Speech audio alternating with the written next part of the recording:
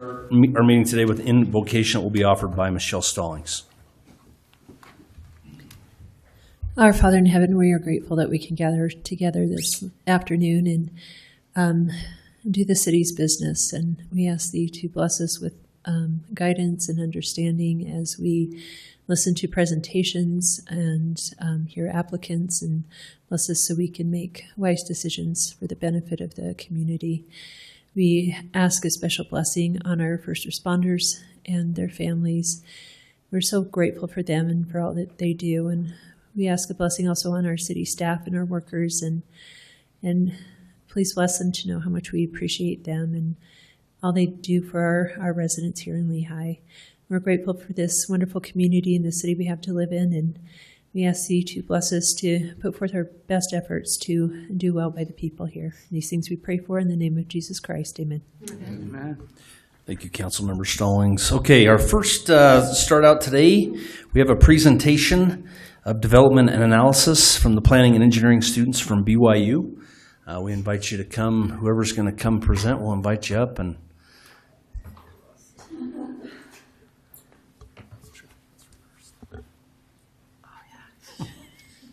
all right, I'll come up and introduce all these guys. So, let's see. Oh, where's my input here?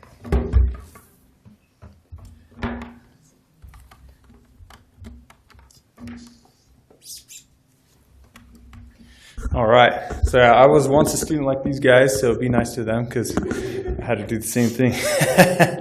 But you don't have to be nice to me if you don't want to. But yeah, anyway. Although I do prefer it. But anyway. Yeah, so these, let's see, oh, he's back there. Anyway, Dave Simpson back there is their professor. He reached out and said, hey, we'd love to do just a planning studio project. And Lehi seems like a great town with a lot of things going on.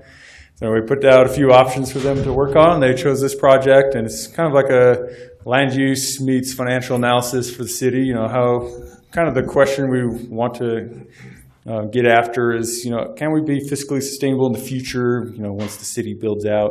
You know, are there a couple scenarios we can look at that may change what that looks like maybe more of a commercial focus, or anyway, there's all kinds of scenarios you could look at. They just want to do a little bit of analysis using some of their GIS tools and just take a look at what we may, just kind of an initial look of what we may be looking at in Lehi and how that can inform us moving forward. So with that being said, I'll turn it over to these guys. I'll let them introduce themselves. So. Hi, I'm Grace Gibson, and this is our team. We have Kezia, Aaron, Emma, Marcus, and Daniel. We're going to go to the next slide. Okay, so for the project, our aim was to look at the fiscal sustainability of Lehi as it pertains to different land uses throughout the city. So we used a software called Community Viz to model the different scenarios that we'll talk about the different scenarios later, but some different scenarios that based on the general plan and future build out. So we basically took an analysis of the cost and the revenue of each of the different land uses and applied them to the city, and just to kind of get a big picture of the impact of different land uses throughout the city.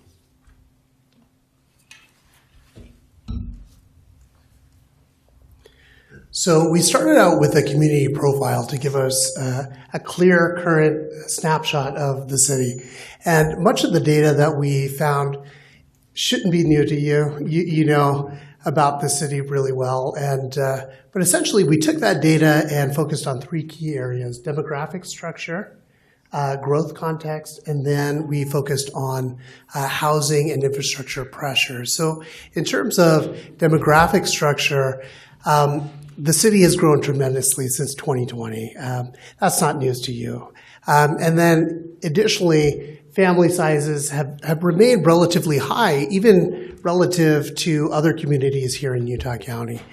In terms of growth context, the city lies at the heart of the Silicon Slopes region, which continues to draw new jobs, new investment, and new residents. And so, quite simply, people want to be here. And so I would say lastly, with the housing and infrastructure pressures, we see that this growth has really put a strain on city infrastructure, transportation, utilities, public services, in addition to that housing demand. And so really this snapshot is about trying to take this data and then move forward with a model that helps the city strategically plan for future challenges and align infrastructure and quality of life with the city's continued growth. Okay. So we worked within a program called Community Viz within ArcGIS, so it's a mapping tool. We base it on the general plan and land uses. We did consolidate some of the land uses to simplify the analysis, but we worked with the existing land uses to kind of test our model with the current fiscal year budget. And so we had low residential build out, medium residential, and then high with different transit-oriented development splits as well as multi-use splits to see how that would impact the analysis. And so we're working through these scenarios within Community Viz to get those numbers as far as the revenues and expenditures for each of those land uses. So in making our model, there are a few assumptions that we had to make. We were provided a lot of information from the city, but some other dots that we had to connect ourselves. So like mentioned, we simplified the land uses because the general plan had a lot of land uses down to just commercial, with retail being a subsection of that, residential, and then like open space, and then other, which would include like public facilities. We also made some assumptions about the residential units, like per acre and cost per acre, based mostly on the general plan, which suggests that like high-density residential has a maximum of 12 units per acre, so using that as kind of a starting point of like the highest level of development and then working downwards. And then, like mentioned, also some different mixed use and TOD splits, focusing on potentially higher amounts of residential versus higher amounts of commercial in those areas and how that could affect it. And then finally, different tax and cost rates to identify those expenditures and revenue values, such as the sales tax, police and fire cost, road or utility taxes. And those values were all determined using either provided city data that we were given or values used from the 2026 fiscal year budget document. Great. And so taking kind of what Kezia and Aaron are laying out is our analysis is focused on these three main subjects on like long-term sustainability in the city, how different scenarios, the high, medium, low, and different TOD splits impact budget flexibility, as well as how that variation in land use just looks overall. And all of these three categories are going to be covered more in depth in a written report that we are currently formulating. We'll send that over to Mike, and he can make sure that gets out to y'all. But this is kind of where we're heading, just so you kind of know where we're taking these scenarios. Now that we've told you what we've been working on, you're probably wondering, what does this mean for you guys? Like, why is it important we did this? Essentially, what we've done is we've created a model that can now be used by city staff and other decision makers to determine the feasibility of different land use patterns fiscally for the city. So as Lehi is approaching build out and development decisions become more and more consequential, this is a model that can be used to sort of predict how that will impact the city financially. So it gives more information on what the best decisions are for future growth and build out. Awesome. Thank you guys for having us. Any questions? Any questions for the students? Just, I guess, one question. So in part of throughout your research, what was the most difficult part to find answers on? And then second, just a statement. I just want to make sure that we recognize that this was the best university in the state of Utah that did this research, just for the record. Hey. For the mayor. That's for the record only. I think it was hard to kind of simplify it down to consistent variables that we could use throughout each of the scenarios. So for the most part, we went by household as opposed to like by population, but that can have different variances in it. And then it was difficult, or so get down to household with like area and stuff. Made a lot of assumptions with that, as well as like with sales tax, which we also related to a square footage value, which is not the most accurate way to determine sales tax. You can't just take a commercial property and be like, oh, if it's 1,000 square feet, we're going to get this much sales tax out of it. But that was the simplest way to make those assumptions. And so there's a lot of breakdowns like that could be improved in the future, but we had to come up with something to get down. And those were a little bit difficult to identify, but we were able to come up with sort of replacement solutions that could then be updated with better data and information. Well, I just want to say you're getting MPAs or your undergrads? It's a mix. It's a mix. Okay, I got my master's and half grad. Okay, so I got my MBA at BYU. I still bleed red though, and I've spent many hours in the Tanner Building, and so I just want to say thank you so much for the analysis and what you do. I'm very impressed. Could one of you sum up in a couple sentences from your research and analysis of what you've done, what do you think is the most pertinent for our residents? What do you think is the most important thing for our residents to understand with your findings? I would say that for residents, it's important that Lehi is planning well for what is happening, that the general plan does cover all of the different, not scenarios, but that it has an understanding, Lehi has an understanding of what kind of growth is to be anticipated and what infrastructure is needed. And that while it is seeing a lot of impact from the pressures like Danielle mentioned, that it is taken care of and that there are means and ways that the city is preparing and helping to navigate that. So. Awesome. Thank you so much. Great job. Thank you very much. We appreciate your input, and we look forward to the report. Mr. West, you'll send that to us, I'm assuming. Yeah, I was going to say, you can follow up with me with any questions. These guys want to move on with their lives, so they're going to go do other things. I'll get the report, and any questions or anything we want to follow up on, I'm happy to do that. So. And I will say, I've been to both universities, too, so I know which one is the better one, but I won't say. No. Just kidding. They're both good. Thank you.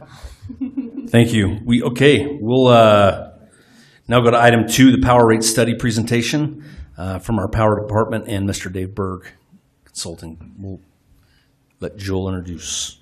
Yeah, thank you. Just want to introduce Dave Berg with Dave Berg Consulting. This is the third rate study he's done for the city of Lehi over the years. They typically span about 4 to 5 years, depending. And I just want to point out a couple of reasons why we do it this way. I think it's important to have a third party conduct that study.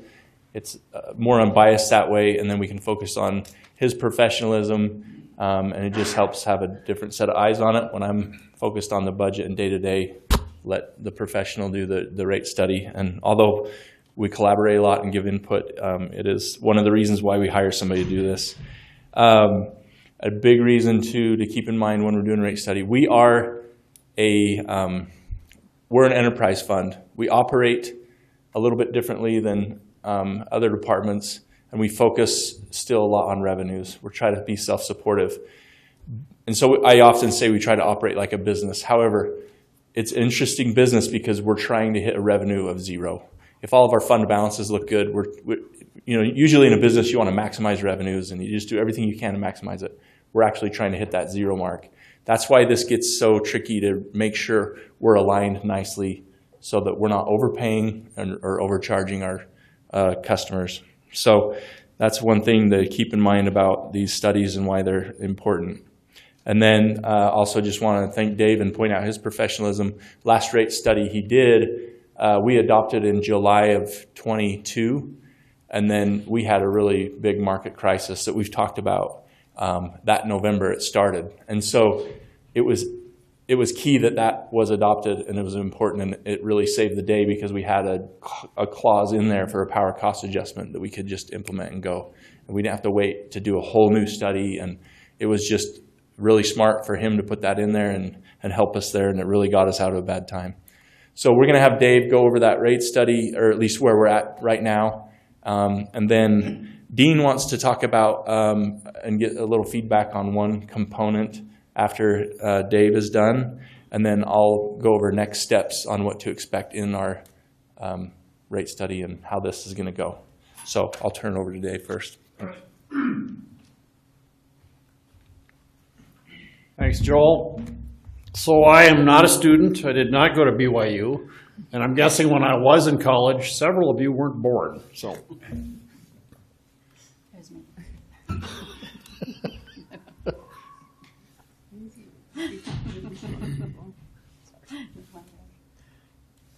All right. Do I have to do something? There it is. Okay.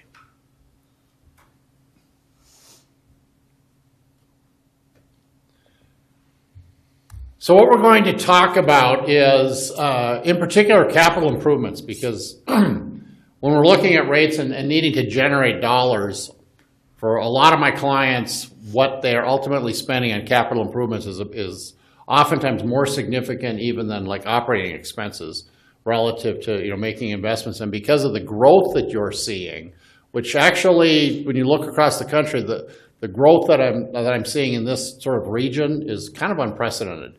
Most of my clients and elsewhere are not seeing that kind of growth, but that kind of growth also then requires, obviously, investment.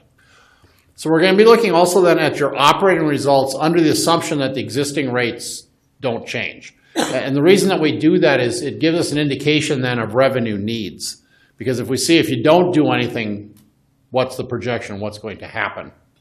And ultimately, we can look at operating results, but what happens to cash reserves is usually much more of a telltale sign, and because of the capital improvements that tie in there, and we'll go through that specifically to show why that really matters. I'm also going to talk a little bit about just some sort of basic rate design issues, and really some of the strides that you made since some of the previous studies that I did with you relative to the structure of your rates. We're going to do a comparison to Rocky Mountain Power, and how you compare to them relative to, we could call it affordability. And then really, we're going to talk a little bit about some rate design guidance and also next steps, as Joel mentioned. And then Dean's got some other things to comment on. So as we move along, so when we look at the capital improvements, I mean, when you look there and you see some significant numbers, 9.4 million in fiscal 27, 6.9 million in 29, 9.8 million in 2030. You got a couple of new substations that are in there, and they're very expensive. But with all the growth that you're having, you need more local capacity in order to serve those. And this doesn't really even include what you're also planning to spend on some generation resources as well. And new materials and new equipment in our industry has gotten very expensive. The inflation on materials and so on is much higher than general inflation has been. So when we look at operating results under the assumption that we don't change rates, now you can see that the operating revenues go up, and that's predominantly driven by more sales because of growth. And then obviously, we've got operating expenses, and it's always important to remember that within the operating expenses, actually the cost of acquiring the power that you then sell to your customers is your biggest operating expense by far. For most utilities, you're talking 65 to 70% of the cost of the utility is actually acquiring the kilowatt hours that we sell to our customers. You also then have some non-operating revenues, but they're actually expenses. A big piece of that is interest expense on debt. You then got a couple of interesting items that we need to talk about. One is you charge impact fees to new developments and to new folks that are coming on the system, and those dollars are available. You also have capital contributions, like when a developer comes in and they put in a subdivision, they make a capital contribution for some of the assets there. Now, while the capital contributions in particular show up in your operating results the way that they're expressed in your audit, those dollars aren't actually available to pay for things because it's really the donation of stuff, if you will, by them. And so when I get into the cash reconciliation on the next slide, we have to make an adjustment because that change in net position, when you look at that and you say, well, it's over $1 million every year, but to a certain extent of that, like 1.9 million, 3.5 million of it is capital contributions. So the actual number is really negative from the perspective of kind of what you have available to do things with. So when we look at what happens with your cash reserves, and these are fiscal years, so fiscal 26, which is almost over now, which ends at the end of June. But we started with almost $28 million. Well, now that we add in that change in net position, which was the bottom line in the previous slide, we then, in the operating results in the previous slide, interest expense associated with debt was there, but the principal payments actually come out here. So we've got the principal payments on your existing debt. Then I mentioned those capital contributions. That does not generate cash that's available. And now, since that number is in that change in net position, I have to subtract it back out in the cash reconciliation here because those are not dollars that are available in particular to pay for capital improvements. We also then add in the depreciation expense. Depreciation is an operating expense, but it's a non-cash expense. You don't write a check to anybody for depreciation. So those dollars, which obviously made that change in net position a lower number because it's up in the expenses, those dollars are added back in. And then we then have to pay for the capital improvements, which was on that a couple of slides ago that I showed. Bottom line is that without any change in rates, we're projecting to go from almost 28 million down to $8.5 million. And you actually have a goal to maintain reserves of 180 days of operating expenses, basically half a year. And so at the bottom, I show that it basically decreases from the end of this year from 160 days down to only 40 days. So without any changes in rates, where we're at the end of the period is, you're well short of where you like to be relative to reserves. And Joel mentioned the difficulties that happened a few years ago. You learned the importance of reserves at that time because you had significant reserves and you had to spend a lot of them in order to cushion the blow of what happened in the power market. Just looking at the structure of your rates, and I'm not going to spend a lot of time here, but one of the things, in particular the residential rate, and that's one obviously that the vast majority of your citizens are concerned about. When I first started doing rate work with you folks, the monthly customer charge or base charge for residents was $0, which was a tad unprecedented. I only knew of one other utility that was at $0 of the many hundreds that I've worked with over the years. And so we did embark on a process to start increasing that. And so you're up to $10 now, which is much better. The other thing we did was you used to have just a single energy rate for residential customers, where all of the energy that they purchased was the same rate. We moved to what's called an inverted rate, where what happens is if a customer uses more than 1,000 kilowatt hours, the rate actually goes up. And there's sort of two reasons there. One is it's a conservation-oriented rate. The idea is that particularly in the summertime, when folks are using a lot of energy for air conditioning, there's an incentive to conserve because it's gotten more expensive. The other thing is that when we moved to increasing that customer or base charge, that customer charge is a bigger portion of a bill for folks who don't use a lot of energy. So if you're only using 300 or 400 kilowatt hours, raising that customer charge had more of an impact on them relative to a percentage basis on the bill. So by moving also then to an inverted rate, there's that conservation aspect of that. The other thing is that now we're collecting more dollars from larger users in this inverted rate, so that some of the dollars in the lower rate by having that is saved for lower users, and then more dollars are coming in from larger users, and it's sort of a balance of that increasing from $0 to $10 of the customer charge. So it helped to sort of level that out a little bit. when you really look at your other rates, they're all pretty much straightforward. We've got a couple of these city rates that are basically a customer charge and a flat energy charge. We've also got a general service rate, or you could think of that as almost being like a small commercial rate. And then when we get to bigger customers, the rate also includes what's called a demand charge, which is their maximum amount during the month. And you'll notice that the energy charges, for instance, let's look at that general service demand rate, where the energy charge is just under 7 cents. And if we go back up and look, you'll say, well, that's less than the residential rate. But that's because they also get billed that $9 demand charge.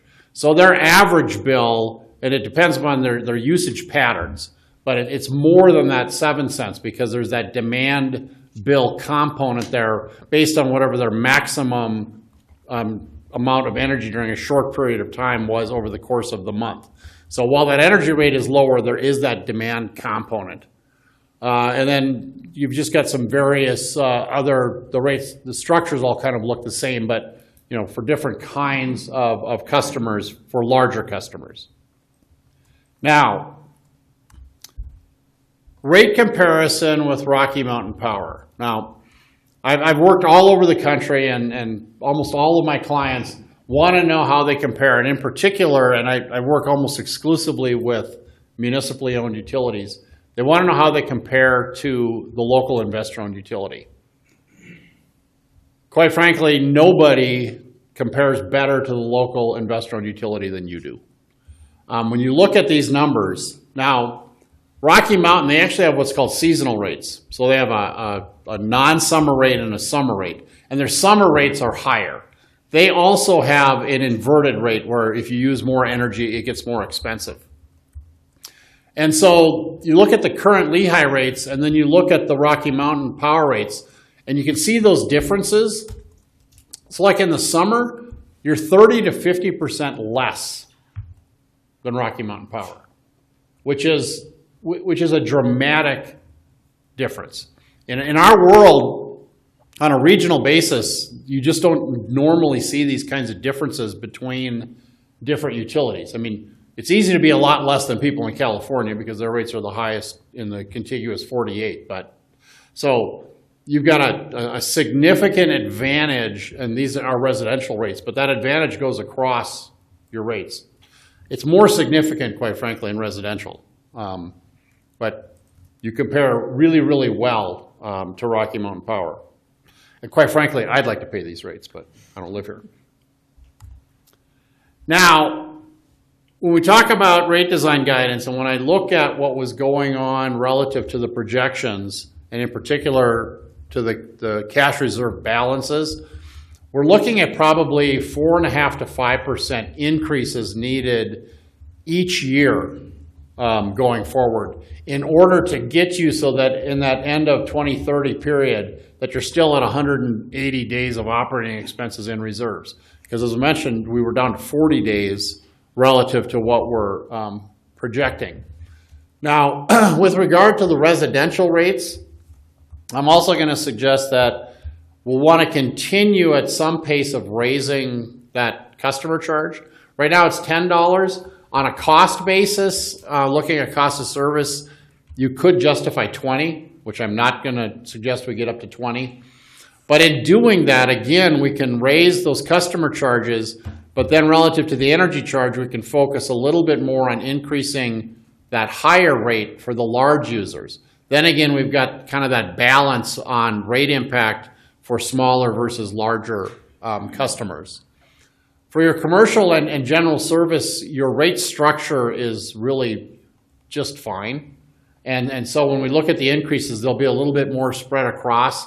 There might be some minor differences on what I end up suggesting relative to certain of the rate components, but those rates are in pretty good shape. Now, Dean, you want to talk about rate stab? Yeah. We talked about this a little bit last fall, and I would just like to bring it up again. I think it's a good idea, but it's not necessarily have to happen, or it can be up to you. Right now we have, I think the idea is we have some larger resources coming online in about 4, 5, 6 years, somewhere around there. The idea is we're growing, we have more demand. Obviously, you don't build a 1 megawatt power plant, right? You build, they're 20 or 30 megawatts. You don't build them linearly, even though our demand growth is linearly. Those resources, when they come online, are just going to be a little bit more expensive because they're newer, the cost of the plant is so expensive. And so we would see when those come online a little bit of a spike in our cost, which would be passed on to the residents. So the idea behind the rate stabilization fund is, would we raise the rates a little bit higher now so that it's not such a peak in the future? In other words, if we talk about 4.5% to 5% now per year. If that was, I don't know the numbers, if it's 6%, then maybe it stays at 6% rather than be 4.5% or 5% for 5 years, and then maybe we have a one-time jump up of 8 or 10% or 12% or something like that. So, and really that's probably a legislative decision. It's a council decision because that's how it impacts the residents. For me, I kind of like the idea of having a kind of a linear growth, but that's my thought. I don't know that Dave agrees. He likes either one. What do you want me to say, boss? No, because we were just talking about this earlier. The concept is then you're kind of charging people more than it really costs you. So the idea is later on you can charge a little bit less than it costs you. I guess most of them curious if you have any thoughts on that. I think we talked a little bit about it last fall, but we have new people here now. So, any thoughts? Any questions? My thoughts are I would not like to charge people more, and I would not like to charge residents more. I would actually look at charging maybe businesses more. I know you're saying increase the rates with the residents, but I don't think that because we have Texas Instruments or some other company coming that's going to demand more energy, that we demand more from just the residents, because I think that everyone should have an equal load of increase. That's my opinion. Well, I don't think the proposal is that just the residential would increase. Everything would increase, right? Yeah, everybody would. Yes. Yeah. Mm-hmm. It just sounded like it was more significant for residents. I think his focus was on residents because that's probably what we told him to focus on, because that's us, I guess but yeah. Well, let me address that. So, also at the next meeting, because we got a couple more, which we'll talk about in a second, but we'll also be giving you what's called the cost of service results, which basically is like a fairness, looking at different classes of customers, so resident versus general service versus the industrial, and relative to paying their sort of quote fair share based on the expenses. But certainly the increases would be across all classes of customers. We wouldn't be, because it actually would have to be more than 4.5% or 5% if you only did it on residential, because they're only a certain, obviously, percentage of the sales. And relative to rate stabilization, that is completely a policy-related decision, because 4.5 to 5 gets your regular reserves in the neighborhood of where they need to be. But if you want to have additional, like with a rate stabilization fund, obviously then that would take more dollars, which would mean somewhat higher rate increases in order to be able to put those dollars away. And you know, a lot of utilities when they have significant capital, they do make the decision to try to save up some money ahead of time. And others are like, no, we just borrow it when we got something really big, and then we spread the payments over a later time. And all those really become policy decisions and become balance. One of the things, and a place where you have such a great advantage, is that comparison that you've got with Rocky Mountain Power, in that, you know, if you were neck and neck with them, you know, you might feel a little bit differently about where things are at relative to what you have to do going forward. The other thing is that, you know, the last couple of rate adjustments that you've made, while you've increased those customer charges, you've actually lowered your consumption charges, which also is literally unprecedented in the last 10 years. Nobody lowers any rates because of everything's just getting more expensive in the industry. And part of the problem we have in an industry is that we're running out of capacity. And so we got to build new sources of energy across the country. And whether you're building it or somebody else is building it, in the market, all those dollars end up showing up anyway, no matter who builds it.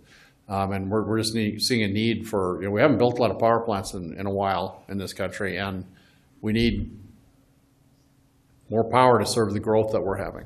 So The comparison with Rocky Mountain, was that across the board? Was it only residential? Well, I only did the comparison with residential. Residential, But yeah. And I can, when I have with my recommendations, I can do some comparisons at some of the other levels, as well as some other communities as well, too. We'll include that in the next go-around. Thank you. I just had a question. So if I'm understanding correctly, and I'm no expert in power, so please dialogue with me and help me get there, but the growth is equating to an increase of rates due to the capital expenditures that are coming because of the growth.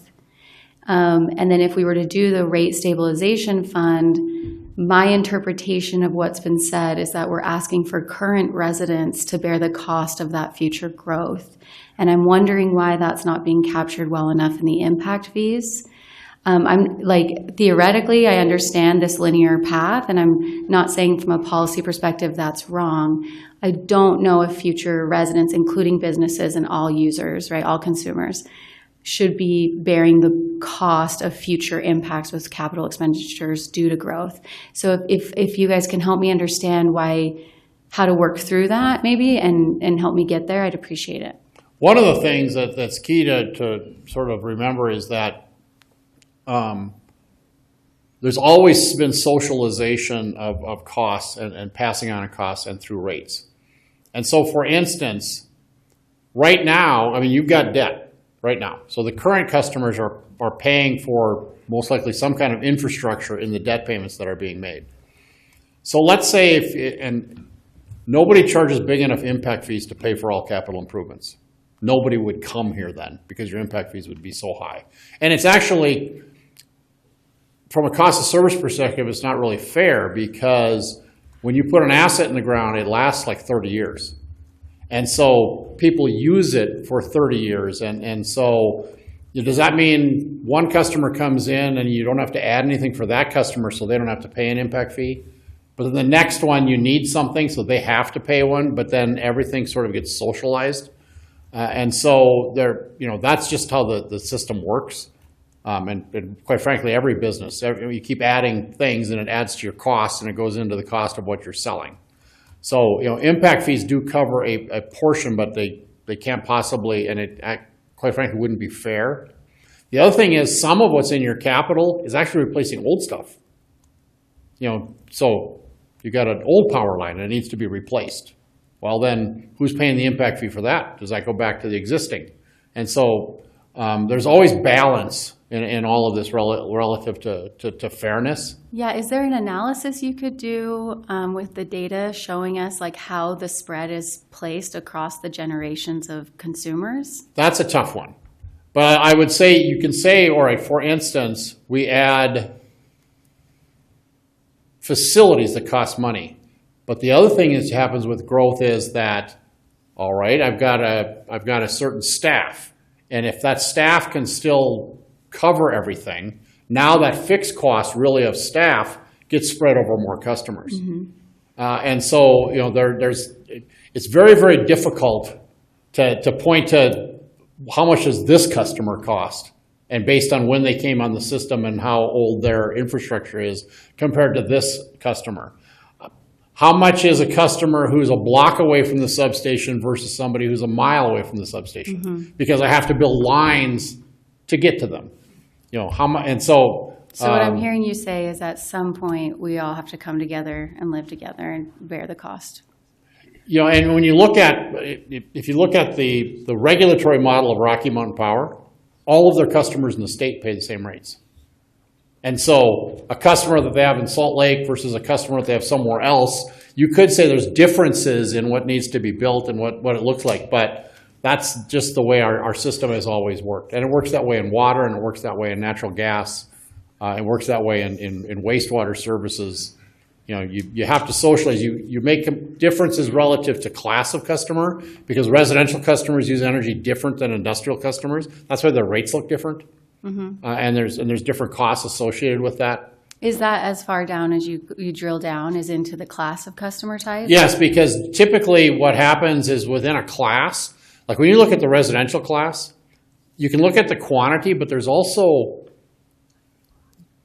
how you use energy, how often you're using it, at what time of day you're using it. One of the reasons that you'll see large industry, their average rate is lower, is because they use energy all the time.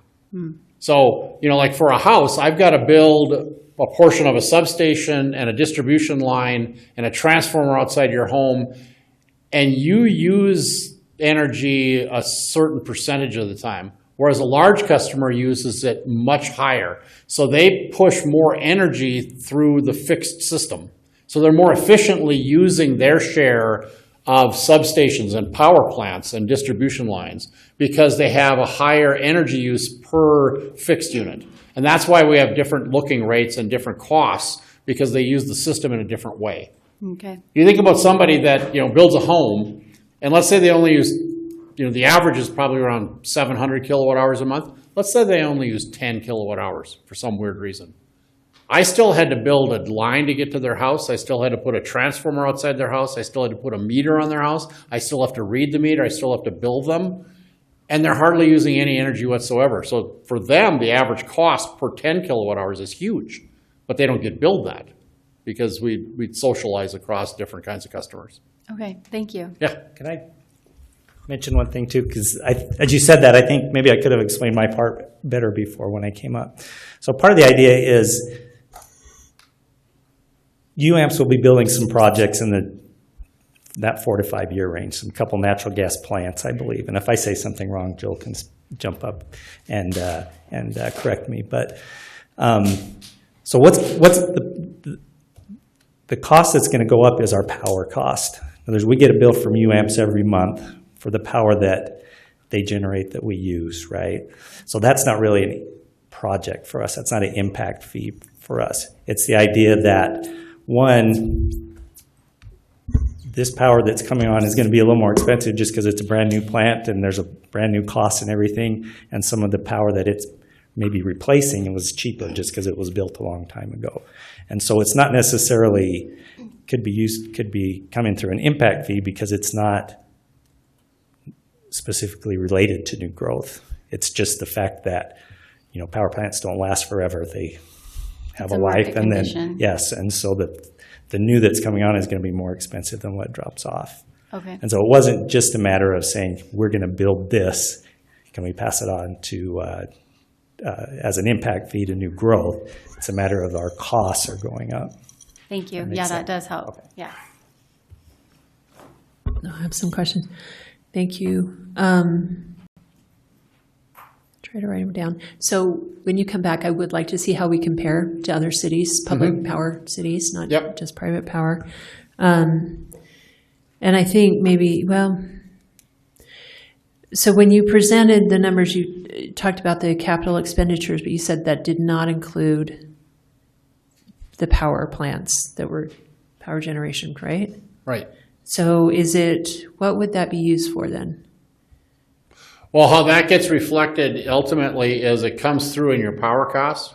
Nope. Yes, but for capital expenses, if it's not for building new or maintaining old or I think the infrastructure? Most of those costs would be just if we have a power line that's been that 30 years, we got to replace it.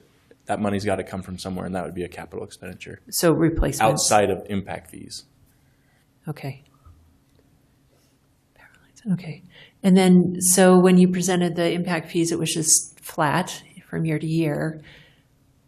I think it was power. We talked about maybe adjusting for inflation every 2 years. Can we do that for the impact fees, or? Yeah, that's currently built into our impact fee study, correcting the last one we just did. Yeah, our impact fee studies pretty current, right? We did it last fall, and that's a goal we have, is to get those current. The more we keep them current, probably the higher they're going to be, right? Just to try to keep up with inflation. The other thing that's associated with the impact fees as well is how much growth is there really. I mean, So what happens is typically is that from year to year, it'll go up and down. Because, growth isn't the same every month kind of thing. And so we have some projections in there, relative to what we think the impact fees might be, but you can't. If you put some inflation in there, I guess my point is that the dollar amount, even if within some inflation, it would not have a significant impact on the bottom line. Okay. But Dean, for a full-on rate study, it has to be like every 4 or 5 years, right? But with the rate or the inflation adjustment for inflation, it could be every couple of years. I'm trying to remember, the last few impact fee studies we've done have had kind of an escalating clause. In other words, they've gone up a little bit every year. And I think the power did too, if I'm remembering correctly. I know the PI did, yeah. And so the idea is just keep those current and because they're still, the truth is if the impact fee revenue goes up, it's probably because the cost of the projects are going up too, right? So they kind of that's why it's important to keep them up. Otherwise, we're losing ground with inflation.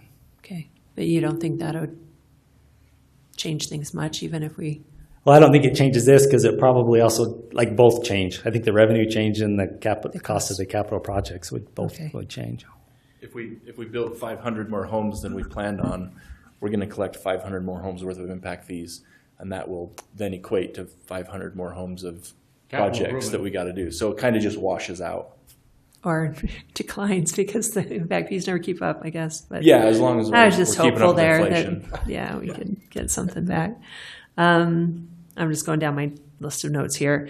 The base, did you say potentially going up to $20? No, okay? We would not get there in the 5 years of this analysis. Okay. What I'm saying is within the cost of service, I'll be able to tell you what a cost-based customer charge would look at, because there's certain components of service that are associated with just having a customer. Mm-hmm. The idea around a customer charge is there is a cost to having a customer connect to the system, whether they use energy or not. Mm-hmm. Are those mostly fixed costs? I mean, is it, because I don't want to overcharge. At $10, you aren't anywhere near overcharging. For that what it takes component. To just yes. have a meter. And for instance, there's a transformer outside your home, and there's probably 4 or 5 homes that are connected to it. That's a fixed cost. Whether you use energy or not, that had to be put in. There is a line that goes from that transformer to your home. Whether any energy flows through it or not, it's a fixed cost, it's there. There's a meter that's put on your house, and a service that's put on your house. That's a fixed cost. It has to be read. You have to be billed. You have customer service people. So there are fixed customer related expenses. Do you impact fees pay for that kind of thing when you build it, when you put it in? No. If you build a new subdivision, it'd be the developer capital contributions that would pay for that transformer the first time. So it's paid for the first time. Yes. So you would the ongoing costs are more like the employees or the staff. And there's maintenance costs, and right. there's an expense to having somebody connected to the system. I would just like to make sure that we kind of stick to what those costs really are, and maybe it's like you said, the $10 doesn't cover those costs. I don't know. Well, customer charges, you're at the low end. Mm-hmm. For municipal utilities, they're from $10 to $30.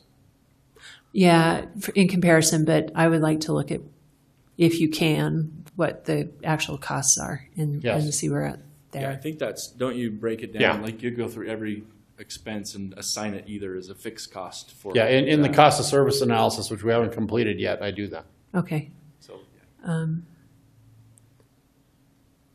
Okay, rate structure. It's based on usage. I'm sure there must be some out there that do it based on time of day, or like peak hours, charge more. There are a fair number of utilities who do time of day pricing as well. In fact, Rocky Mountain has a time of day option. Mm-hmm. What are your thoughts on doing that? We technically can't do that yet. We have to finish our full AMI deployment because we're not able to read meters every 15 minutes. Oh, okay. On about 20,000 so we're just of our not meters. Capable of that. what are your thoughts on going that direction versus just It's usage? the most accurate, but I would say it's very confusing for the customer. Yeah. Then you're having to judge, when do I start my laundry? I can't remember when the time is. What are the It's peak tricky. times? Or, Usually around 6 p.m. It gets really expensive till 10. Crystal would answer that better from the wholesale side, but okay, but we're just not. Well, there. and it'll vary by season as well. Yeah. Summertime, it's typically late afternoon to early evening, but a lot of times in the wintertime, a lot of utilities peak in the morning. And some utilities have different time periods, whether it's depending on the season, but then that adds to the confusion that some customers, can have around, when is it expensive and when isn't it? Yeah.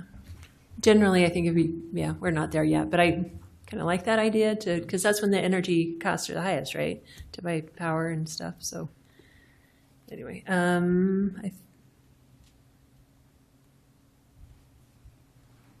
think that's all I have. I can't read my notes, so I'm good. Thank you. Stay here. Yeah. Any other questions? Joel? Just real quick, so you guys know what to look for. We're looking at May 11th. We'll try to get, I think that's the work session. Let's work with Tisha and Jason to make sure that fits. We would do just a follow-up for more Q&A if you like.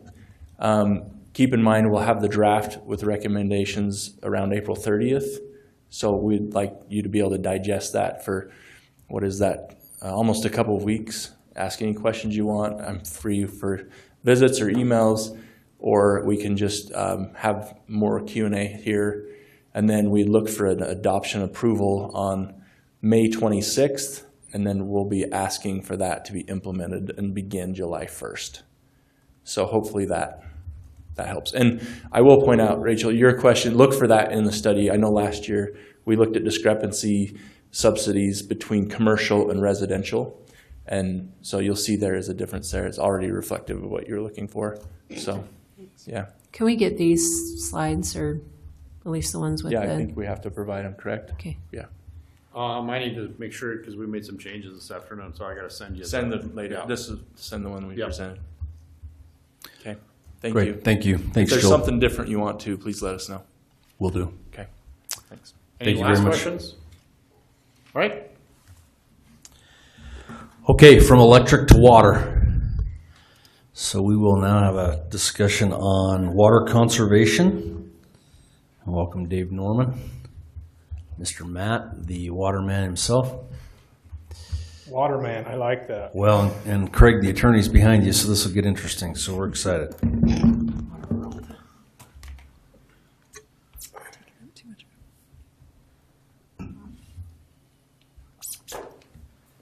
Okay, I've been tasked to provide a water outlook, and I do not bring good news, unfortunately, as many of you probably already know. One thing that I want to mention before I start is I'm going to reference all volumes in acre feet. I don't know if you all know what an acre foot is, but it's about 325,000 gallons of water. In all irrigation water, we refer to large volumes of water in acre feet, just so you're aware. So a summary of the current conditions. As most of you probably already know, we are experiencing our worst snowpack ever observed since snowpack measurements started being taken almost 100 years ago. It's all over the news at this point. We're hearing about it daily, and it is a concern for us and people all over the state. If that wasn't bad enough, the record-breaking temperatures in March brought what little bit of snowpack we did have, and it initiated that snow melt runoff event weeks ahead of schedule and brought down, like I say, what little bit we did have weeks ahead of schedule. And that's a heartbreaker too, because that's supposed to stay stored up there on the mountain for later use. We're not alone in these pains. 98% of the state is currently experiencing severe or extreme drought. So what does that all mean for us? If we look at our water sources, we can break them into two different categories. We have our surface water flows. Those are natural occurring stream flows. And we also have our stored water. Lehi City gets the bulk of its natural flowing stream flows from Deer Creek, our Dry Creek and the American Fork River. The early part of the year, we are stockholders in North Bench Irrigation Company as well as Lehi Irrigation Company, and those flows in Dry Creek, we receive the majority of those, and we rely on them heavily from this time of the year, April 15th, up until when Dry Creek goes dry, or July 10th. After July 10th, Lehi Irrigation, they get 40% of the American Fork River up to the mouth of the canyon at the weir there. And Lehi City, being a stockholder in Lehi Irrigation, receives above 50% of that 40%. So we rely heavily on those two major sources of natural flowing stream water. And this year, they are forecast to be at record lows as well, meaning that we are more than likely to see record low volumes delivered to us from those two sources, and that is a major concern. The second part of our water is the stored water. That water is stored in Deer Creek. We are also stockholders in a few different irrigation companies that have stored water in Deer Creek, and that stored water is quite a bit different than the natural flowing water. It doesn't just run past us and we don't get to use it if we don't have a diversion there and we're receiving it at that time.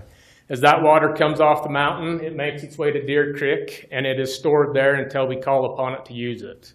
That stored water is a great source because on a given year, if we don't use all of our allotment, we can store some of that water as holdover water for the following season. And we did that last year, and we have 350 acre-feet stored in Deer Creek to use this year. And that's a great news, but unfortunately, I wish it was a lot more than that. When we call on this stored water to supplement our natural flow sources, it comes down the Provo River and it is delivered to us through the Provo River Aqueduct, or what a lot of you may have remembered as the Murdoch Canal. And unfortunately, with this year's snowpack, the Provo River project has issued a 50% allotment on that stored water for the upcoming water year. That is also significant and a major concern for us moving into irrigation season. Just for a quick reference, last year, our share of water delivered from that source was about 2,550 acre-feet. Just doing some quick calculations this morning, I figured this year it'll be about half that, about 1,250 acre-feet, and that includes the 350 that we held over that is not curtailed by 50%. That stored water will get delivered to us at 100%, but this year's allotment will be at 50%. Another stored source, the Utah Lake Distributing Company, it feeds everything, all the developments on the west side of Jordan River. That is the largest source for that developed area, and they're not starting their irrigation season until May 1. So that's another concern that we'll have to work through. This is kind of a cool image. These two images are taken up to the flood diversion at Dry Creek Reservoir. That picture is taken looking right up through Dry Creek. The mountains in the back there are all the granite mountains up above Alpine. I think this is a great illustration of the variability from one year to the next. The picture in 2023 obviously is taken on May 15th. The flood diversion gate is open and the flood diversion is overflowing, and there's still abundant snowpack in the mountains up above Alpine there. The picture on the right was taken a week ago on April 9th, and it shows the static flood diversion, no water coming in, and as you can see the mountains behind that water we rely on so heavily, there is very little of it left up there. And who knows what the weather's going to do to us the next several weeks and how that drainage is going to perform, but I'm pretty concerned about it. This graph shows current conditions as of yesterday morning. The black line shows our current water year. As you can see, we were just kind of right along that record low line, and then you can see that record heat on March 15th that just rushed 75% of that stored water in the mountains right off the mountain and into our drainages. The big blue line up there at 40, that's 40 snow water equivalent inches. That's the 2023 year. That is the drastic difference in just 3 years. In the last 3 years, we've experienced our biggest snow water equivalent year and our lowest in just the last 3 years. This map shows current conditions across the state. The Provo, Utah, Lake Jordan River Basin is ours. We currently sit at 17% of normal. Much better, unfortunately, than some of our neighbors to the south. They're even in worse shape than we are, so it's pretty poor conditions across the state. Leased water. This is something that we've had the benefit of in several past drought years that we've been able to utilize, and it's been available to us through a couple of different water utilities that we've been able to lease some water during drought years to supplement our sources. 2015 and 2020 are the most years that I would say are the closest to the year that we're currently experiencing now. Just for a little reference, that 2,000 acre feet in 2015 was about 20% of our total water delivered for that year.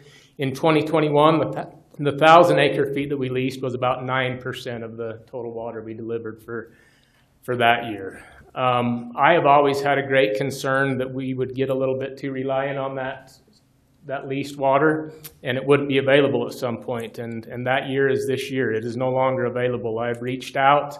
They have gotten back to me, and that leased water is not available, and I would not expect it to be available in the future. So what do we do? How do we move forward? We've actually started up our Conservation Outreach Committee this year already, like we have in years past. We have representatives from admin, the Public Information Team, Water Department, and Parks Department. When we meet, we strategize, we talk about current conditions, we talk about messaging that we're going to put out to our residents. And it's been great for us to be able to meet and to coordinate, and those efforts have worked the last 2 years in 2021 and 2022. We're working towards providing information on PI water use to residents with installed meters. I'm going to let Dave touch on that just a little bit, as I don't know exactly the logistics on that. So we're looking to work with a company. We just signed contracts recently. So we're just getting ready to kick off with a company called Yapify, which will allow us to do a direct information campaign to residents, as well as it'll over time create a portal that residents will be able to log into and see what their water usage is. We're hopeful with the meters now installed. Most of the meter cans now have been set, probably over 95%. We're still actively installing meters from our department's perspective. I don't know the exact percentage that are in, but as we continue to install those, then people will have access to that information. And this will be a great year for people to be able to access that. We hope to have it online in the next couple of months, or towards probably the later part of the summer, where people would begin to be able to see they would be able to go online in a portal and see what their water they're using on an outdoor water basis. Obviously, with our culinary meters, they'll be able to see the same thing, but we've had that information for a number of years. They can see it on their bill, but this would be just a portal that they could see that and compare it to previous months and years and that kind of thing. And so we're hoping soon, in the next, like I said, several months, to have a way for residents to be able to see what they're using. Worst case scenario would be next year, but we really hope to get it online this year with the current conditions, so that people can see what they're using and just allow them to gain information for themselves, if that makes sense. Dave, real quick on that, we will also be able to see what usage is going on, right? Oh, yeah. So we will be able to detect leaks or whatnot if the numbers are... Yeah, and we'll be able to notify people. Right now, Allison is able to run reports, but it's all physical copies. We have to send guys out to notify them. This will allow them to be notified through a text message or email or otherwise. It'll be much quicker to the residents and hopefully much more reliable for them to get that, because right now we have to just go knock on their door and give them a door hanger. So we're kind of trying to get into the modern age and get information to people quicker if they have a leak on their side of the meter. Allison, even in the past couple of years, has been sending me a high usage list on PI meters, and I've been able to go out and make a few of those visits. The problem is just manpower to be able to go and do that. Public outreach has been great for us the last couple of years when we were during drought and during water restrictions. Our public information team has been great getting out information to people about current conditions, suggestions on landscape watering and what a intelligent watering really looks like and what their yard really needs. She's been great they've been great about getting resources out available through Central Utah Water Conservation District and the Jordan Valley Water Conservancy District on tips to conserve water, all kinds of tips from mowing your grass longer to watering times and things like of that nature, and that's been a great help for us too. The restrictions, we intend to begin in phase 2 of our restrictions. We've done the phase 2 the last 2 years in 2021 and 2022, and they worked out great. Phase 3 could be implemented depending on real water supply. That'll be looked at throughout the year as we go along and we see how these irrigation companies perform and then how that stored water holds out. This is really could be a year that we have to implement phase 3. We don't know that. I don't know what real water supply looks like just yet, but it'll be interesting to see how it all plays out. Can I ask what is phase 3? Right here, yep. So this slide shows our water shortage management plan and the phases of the different restrictions. Phase 2, going right into this year to phase 2, it states that a resident may only water 2 days per week with at least 48 hours in between irrigation cycles. And if you go up on top, no hard surface washing either. Phase 3 would be that 1 day a week, which we hope to stay away from, and also no hard surface watering unless it's for health and safety concerns. Just quickly, what we have on City Council for adoption, this was updated a few years ago, but apparently we didn't get the same exact language in the ordinance. And so the ordinance needs to be updated so they match, and that's what we have on the council agenda tonight for adoption, if that makes sense. Real quick before I finish up, one source that I did not mention in this presentation is our groundwater sources. We do have a handful of wells located throughout the city that are designated secondary water wells only, and they are there to meet peak demands and to help these surface water sources during drought to maintain water supply. A couple of things to mention on our groundwater sources. One, pumping them to meet demands year after year after year could come with some consequences. We know that our groundwater is doing the same thing that the water above us is doing. It's just not getting the recharge that it needs, and it's suffering as well. And secondly, we could run those wells nonstop throughout the entire summer and not meet the demands of that gap that we're not going to get from our surface water. That surface water, when we talk about the conditions of our natural sources and our stored water and then not having the availability to lease any water, those are huge obstacles to overcome. It's a lot of water, and it'll be a challenge to make it through this summer. I've listened to I've read a lot of articles, listened to the radio the last couple of days driving to and from work, KSL, and I'm hearing 20% a lot. People are asking their customers to cut back by 20%. Just looking at it, my gut tells me that we're going to need to do better than that. We need to be up around 30%, and we were close to 30% between 2020 and 2021. 2020 was a record delivery year for us, almost 18,000 acre feet, and we implemented these things that we've talked about today the following year in a drought year in 2021, and we've seen 6,000 acre feet saved, so almost that 30% that we'll probably be looking for this year. Share something while we're on this page. So there's two ways for us to implement our restrictions. The first one is through this plan. We have the ability in our departments to put out there that we're going to be in a phase 2 shortage, and so that people need to water 2 days a week. And talking with Craig recently, our attorney, there's also a way for the mayor to make a proclamation. And so that's something that we might want to consider as we move into the summer if we're not seeing a lot of compliance or if we're not seeing a reduction. What that proclamation does is it allows you all to ratify that proclamation, and then it goes from a civil offense to a criminal offense. And so it's more enforceable. I know Craig prefers that because that's what he does. But in a sense, and I say that because honestly, it is his opinion. It gives us more tools. It gives us a better way to really enforce it if needed. And so that's something that we want to have out there, have considered if necessary. In years past, we haven't gone that route. We haven't felt that we needed to. This year scares us. You know what I mean? We hope that it scares everybody else out there too, just like some of our previous drought years like Matt talked about in 2021, 22. We saw good compliance. And so we're very hopeful that that'll be the case. We hope with some of the new tools that we have with being able to share with people what they're actually using, things like that as we move forward, that they'll buy in and that kind of thing as well. One of the things that we've talked about a lot is interesting this year. In 2022, I don't know if you all remember, but because it was also a statewide drought, the governor and the state really put a strong emphasis on that it was a statewide issue. We haven't seen that messaging come out yet. We've seen a lot of messaging coming out through the news. We've seen a lot of messaging coming out in other ways, but we're not seeing it from the state. That concerns us personally. I think, my own opinion, and whether this is right or wrong, I do not know.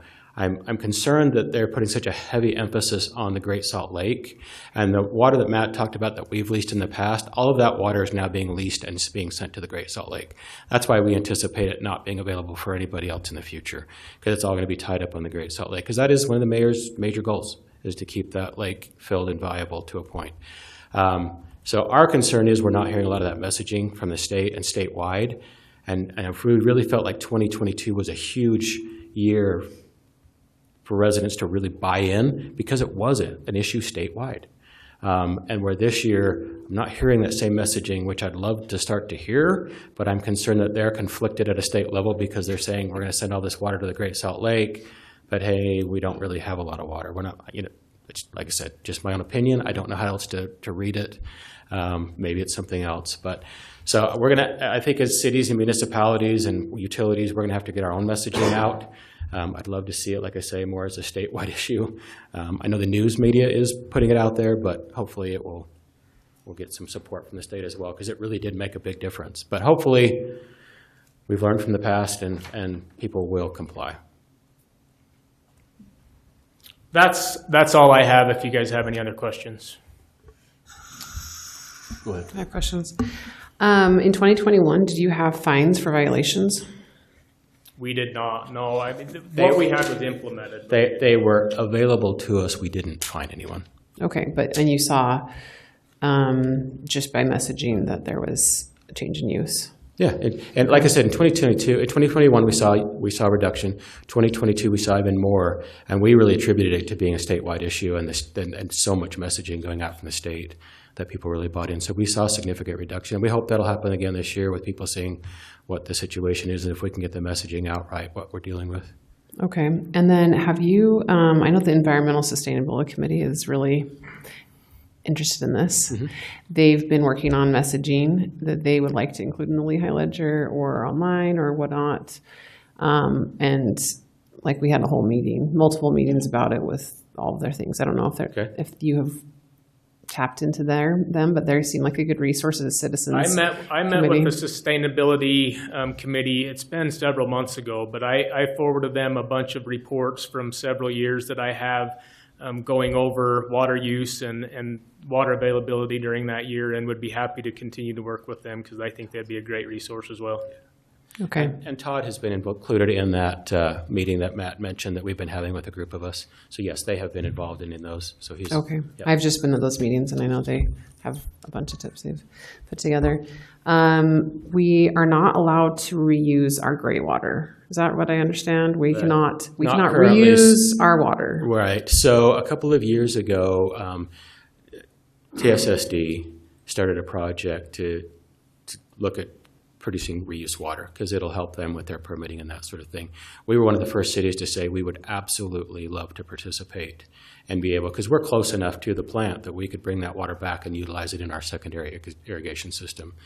A year after that process started, because of the focus last year on the Great Salt Lake, our state legislature put a hard stop to all new reuse projects, and that is currently still DOA, dead on arrival. TSSD is trying to resurrect it. They still feel it's critical for their operations.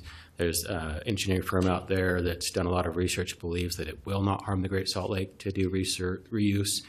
We feel very strongly that it's a critical part of our future, that it needs to happen. but it's not going to happen in the time frame that we had originally hoped. We had hoped in the next year or two we would have some reused water available, but that was based on 2 years ago us starting the process, if that makes sense. But currently, no, there's not reused water available, and the state has put a stop to any reused projects. So because of the state, we are not allowed to do that. Correct. I just want to make and sure. the reuse would people know have that. to come through Timpanogos, the sewer district, because they're the ones that would produce that water that we could then take back and use.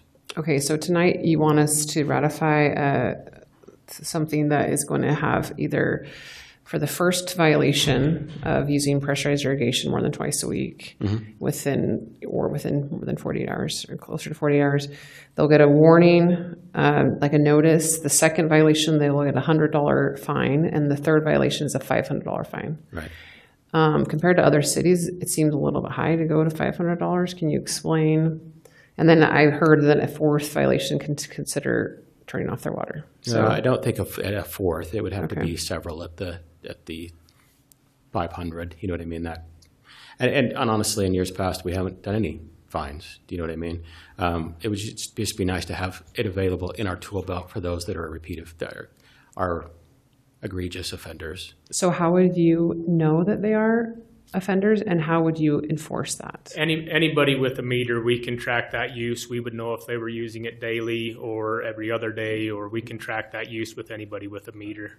And if they don't have a meter, then so it wouldn't be a word of mouth thing. It would be it's not going to be a neighbor calling in a neighbor. It would be us physically seeing that usage. And just so you know, we're not, you use the word ratify. This is already on our books. We can already do this in a sense. We're just trying to get the two documents to match up to the exact same language. We're taking out, there's an education course option, but we don't have the course or anything like that. so Like some traffic previous city council made the decision to do these fines Yes. at this level. Yeah. Okay. Yeah. I was just going to say, having been a resident during that time before, I thought it was incredibly helpful, the PR and the social media campaigns that were done, because it was kind of cool to have like the rates shown and this is how much you're saving, this is how well we're doing. I think that the response was really great. I can understand why it never went to fees, because I think our residents respond really well when the education component is there. So that's what I would encourage, is starting that with our social media team and PR. We have some pretty great interns that are doing some fun stuff. So And they're on our committee, and we will be doing exactly that. Okay. I need you to know that these will not be quick to hand out fines. Okay, these will not be a quick process. This will be us putting all of our efforts forth that we have in the past, educating, information, hoping and expecting people to really chip in and comply. That's our first primary Is goal. the thought with these fines, because we aren't metering the water just yet, but we will in the future. So in the future, you could then just charge them more. Is that? Yes, yeah. In the future, the goal and hope is that with once we set our PI rates and tiered rates, that it'll hurt if they start to use more than they should be, then they would be paying for it. You know what I mean? And that's where. So I live in Eagle Mountain. We don't have a secondary system. We're in a culinary system. I water my lawn with the culinary water.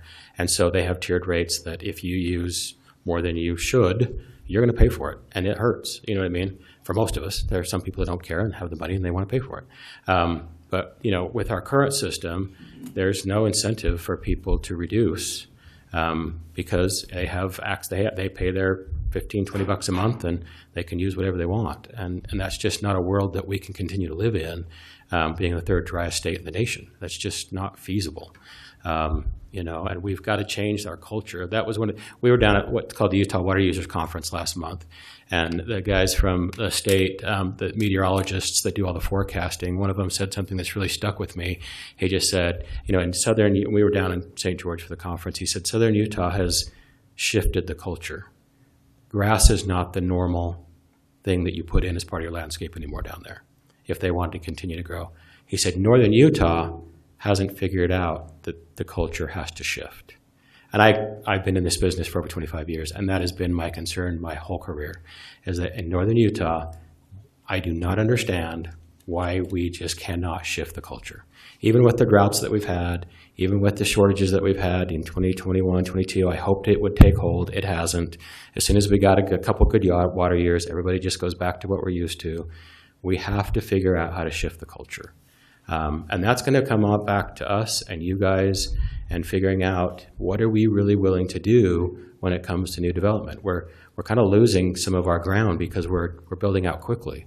You know what I mean? There's a new development up on the hill that just put in a huge detention basin with tons of grass on all the sidewalls of the slopes. And I can tell you that Matt loses sleep at night over those kind of things. It just drives him crazy, and me too. But it's hard to watch the continuation of us landscaping in ways that just don't make sense for where we live. And that's one suggestion I have is maybe Kim can work with you guys on proposing new development standards to lessen the grass. Right, and some of those have been put forward, and we had to adopt some of Central Utah's ordinances, which a lot of that's in there, but there's no way, we've had no mechanism to enforce it, so it just doesn't get enforced. So the question is, what is in there that makes sense? What could we add in addition? And then the biggest question is, how do we then implement and enforce it? Does that make sense? Yeah. How do we require somebody, when they're building their house, to have a landscape plan that meets the requirements, then somebody could go out and inspect and say, yes, you put in what you said you would put in? Because that's not happening today. I mean, can that be part of the inspection process? Oh, I'm sure it could, yeah, but it adds a layer of inspections that we don't currently have. I can tell you that they don't have staff for. We would have to have the ability to have staff to do that kind of thing. And then you'd have to have somebody that's able to watch it over time and make sure people aren't changing it. You know what I mean? Yeah. And that's, like I said, that's what Southern Utah has figured out. That's what they're doing. You know what I mean? And so, and Rachel, you had emailed me earlier about, and in the concerns that you have, I've looked into it as much as I can. I don't see any reason why that couldn't be taken out if you really want to do that tonight. Just so FYI, if that came up during the policy session, because there's some stuff in our water management plan, right? Our conservation plan that says that we could incentivize people with additional density or things like that. I don't know when that got put in. I think it was a few years ago as part of an update. I know it didn't come directly from us, that language, but I don't feel like those things need to be incentivized. I think if people want to keep building, that's enough incentive to say we need to make a change. Do you know what I mean? Because that's what I've been to several conferences over the last 3 or 4 years, and Washington County Water Conservancy District has presented at several of them, and they literally went to all of the home builders and said, you either have 500 more homes that we can support in this county at the current way that we build and landscape, or if you will change the way that you landscape, we can build 5,000 more. Which do you want? What are you willing to do? What do you think the home builders did? They all said, we want 5,000 more homes. We'll do whatever it takes. You know what I mean? Because that's how they make their money. And so, and if you drive down there, which I've gone down there a few times this year, I just got back last week, there is development everywhere down there. It's shocking to see how much development, but it's all going in with low maintenance landscape. Let me ask a question real quick. How are we handling school district, commercial level type? So like, who do you know on the school district board that we could have influence with? School districts get to do whatever they want to do, and we don't have any say in it. The frustrating part about the school districts is not only how they plant. They put grass in all those unusable areas, but they were irrigating yesterday. Yeah. I reached out to Stephanie, our administrative assistant, and had her reach out to Travis to get a hold of them and give them a violation warning of using before April 15th. They were irrigating yesterday. Mm-hmm. And so much of it is unusable. That's the frustrating part as somebody who delivers water is I watch nonstop of where we put sod. And we continue to plant and irrigate like it is an infinite resource, and it is not. I think that's where we start if we're going to change our code or whatever. That unusable space where grass, it's pretty there, but it's not needed. Nobody's going to use it. Yeah. I have one suggestion. I'll wait until the regular agenda because this is going to come up again for a vote. But just for time's sake, I'll save that question. Sorry, can I go? Would you like one more question? Yes, I would. Go ahead. What do you think about recommending watering between certain hours or not recommending water in between certain hours? Current ordinances require that there are limited times overnight that they need to water. Okay. Years ago, when I first started here 10 years ago, that was a challenge, especially for our Parks Department, because we had some deficiencies in some of our water line sizes and things like that. We've corrected most of that in the last 10 years. It's not as a big issue now. We can water, people can water overnight, have pressure, the things that they need to. In the past, while everybody was watering at night, if you went out and watched the parks, you would see that they had this cute little round circle of green grass because they didn't have enough pressure. But those systems have been updated over the last 10 years, and so that's not as big of an issue. So no. And then one of the other things that's come up in previous years is there's this whole belief that the odd-even thing is the way to go, right? This side of this odd numbers do one night, the evens the other night. My concern with that in my career is then you're encouraging people to water more than twice a week. If you say you water every odd, you water every even, and people are like, well, what if everybody waters the same night? Well, let's test it and see. What we found out is that's not a problem. We've been able, if people self-monitoring, so people doing it on their own, choosing what 2 days of the week that they want to water. In our previous experiment a couple of years ago, we were fine. We were able to keep our reservoirs at a level that were safe for both irrigation and for our fire flows, because that's where our fire flows is in our PI system. And we did just fine. And so it's the kind of that self-governance. It worked out well to allow people to self-govern which days they felt were best. And we didn't see that everybody watered the same day, if that makes sense. Let me just verify one last thing, and then we'll be done. So tomorrow's the 15th. So technically, we are on level 2 where people can water twice a week, period, correct? Yep. And that does begin tomorrow, although I know there's some encouragement going out that they don't start till May 1st. We are asking, us and all of our neighboring cities are asking everybody to wait till May 1 to irrigate. Okay. And some cities are even asking their residents to wait till May 15. Yeah. So May 1, this time of year, if you watered one time now between now and the 1st of May, I mean, it'd do your lawn a ton of good. I've not irrigated mine yet. It looked awful before our rainstorms the 1st of April. I fertilized when I knew the rain was coming, and you would not be able to tell I've not watered my lawn. Right. I do give weekly reports. Those are sent to admin and other folks throughout the city. I will keep an eye on this as we move forward, what real water supply looks like and what we're using, and provide continual reports. And hopefully we can get through without anything tragic. Great, thank you. And use us. I know myself, I've already written an article that will go out on May 1st, so use us as we can to assist if needed. Okay. Thank you. Thank you. Thank you. Okay, item number 2, Small Business Advisory Council discussion. Council members, Harrison, we'll start with you on this. Yeah. So this item, I'm going to propose tabling this for now, just because we've had some changes that we all haven't been able to review. And thank you to Marlon for his work on editing. I think I'll cover some of the changes in the last few days. Heather had some really good edits, so I'll just kind of bullet point those for everyone. I think you should have received an email from Marlon in the last few minutes with the most recent edits, and then a couple, I guess, questions we can bring up for discussion. So some of the things we've strengthened the document is to make sure it's an advisory only and not a policy-making committee, right? It's like the Parks, Trails, and Trees Committee. They're, sure, Marlon.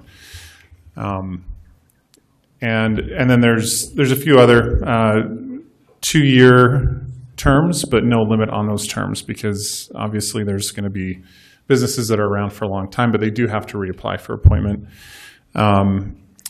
Another thing that Heather brought up, rightly so, is I think there was an exception for there's the qualifying businesses who can send a representative. It's 50 full-time employees or less. I think there was a provision in there that made an exception. I don't see any reason why there would be an exception, unless, I think, Heather, you mentioned, unless it's like a very niche industry that we think should be represented, they may have 60, right? Right. Committee participation when those committees are formed, making it mandatory for those members. Meetings, instead of quarterly, would be every 60 days, just to make it more frequent. Voting majority would be not the majority of those members, but those members present at the meeting, which makes a lot of sense.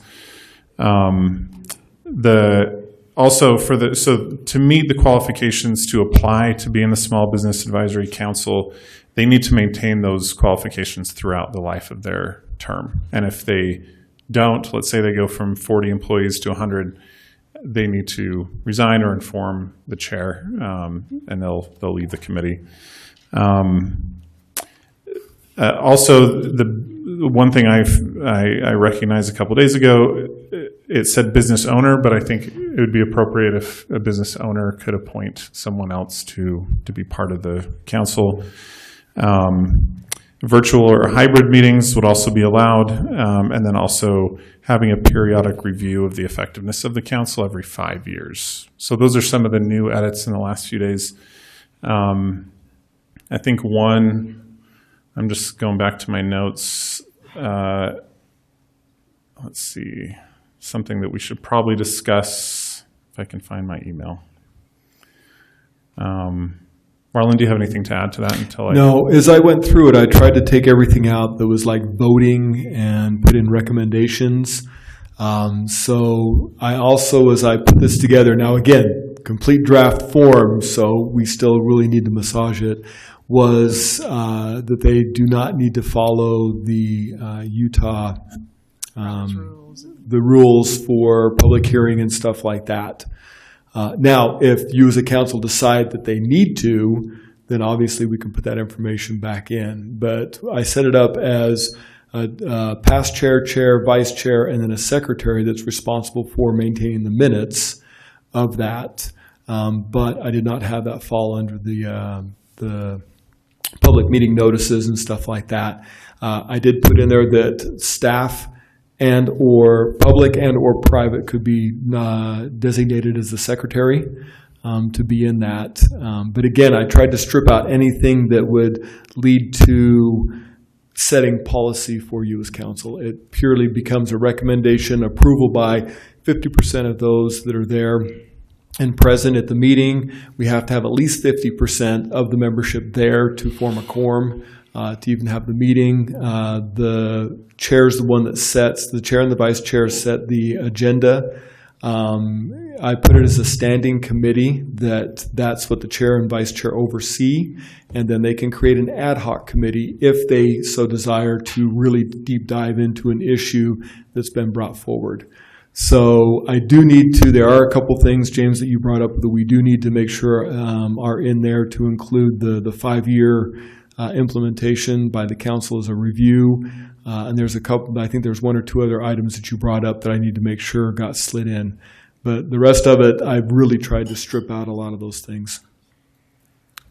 Yeah, I think the other big part too was making that what was previously a city liaison a more kind of defined and robust role that is going to be an advocate. So we have the difference between a council liaison and a small business advocate who's a staff member. Oh, and I left it as liaison. I need to change okay. it. I did start with advocate. The beginning part starts with the advocate, but the end, I did leave in the liaison. So I've got to change that to the advocate. But I did put that as city council member as the advocate, as well as an alternate being decided by council and mayor. What is the problem with them both being liaisons? Because I've looked in other cities and they have a staff liaison and a city council liaison. So it's just like, you know, I mean, the committees I'm on, there's a staff member and there's a liaison. And I mean, I'm not on a committee, I'm a liaison. Correct. The ones I'm a liaison to, there's a staff member who's there also. I think, and I'm going to speak out of turn, so please correct me. I think the term advocate was being used as the city council is the advocate for the business community and the bridge between the council, the city, and the small business community. So the term advocate was preferred to be used by liaison. Or was it the other Yeah, way it's around? the other way around. It was the other way around. Yeah, Okay. City council's a liaison. That's the committee can function with or without the liaison. Correct. There. But the advocate is a staff member that basically helps facilitate. Oh, so the staff member. So I left that as the public side. So I can be on as staff. Kim could be on as staff. Mike, whoever is designated. I think it'll also be determined as to what the recommendations are. What are they looking at? Is it going to be water issue? Well, then we might want somebody with public works on. If it's in regards to the business community, then we would probably want Kim, myself on. So I think that's going to kind of change a little bit based on the recommendations. So we'll have to work with whoever the city liaison is, as well as the chair, to ensure that we're fulfilling those needs. So we might want to spell that out a little, define that a little bit more. Just because seeing like the staff members typically to be the one to go back and forth between the different departments, defining policy and working it through. I don't really typically see a city council member facilitating in that way. It's more that they are. So do we want the city council member removed from the documentation? No, I think we want at least the city council as the liaison on there. So that, you know, if the council member can inform the mayor and the rest of the council on what's going on, while the staff can inform departments and keep them up to date within the city staff. Okay. And that staff member can really help the business council know current policy, what, you know, they're going to have a much better information on that than like a city council. Exactly. That's what I'm envisioning is we become the support staff to provide the historical, what is current ordinance and stuff like that. Things that can be researched, whatever cities are doing, those kind of tasks. Why is the ordinance in place today? Yeah. So I have a question with that. Are we going to have this committee directing staff to do work without coming to the council first? No, I think so. I think in the document they're required to present twice per year to council formally. So that's when they can make their recommendations. The relationship between the staff advocate, between staff and the council itself, is just to facilitate sharing of information and getting resources to the Small Business Council. As far as like, hey, can you tell us about this certain regulation, or vice versa, right? If they need to inform staff of, hey, we're having trouble with this across the business community, then staff can look into it and they can work together to put together a formal recommendation to the council. Well, that's what I'm asking then. To me, that's like directing staff to work on a project. Yeah, to me, I see it a little different because the committees that I am liaison to, there's a staff member, and they help them anyways. They connect like the Environmental Sustainability Committee, the Parks, Trails, and Trees Committee, but I know that one of the committees is looking at changing their code and changing their policy, and I know that me as liaison, I have to kind of advocate for them if they're wanting to do that. And I just think a staff member is going to be there.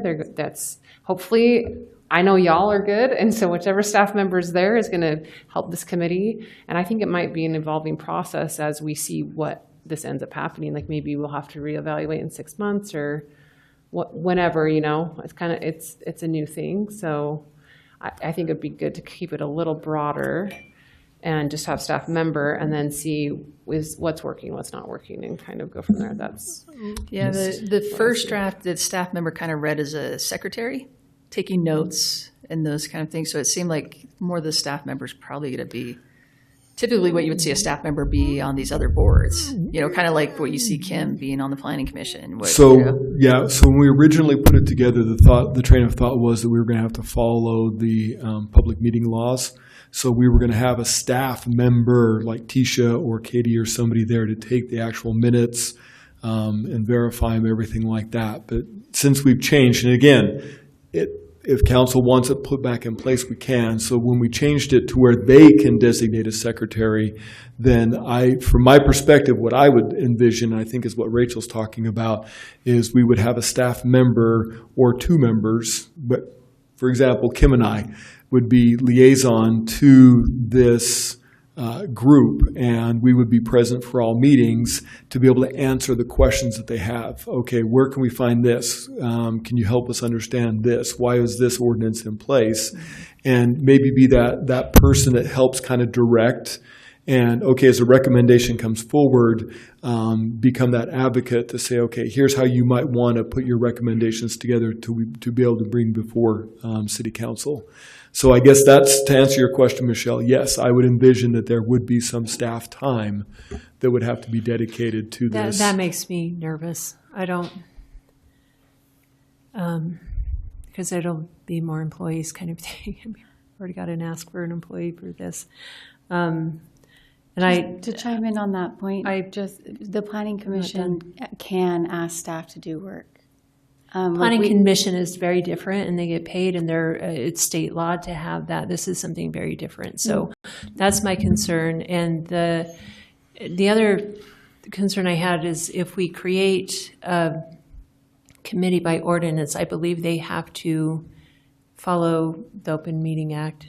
Is that correct, Ryan? Yep, we do. So they would have to be, yeah, we've talked.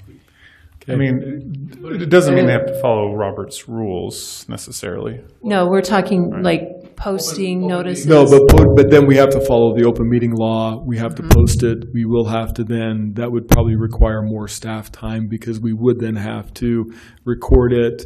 The meeting minutes would have to be transcribed. Those would have to be made available. So we would have to just, when Tisha posts everything like she does for city council agenda, everything like that, this would now become another line item on that. Our meetings would become public. We'd have to post the 14-day notice, or at least probably, 7-day or at least 14-day notice on that. So, but I have to say that I'm part of a liaison to 2 committees, and they just record it. It doesn't have to be video. It can just be audio. And they designate, like, the chair, who's a citizen, just either does the minutes or asks someone else to do the minutes. So it's so it doesn't have to be this, like the staff member does record it and sends it to Tisha, but it doesn't have to necessarily be all this on the staff, like, to do it. The chair can really, like, it's citizen led, like citizen kind of empowered, I guess. And I agree with that because. Yeah. So. Yeah, go ahead. Sorry. Because one of the committees I'm on is in state statute, and we do that, and it's, I don't know if I've ever seen minutes, but we do record it. We have an agenda and it's posted. But again, I think my biggest concern is if you're having staff research something, draft policy, that kind of thing, that's a lot of work and we have no control over where that goes and how much time that's going to demand of staff. So I guess that's my biggest concern. I think I'd still recommend that the advisory council themselves put that together, and if they have questions, they can go to staff. And the way I see it is we're actually, overall in the city, the goal for this is to reduce the amount of individual questions coming from multiple businesses throughout the weeks and months and years, and consolidating it into a new vehicle to get information to and from the city, which actually, I think, in the big picture would reduce the burden on staff, if that makes sense. A possible solution for moving forward would be if somewhere in the ordinance it could say if the committee so desires to change a policy, their city council liaison would lead that out. And currently, 2 council members can engage to some degree with staff, right, before it becomes something that the whole body needs to address. That's a quick solve, right? And so I still, I don't want to lose out on their opportunity to have input, but I also share the same concern as Michelle of reading the original draft. I was concerned about needing a full-time staff member to facilitate this and the increase of FTEs. So yeah, I think there's a fine balance, but if the council member liaison is willing to take on the policy role to the extent that they can within the code, I think that solves the problem. I think too, James touched on it, residents can reach out and ask questions of staff at any point. But I think that this is something where staff would be very mindful of the amount of time that they're putting into something. It's like, you have an idea, we've generated it, the liaison brings it to council. Is this something we then want to instruct staff on to move forward on policy and writing? I think the direction to move forward on any kind of policy writing or that kind of level of work would come from the council. But if we don't have at least some kind of level of staff involvement, it just, what does it even matter? Why, how is this really going to be effective and helping? Why don't we just have businesses form their own chamber and be able to come and do it this way? So this is something very different where we do want to have the city involved. If we're going to do it at that level, it is going to have to take a little bit of staff time. Yeah, and I would say the staff, the staff is there to teach a man to fish, right? As opposed to just giving the fish. So I think, being there present in the meetings, you can answer questions. You can say, well, I don't know that answer, I'll get it to you. I do want staff to be protective of their time. And the way, I mean, we have presentations all the time from different committees, the Park Tax Committee, others that put together their own presentations or recommendations, and then they give it to council, and then we take that, and if it's a great recommendation, then we take it upon ourselves and staff to direct and use resources. But again, the advocate term I like, because you're with them, you're answering questions in the moment, you're providing resources, but not beyond a certain threshold of like, holy cow, we need a part-time employee for this. So maybe if I could make a recommendation, first, the document you received today, do not review. Let me work through that with James to modify, if that's okay with council, to modify that. Number two, maybe what we do is staff is the advocacy during the meeting, hour-long meeting. If anything above and beyond that comes out where there's additional research or something like that, the chair gets with the city liaison and says, hey, we need X, Y, and Z. Then the city liaison can direct if they want to come back to staff to take a look at it. So that could temper the time. I like the frame. direction you go in. One thought, maybe if there's a project that takes significant staff time, maybe the council liaison can bring it back to the council, say, hey, this is what they're thinking. Do you favor that? Get the three, say, yeah, that's a good idea. And then you can go with it. And maybe that's just part of the recommendation that they bring that forward. If council says, hey, we like the direction of that recommendation, then the council directs staff, hey, Kim, Marlon, whoever it happens to be, we would like you to take an ad hoc committee deeper dive into coming forward with an actual full recommendation, whether it's ordinance or whatever it happens to be. So we can rewrite and make that a little more solidified in the document so it states that more clearly, if that's okay. Yeah, that works great. I look forward to reading that. Thank you. I prefer it to just be called staff member. That's my preference. Yeah, the advocate is... That's just my preference, looking at all the other committees that I have looked at their rules. But thanks for all of your work, and I look forward to reviewing. Not a problem. So advocate being staff member, liaison being city council member. And I think if it's okay with the council, if we can get, I guess we'll work on a draft in the next day or two. Yep, I will have it hopefully back out to you by tomorrow afternoon. Okay, and if we could get feedback from the council by next Tuesday before the next agenda is posted, that would be ideal. And if we're all aligned, then we can vote on it. Yeah, I just want to chime in. I agree with Rachel and Michelle. I would prefer to see staff member than the word advocate. Okay. And then happy to give my feedback. I just wanted to let the council know that today Heather and I had an opportunity we were at a lunch event, and there was a resident of Lehi who started bringing us the very issues that this council would need to hear from the Small Business Council, right? And when we told them this was on the agenda tonight and this was going to possibly happening, they were so excited and felt like there was going to be an opportunity to engage and be heard. And so I just wanted to reaffirm my support for this and appreciate all the time given by James and Marlon to make it happen. Okay, we'll get it taken care of. Thank you, Council and Mayor. Thanks, Mark. You good? Councilmember Harrison, we're good. Okay, we'll go to item number 3, commercial and low-density residential buffering discussion. Kim, you've got 20 minutes. I may yield to you 10. So let's go through this and see what we get, okay? Okay, we'll see how far we get. I don't want to limit Mike from being able to at least present a little bit, so we're running a little bit short here. Okay. I am going to start out, let's see.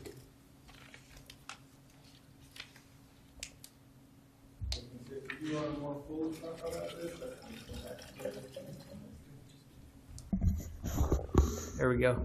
Mr. Mayor, I don't know if you heard that, but you say if you wanted to spend more time on this, Mike can always come back and do the bike plan later.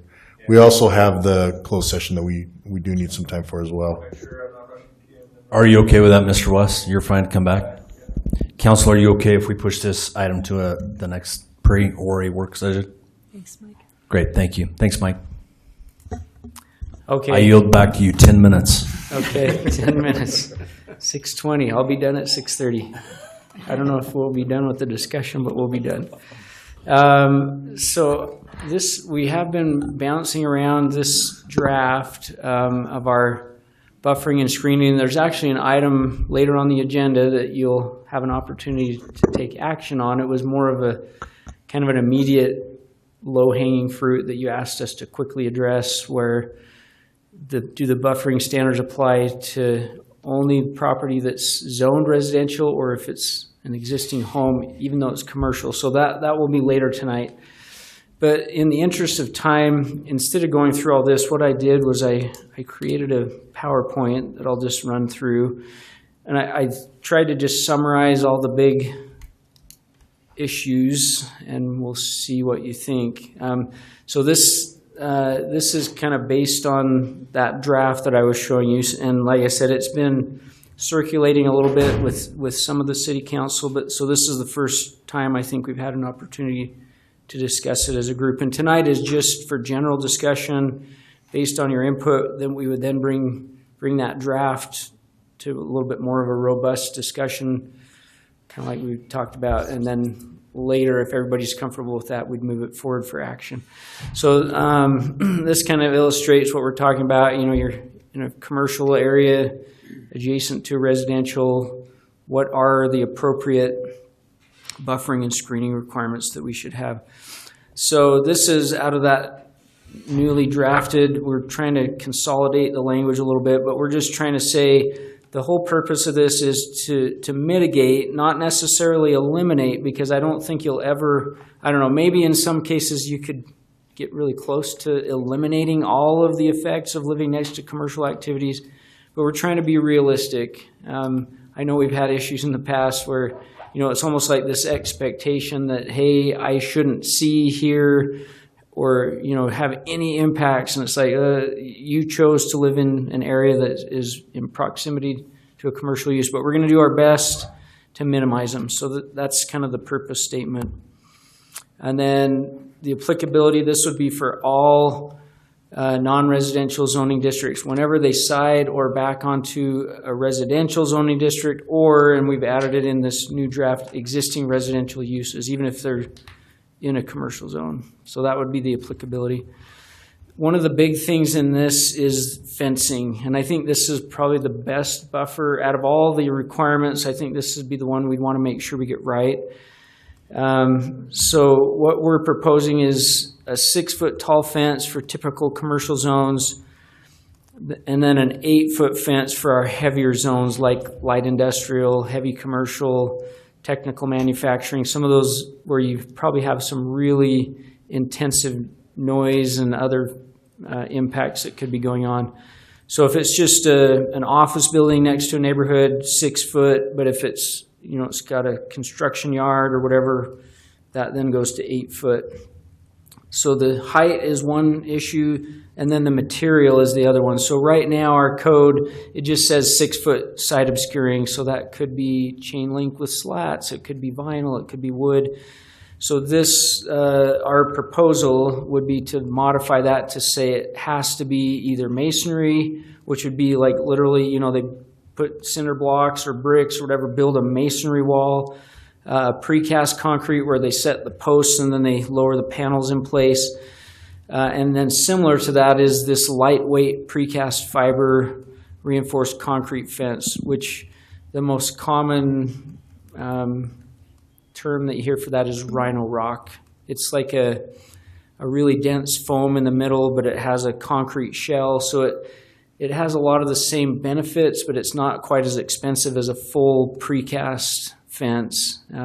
It's a little bit lighter weight, but it still seems to provide a lot better buffer than what our current standard is. Hey, Kim, just one clarifying question. Go ahead. So just to be clear, this is only for those businesses on the edge of their zone, approaching residential, right? Unless there's a home next to them, even if it is commercial next door, if it's a home that's being used as a residence, they'd still have to put these buffers in. Okay, thanks. That's if we change the code tonight. That's currently, you're right. Tonight's next item later on the agenda would be what I just described, so. Okay, so we would have to proactively remind those the business that you're on the edge of that development or you're bordering a home. Yeah. So these requirements are different than being in the middle of a commercial zone. Yep, Okay. yep. The middle of the commercial zone, there's just like a minimum 10% landscape for their site, so that, you know, in the parking lot and adjacent to the streets, they have to have some 10%. I guess it goes up to, I think it's 15% in light industrial. Other questions on this part?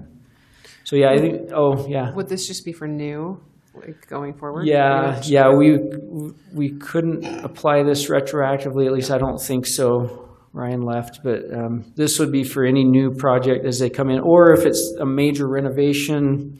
You know, if they're reconstructing the site, I think it would open it up to where we would apply it. There is a provision, and this is already in the code, but it just says if there's ever a grade difference at the property line, the height of the fence should be measured from the higher of the two properties. So just trying to illustrate, and that's the language. This doesn't change, but I just wanted to make sure it was clear that we're going to keep this part of it in there. Ken, So, just on this note, you know the problem where it's built on a hill, but the property line's at the bottom of the hill, and they put the fence, and it does no good, kind of thing. We've had that before. Have you ever figured out a solution for that, or? Well, yeah, we dealt with that in a couple of previous instances, but what we determined was if the difference in grade was at the property line, we could have required that fence to be on top like it's shown here. But the way they chose to develop the site, they had the wall and then they had space, and then so if we would have required the fence on top of their wall, it would have been not on the property line. You know what I mean? So and it would have given the neighbor more space. I don't know. Yeah. So, then they, kind of by de facto, they absorb more land because fencing is normally on property line. So, yeah, that one's a challenging one. I guess, each site. And even if it was, let's take this example, and let's say the grade continues to go up, you still could have a building, even with all of this in place. I don't think we'll ever eliminate, when you're on grades, you're still, there's no way to completely protect their privacy and the visibility of that upper property owner being able to see in, especially if it's a multi-story building. So I don't know. This is a difficult issue. So the new draft, or what we're proposing, is to kind of put this in a table format. But so how wide so you've got the fence, and then we require a landscape buffer. Well, how wide should that be? And so right now it just is all zones. It just defaults to a 12-foot. But we feel like maybe the more intense the zone gets, the wider that buffer should get. So in these neighborhood commercial, TOD, mixed use, we just keep it at the 12 feet. That seems to be fine because those uses that are going to be in those zones are probably a little bit more compatible with residential. Then when you get to the heavy commercial, business park, some of those zones that might have more intense uses, we go to 15 feet. And then when you get to even the heavier ones, we go to 20 feet. So it's kind of a balance. We don't want to take so much property that then it literally cuts into what they can even use their property for. So again, and this is all obviously subject to your input. If you think this is too much or too little, we can go either way. And let me just kind of illustrate what that looks like. So this would be, here's a one-story building. They just have to meet the 12 feet.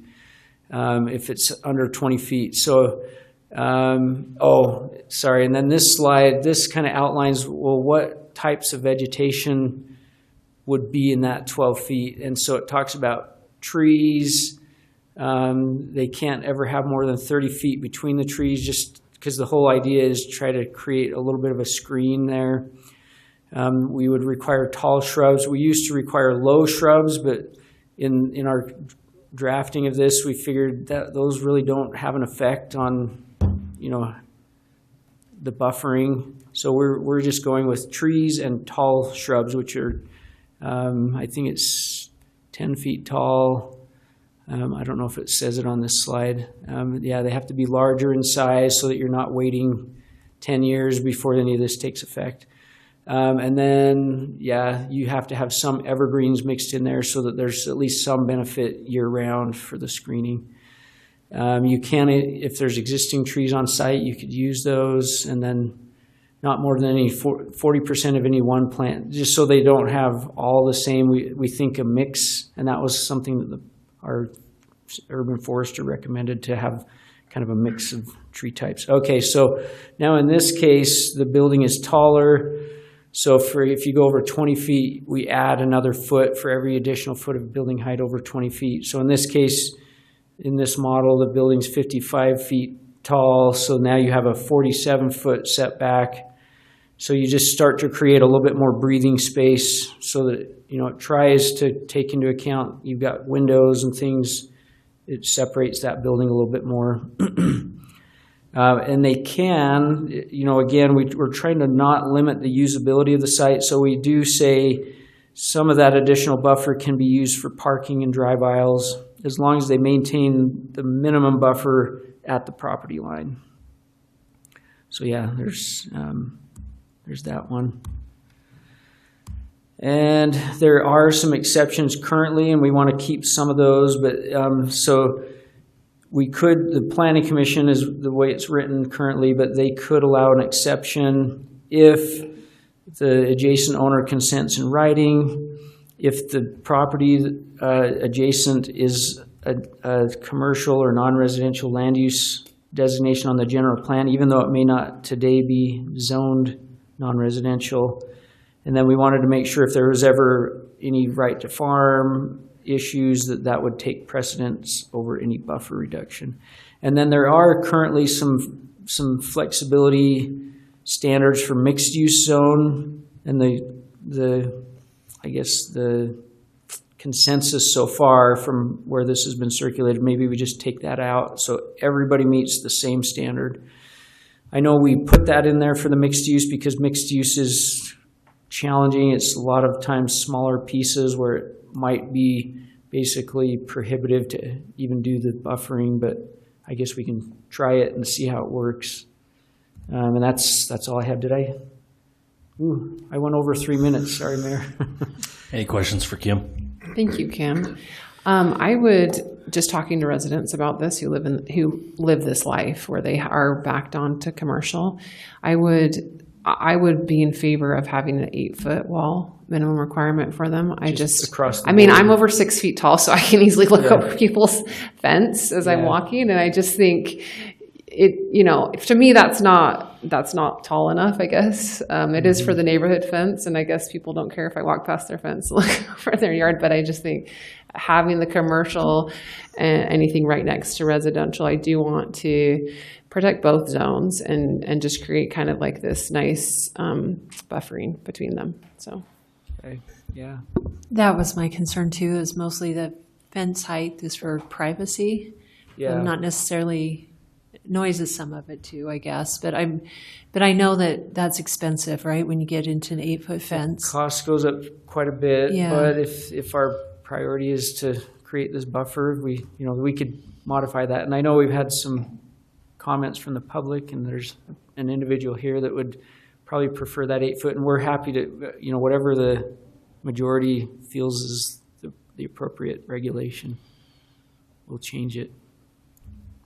I just had 2 comments. So the adjacent property owner, the only concern I have about that is that property owner may move, right? Oh, if they consent to a reduction. If they consent to it, and then a week later they move, and the new owner comes in and they're not okay with it. And then the second thing, if you have a very small, you kind of mentioned this already, but if you have a very small lot and they need to have 20-foot buffer, and that's maybe they're on a third of an acre, right? That takes up a third of their property. So I don't know if we want to make it more of a ratio on a lot that's under a certain size. Does that make sense? Yeah. Yeah, we could look just at that. Just so they have space for their building. So maybe we have a separate regulation for properties that are under. Yeah, under a certain half threshold, acre or and something. you'd Yeah. have to kind of figure out what that threshold is. But Yeah, that's an But I interesting. think the 20-foot buffer is just for heavy commercial or light industrial. It's like for the heavy. well, there's 20 or stuff. 15. Yeah, I'm just Yeah. thinking if you have a very small business that's on a small lot That's on doing that light edge, industrial. and if it's 15 feet on a fifth of an acre, that's a lot of their lot, right? Yeah. Kim, I asked this in some ways, I'm just kind of poking fun, but can you give me an example of a conditional use that the Planning Commission could actually use in this situation? Oh, for where it mentions the conditional use Mm-hmm. permit for the fencing, or Yeah, on your last slide, where that, like, they could approve it as a conditional use with conditions, but that's not. I guess in that case, so it would trigger the planning commission's review, and then they could say, we agree with the reduction, or we'll let it be reduced, instead of 12 feet, we'll let it be reduced to 10, but not to 5. Or so the condition would be they could impose what they think the limit should be. I just know that the feedback from legal is always like, whoa, whoa, whoa, whoa, whoa, don't do that. Don't, you can't back that up, right? And so I would prefer to have either permitted or not permitted. I think no exceptions. Yeah, I think and I see the place for an exception, but maybe that's the different path we take is the exception instead of path. conditional use. Okay. I do not think the conditional use is the right lever to be using, but that's just my thoughts on that. And I'd rather not have conditional uses or exceptions because, again, there's the perception or maybe the reality, I don't know, but it's like if they present it or ask for it, they get it kind of thing. And Or maybe have it go through city council for exceptions so that it's not on planning commission. Or if you have an exception avenue, have very strict criteria for them to be eligible for that exception. I don't know what that would be. Instead of just, we just wanted like to if ask you for meet it, these, and for example, I'm not saying I agree with this, but a very small lot, or like James was saying, or something, then you can ask for an exception. Yeah. But you might as well allow it because they'll get it anyway. I don't know. I think the thing we see too with like exceptions and conditional use, we try and there's something we haven't caught. Like James is, catching this right now. It's a smaller lot. Usually it's something like code can always change. So maybe that's a better way to go, that we don't have exceptions and conditional use baked in, and then see what comes up, and we can always change it. Yeah. Yeah. Okay. Well, this is just kind of the appetizer. Like I said, I'll take some feedback. Is there any consensus on the fence height that you want me to put in there? Should we go 8 foot in all instances, or are you okay with 6? I'm right now I'm kind of wondering if, like the evergreen trees, if my lot is our neighbors are higher, but we have nice big evergreens that are wonderful year round, if that would be enough. And again, maybe I would want to reach out to residents to see what they think about that, if that would be effective, because I do hate putting that cost on, the property owner. Yeah. But, I guess we're looking at instances where they're coming in and there's an existing home there. So it's kind of, what you're getting into if you buy this. I don't know, but I don't have the answer, I guess, yet. We'll bring back a draft. We'll leave it the way it is, and we'll debate it later. Okay. Great. Okay. Thanks, Thank Kim. you. Okay, are there any agenda items or any questions you have for the regular session tonight? Not this time. Not at this time. Mr. Walker, any administrative? Nothing for me, Mayor. Any updates or calendar items or committee reports for the council? Mr. Mayor, I actually I want to report a formal vote that was taken for the Jordan River Commission. And I just want the council to know there was a resolution presented to increase the operating budget 2.5% every single year. The trickle-down effect of that would be that the membership fees we pay would also increase at that amount every year. I voted to not pass that, And it did not pass with a vote of 11 to 8. And so I just felt like I needed to report that to the council and let you guys know that that is not going to be something that's baked into those expenses, that it might happen on a year-to-year basis, but it's not an automatic 2.5 that's baked in every year. Great, thank you. Any other reports? A really quick calendar item. We have our second historical marker unveiling on Thursday, this Thursday at 6 p.m. And it's the Knutson's house, and I do not have the address, I'm sorry, but it is going to be special because they are being kind enough to invite us in the public into their historic home and kind of take a tour of that. So it should be fun. Great. Okay, only other thing is we cut a ribbon to a brand new building yesterday. So welcome. It's our first official city council meeting in this room, and so it's nice to have everyone here. With that, I will consider a motion to enter into a closed session for specific purposes allowed under the Open and Public Meetings Act, including to discuss the purpose, exchange, or lease or sale of real property, litigation, the character, competence, or physical or mental health of an individual, or any other lawful purpose. So moved. I have a first from Councilmember Harrison and a second from Councilmember Freeman. All in favor? Aye. Aye. Aye. So we will go to closed session.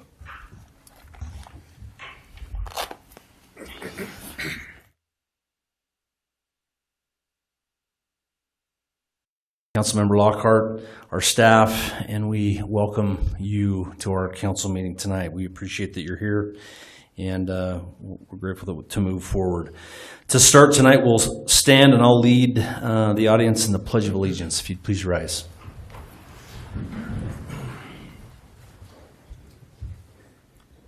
I pledge allegiance to the flag of the United States of America and to the republic for which it stands, one nation, under God, indivisible, with liberty and justice for all. Thank you. Okay, tonight's we're going to start with a pretty special item, in my opinion. Lehi City's 174 years old. This year, we celebrate the 125th year of the existence of the Lehi Fire Department. As you can see, each of our council members tonight has on their honorary fire badges. Not that we're ready to go fight fire tonight, Chief, but I'm sure that if we were called upon, we would do so. So we do have a resolution to pass tonight. I will read that resolution and sign it, and at the end, we will maybe gather here in front of the dais for a photo, if that'd be okay. So, a resolution of the Lehi City Council commemorating the 125th anniversary of the Lehi Fire Department. Whereas this legislative body is justly proud to commemorate the anniversary of the Lehi City Fire Department and to honor its past and present firefighting members for 125 years of fire protection for the citizens of Lehi City, Utah. And whereas the fire department has been a cornerstone of a community safety and resilience. Its inauguration station on Main Street was established in 1901 with a hand-pumped engine, horse-drawn responses, and a team of determined volunteers. And whereas today the department operates from 4 stations reflecting its growth and unwavering commitment to serving the community. And whereas the Lehi Fire Department provides a broad array of services including fire prevention, fire investigations, incident responses, and comprehensive medical services. The department also coordinates hazardous materials, technical rescue teams, and wildland fire suppression in collaboration with local, county, state, and federal agencies. And whereas the legislative body cannot express sufficient gratitude to those individuals who recognize that the preservation of life and property is a sacred responsibility and who make that responsibility their own by serving as firefighters. And whereas it is the sense of this legislative body that we should give special recognition to those who work so audaciously for the betterment of the community and publicly acknowledge the heroic good works performed by the Lehi Fire Department, their officers, and auxiliaries. Now, therefore, be it resolved that this legislative body of Lehi City pause in its deliberations to proudly commemorate the 125th anniversary of the Lehi Fire Department. approved and adopted by the City Council of Lehi City, Utah, the 14th day of April, 2026. And I will proudly sign that. So put your hands together for our Lehi Fire Department.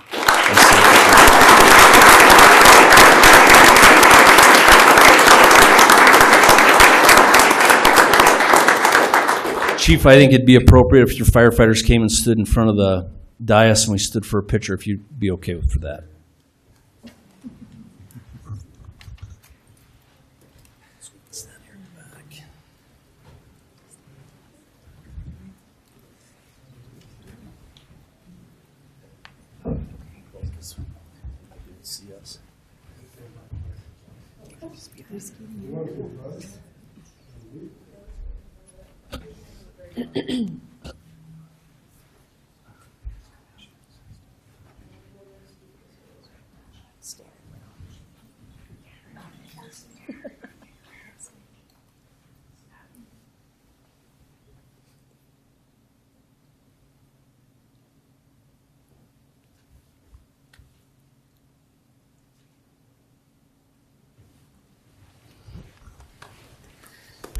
Thank you, Mayor. We are honored and proud to serve this community. Thanks, Chief. We appreciate that. Thank you again for attending tonight. I know you're probably listening to those responder things that you wear everywhere you go, so thank you again. Okay, we'll move forward here with the next item. The next item is citizen input. So for public comment for items that are not listed tonight in the agenda, we will open it up for 3 minutes per comment. If you do want to make a public comment, we invite you to come up front. We invite you to state your name, and we'll give you 3 minutes to make your comment. If you go a little bit longer than 3 minutes, I may interrupt you and ask you to wrap up your comment. So we will open the public comment at 7:37.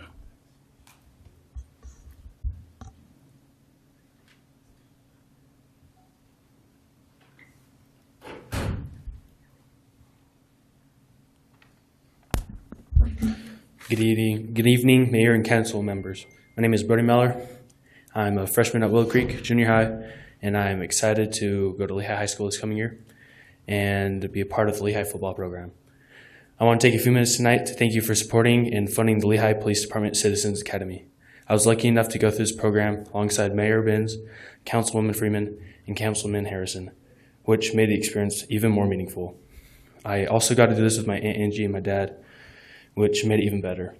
It was pretty cool to be able to share this experience together. I also want to give a big thank you to Chief Darren Paul and Sergeant Thane Call for coordinating this academy. You can tell a lot of time and effort went into it, and it really made a difference for all of us. Before this program, I thought I had a decent idea of what the police officer did, but honestly, I really had no idea how much really goes into it. During the academy, we got to do some really hands-on and unforgettable things. We participated in a simulated SWAT situation and even went through some scenarios where there's an active shooter in the school. In one of the scenarios, I had to make the decision to go and stop the perpetrator. That was pretty intense, and it really opened my eyes to how serious and fast these situations were. We also got to go to the police driving range. I wasn't able to drive yet, but I just didn't have my license. But it was still awesome to learn what those vehicles can do and how skilled officers have to drive behind the wheel. On top of that, we got to use tasers and shoot 9mm firearms, and learn about investigations and how cases are put together. There was a lot of really cool stuff, but that stuck with me as something bigger. I gained real respect for how tough this job is. Officers are put in situations every day where they must make split-second decisions that can impact people's lives. It's not simple, and it's not always clear what the right answer is in the moment. Being able to experience even a small part of that gave me a new whole perspective. Because of this program, I truly believe that Lehi has some of the best. Every officer we worked with was professional, patient, and genuinely cared about helping us understand what they do. This experience has also changed how I'll act moving forward. When I get my driver's license, I can promise you I'll be very respectful in any interaction with law enforcement. I understand now what they deal with, and I want to do my part to make their job easier, not harder. Thank you again for funding this program. It really does make a difference, especially for young people like me. It helps build respect, understanding, and stronger connections in our community. And one last thing, this program is so good. I think it would be awesome if Lehi Fire Department did something like this too. It would help provide the same kind of value, and who knows, it might even be a good recruitment tool. Thank you for your time. Thank you, Brody. Mr. Mayor, I think that's pretty amazing. That was our first citizen comment in this building, and thank you for that.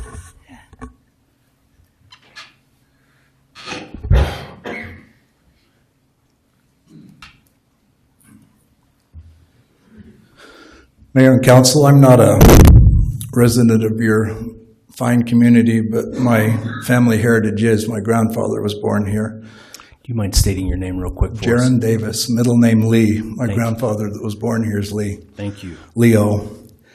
I've had an opportunity to work in this community for decades, and it brings a great deal of satisfaction to me to see a community grow as it has and to be able to be here on the first night of this meeting, because I remember meeting across the street and working with Noreen in the basement. So that's quite an accomplishment. Dear friends, George and Joyce, who owned the Lehi Roller Mill, very dear friends, but it takes us back to that time with the dancing in the mill and some fun times. So congratulations. Thank you for your comments. How's everybody doing? My name is Jose Zuniga. I represent Western States Union Carpenters. It's tax season, so it is estimated that construction tax fraud is responsible for cheating communities out of millions of dollars in tax revenue. That's millions of dollars in lost tax revenue that could be used for the buildings and renovations, schools, repairing roads, caring for veterans, sheltering homes, and funding other essential public programs. The prevalence of construction industry tax fraud has reached crisis levels that must be stopped. This April 6th to the 18th, Local 801 and the United Brotherhood of Carpenters are taking part of the National Tax Fraud Days of Action, a week and a half long series of events to raise awareness about construction industry, tax fraud. The tax fraud days of action grew out widespread outrage about construction industry tax fraud and range of practice where employers evade their tax responsibilities in several ways. Often they intentionally misclassify workers as independent contractors or pay workers in cash-only arrangements.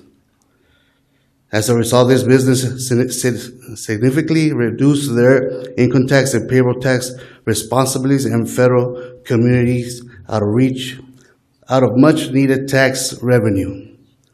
And now as communities are facing budget shortfalls, it's more important than ever to crack down on these bad actors, employers who are stealing from our residents in the city of Lehi and the state of Utah. Thank you. Thank you for your comments. Thank you.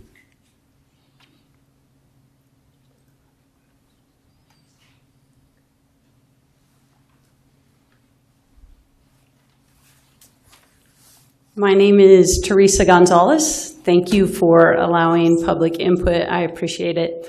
I want to bring before you an issue that came up in the work session. I am a resident that is adjacent to a commercial lot. So I wanted to give you a little bit of input just from my perspective. I realize I'm not the only resident, but I did want to give just some input as to my request. So I live along a section that's adjacent to West State Street, so between 400 and 1500, which is in the city's general plan to eventually be a commercial zone. Only the lot behind my house right now has been rezoned commercial. So this is why I am concerned about the buffering and the screening requirements. But it will affect that entire stretch, not just my house. It will affect our entire neighborhood. Let me give you a little bit of background knowledge. When we bought our place in 2006, it was an orchard with a resident there. It was rezoned in 2019 as commercial. When it was sold, and I went before the council then and said, hey, would you please address the screening and the buffering requirements? Then it was, permit was put in to build. I again went before the city, and just what I'm doing now, just please address that. So this is now the 5th or 6th time. I, as a resident, I'm imploring you to please address that requirement. And my main request would be an 8-foot fence. I did speak with Kim, so I appreciate your input, and just said, why 6 foot and not 8 foot? And there is a cost that's associated with that. And I recognize that as a resident. I don't want an undue burden on a commercial entity that goes in there. But one of the issues I've had with the 6-foot fence that shrubbery doesn't fix is I've had people hop over my fence. And it's just easy to grab that fence and just hop over it. And so shrubbery and landscaping doesn't solve that. Whereas an 8-foot fence, you could probably still get over it, but it's going to take a lot more. So to protect residents and businesses as well, because that would be a liability for a commercial if something were to happen, I would think. That would be the one thing that I would request and ask of you to add that in there. So I wanted to bring that before you and for you to recognize I didn't build next to a commercial. It was rezoned, and that's going to be the case for everybody along that section. So it's something to address, and I want you to recognize why I would ask for an 8-foot fence. So I think that pretty much covers my input on it. I do appreciate it. My zone right now, it's not been built out. It's just rezoned. So I recognize once a permit's put in to build, whatever's in place is what's there. And so I've been, kind of asking for this for a while. I would request that of you guys as well. So I'm happy to give input, and certainly there's give and take. I recognize that as a citizen, but I do appreciate you taking this on and looking at it from that perspective. So thank you very much. I appreciate it. Thanks, Mrs. Gonzalez.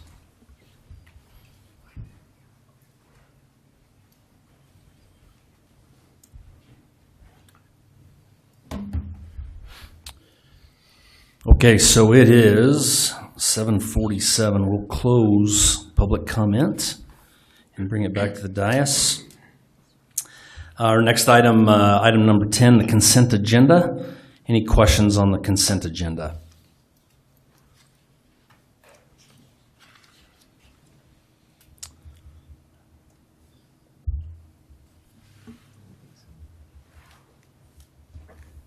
I'd be happy to take a motion on that. Mr. Mayor, I move that we approve the consent agenda as presented. So I have a first from Councilmember Newell. Do I have a second?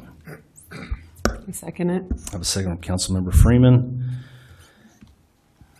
We'll start with you tonight, Councilmember Harrison. Yes. Councilmember Stallings. Yes. Councilmember Freeman. Yes. Councilmember Lockhart. Yes. Councilmember Newell. Yes. Thank you.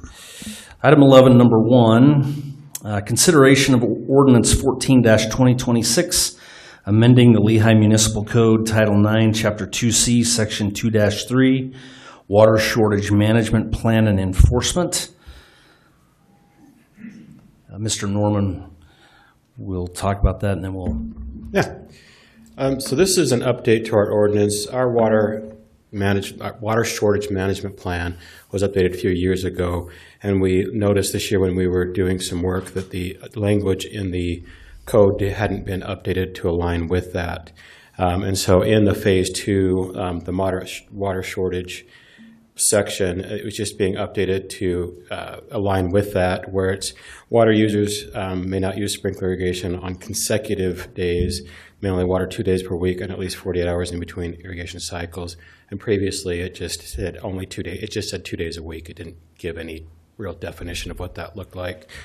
And then on the phase 3, lawn watering waters, water users may not water more than 1 day a week if we need to go to that phase. On the previous one, it still had a 2 days a week on the phase 3. And that's the bulk of what the update on this ordinance code is tonight. Is there anyone in the audience that came to speak on this item? Okay, so we'll close that. Back to the dais. Any questions for Mr. Norman? Yeah, Dave. For the violations, right? I think it says the first violation is a written notice. Second violation is $100 third violation, and each consecutive violation is $500. Have you considered, I'm thinking of, you have a townhouse or a very, very small lot versus a full acre of lawn. Is there, I guess, have you considered the fine being based on tiers of property size, representing how much more water was wasted in violating the ordinance? We hadn't, actually. That hadn't been talked about. I could see how, like a tiered water rate, that could make some sense.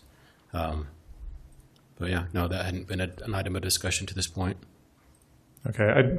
My personal opinion, I think that would be maybe more effective. I think, wasting water, we don't want to do it, period, but the overall volume is important to consider. So I would be supportive of having some sort of tier, maybe something less than a third of an acre, from a third to half acre and more, something like that.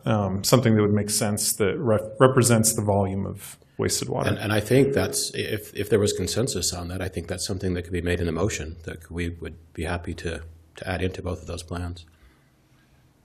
I don't know if I could put it into the motion, just trying to figure out exactly what those tiers are. And I can honestly tell you, and I know we talked about this in our earlier session tonight, is our goal is not to fine people. That is a last resort, and we have not done that in previous years, and we honestly hope not to have to do that this year. It's the giving us the ability to, if there are egregious offenders, if that makes sense, that would be the only case that I would see us doing that. But I don't know if I don't know the best way to go about that. I would have to ask our attorney if, as far as language for tonight, if we were to move forward with a potential tiered structure, how could we pass it in a way that we could update the language so the two documents match, but then still, would we need to bring something back? Or how could we do that? That's what you just said. If they just make it part of the motion, then we can draft it in there, and it wouldn't need to come back. And I apologize, I hadn't had time to think about this previously, or I could come. I should have asked you in the work session. Yeah, you give me a few minutes. Give me a few minutes to think about it. Cameron, what's your? I wonder if it might be a good idea for us to take some time to come up with a plan, and maybe we go as presented tonight, and then come back even in 2 weeks or in a meeting in May with a plan to work to present a tiered structure. I would be good with that. I just want to make sure there's at least two others that would be supportive. Yeah, I'd be happy to. Yeah. Would be happy to bring that back as an addition, as an update, for sure. So, good idea. We could potentially pass it tonight with direction to bring it back later absolutely. To amend. Yeah, I'd be full supportive of that. Yeah. Yep, be happy to work on that. Mr. Mayor, before a motion is made, may I ask another question? Yeah. I just was seeking clarity on what happens if the city violates this. I want to make sure that the city is also being treated just like we treat all residents and business owners who are using water. What are we doing to make sure we don't violate our own policies, and what are our own consequences if we do violate those? Those are great questions. Yeah. You should have asked me earlier when Steve was here. I was going to, but we ran out of time. I so I thought I'd put you on the spot in front of everyone. Yeah, I can tell you that in meetings that we had in the previous months, working up to tomorrow, which is April 15th, when people can legally start to water, and we really hope that people would, with the weather that we've got forecasted these next 10 days, people would continue to hold off and water at a very minimum. As we talked about in our earlier session tonight, we anticipate about a 50% allotment of our normal irrigation water. And that's different from our culinary water. But our irrigation water, we could be about 50% of our normal allocation. So we're going to need all residents to participate in helping us really do our best to keep our outdoor watering at a minimum this year. As we can all tell from we're the lowest snowpack in recorded history since the 1930. Where you have very little snow, very little snow on the mountains today. And so it's a big concern for our department to make sure that we have enough water for people to use, keep their yards alive, as well as to keep it safe for our firefighters to fight any fire that comes up. And so along with that, the Parks Department has been very good to date to follow all of the ordinances that have been set forth. And I can let Cameron maybe speak to that, but I would anticipate and hope that we would follow the same ordinance, if that makes sense. But I know that there has been talk of some of the critical fields that where they play some of the sports, that they might need a little better attention or special, but I don't know what that looks like because I don't work on those. I apologize. Yeah, and maybe it's a part of the motion that we ask the Parks Department and the Water Department to come up with a plan for that third tier, if that were to happen, how the city would handle that, if that's appropriate. Yeah, so I don't know that we have any consequences in place for the city, but I will say that historically, as we've practiced this in the past, Steve and his team have been very diligent in making sure that they are practicing what we preach. It is challenging as a perception in the community. People will see our sprinklers watering regularly, but we have a park. A park could have 15 zones in it, right? And so it might appear that that park is being watered every day, when in reality each zone is only being watered twice a week. So from a perception perspective, sometimes it is a challenge. It looks like the city is watering more than we actually are, but because there's so many zones, in reality we're following our same ordinance. But maybe that could be part of the education piece too. Yeah, absolutely. So And to that's, understand this is how school districts are, this is how the city, so that it's more. And that is something we've talked about a lot, is getting that information out, that they're supposed to be putting together a plan that we can put out to the public of how they plan to water and what that looks like. But I think that would be a great item to bring up on our discussion here whenever bring it back to the next meeting, whether it's 2 weeks or the following. I know that during the budget discussions, Steve Marchbanks mentioned the rain sensors that we do have on our systems. They don't always work. There's always going to be, an instance of raining and seeing sprinklers on, but I think at least in the areas it does work, that's helpful. And I think that's part of the budget request to improve that system. And I know that they started that process in 2019 of upgrading all the park systems to put in the smart control systems that do utilize those types of systems, that if they do get rain, it then postpones their next watering. And so they are actively trying to conserve water as well. Any other questions for Dave? Great, I'm happy to entertain a motion. Mr. Mayor, I move to approve Ordinance 14-2026, amending Lehi Municipal Code Title 9, Chapter 2C, Section 2-3, Water Shortage Management Plan and Enforcement. Do you want those directions in? And to include the directions to add a tiered system of, depending on the property size when it comes to enforcement and penalty, and include a plan for action on if the city is in violation of the same code. I second. I have a second from Councilmember Lockhart. Councilmember Stallings, we'll start with you. Yes. Councilmember Freeman? Yes, I just want to say though, can I qualify mine? If you return, we talked about some regulations with development and incentivizing or not, and I'd like to see some of that looked at as well. Absolutely. Thank you. Yes. Councilmember Newell? Yes. Thank you. Oh, Councilmember Harrison? Yes. Sorry, I almost forgot you. Thank you. Thanks, Thank Mr. you. Norman.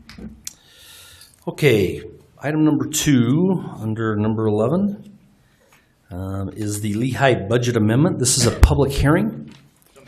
So, we'll give you some time first, Dean, and then we'll open it up to the public hearing. Yeah, I'll do these briefly. We talked about these a couple of weeks ago. This is the 4th amendment of the year. There's 4 items.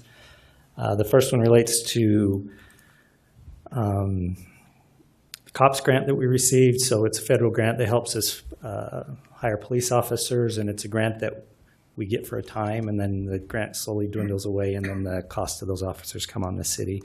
But we needed to budget the revenue that comes in and the costs associated with that, both the wages and the equipment that's associated with them. The next one is the Oak Hollow well. It needs to be relined. It's kind of an emergency thing or an unexpected thing. It's that cost of that project is $630,000. About half of that they can come through existing budget, but the rest will come from their fund balance. Police overtime, we've had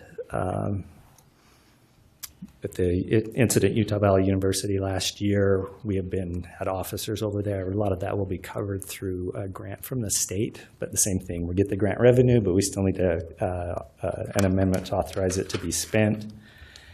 And the last one is similar, the wildland fire grant. So our firefighters will often go off to work on fires in various areas in the country during the summer, and we get paid for that, but we need to budget that money to be spent. Even though we receive it, we still need to budget it to be spent. So those are the 4 items. If you have any questions. Nope, let's open it up for a public hearing real quick. So it's 8 o'clock straight up. We'll open it up for public hearing if anyone has a comment.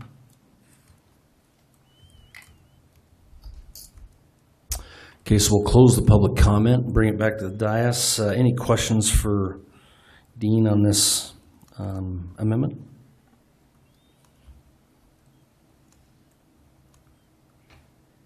With that, I'd be happy to take a motion.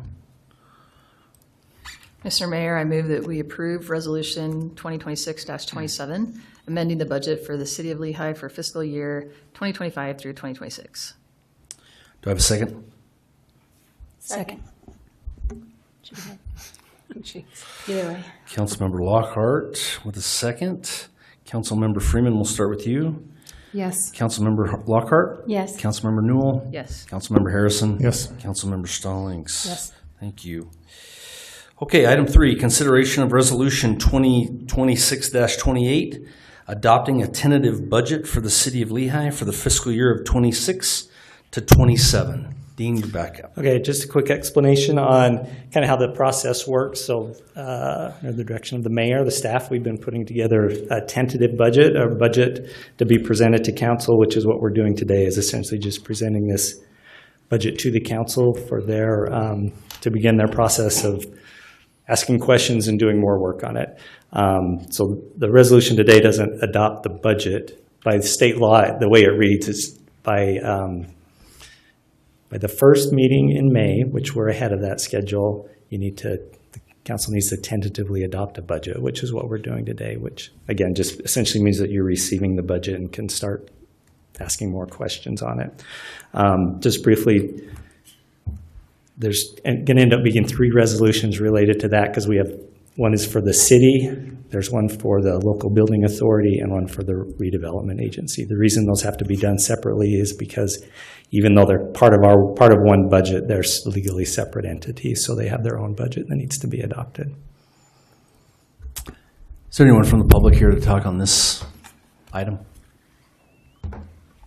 Okay, great. So we'll bring it back to the dais. Any questions for Dean on this? Mr. Mayor, I have a question. I just am seeking clarification, especially for the public. So a part of the mayor's presented budget includes a property tax increase, and I just want to be very clear that if we adopt this tentative budget, we're not saying it's a position of the council that we are in favor or opposed to the increase. That's not what we're saying. Absolutely. It's saying that there's a proposal in there, but you're We're not receiving accepting the proposal, but that doesn't mean that we are for or against the proposal. Yeah, the whole process of whether or not the tax increase is adopted is a longer process that would go on for several months and quite a few public meetings. So. Yeah, no, thank you for the clarity.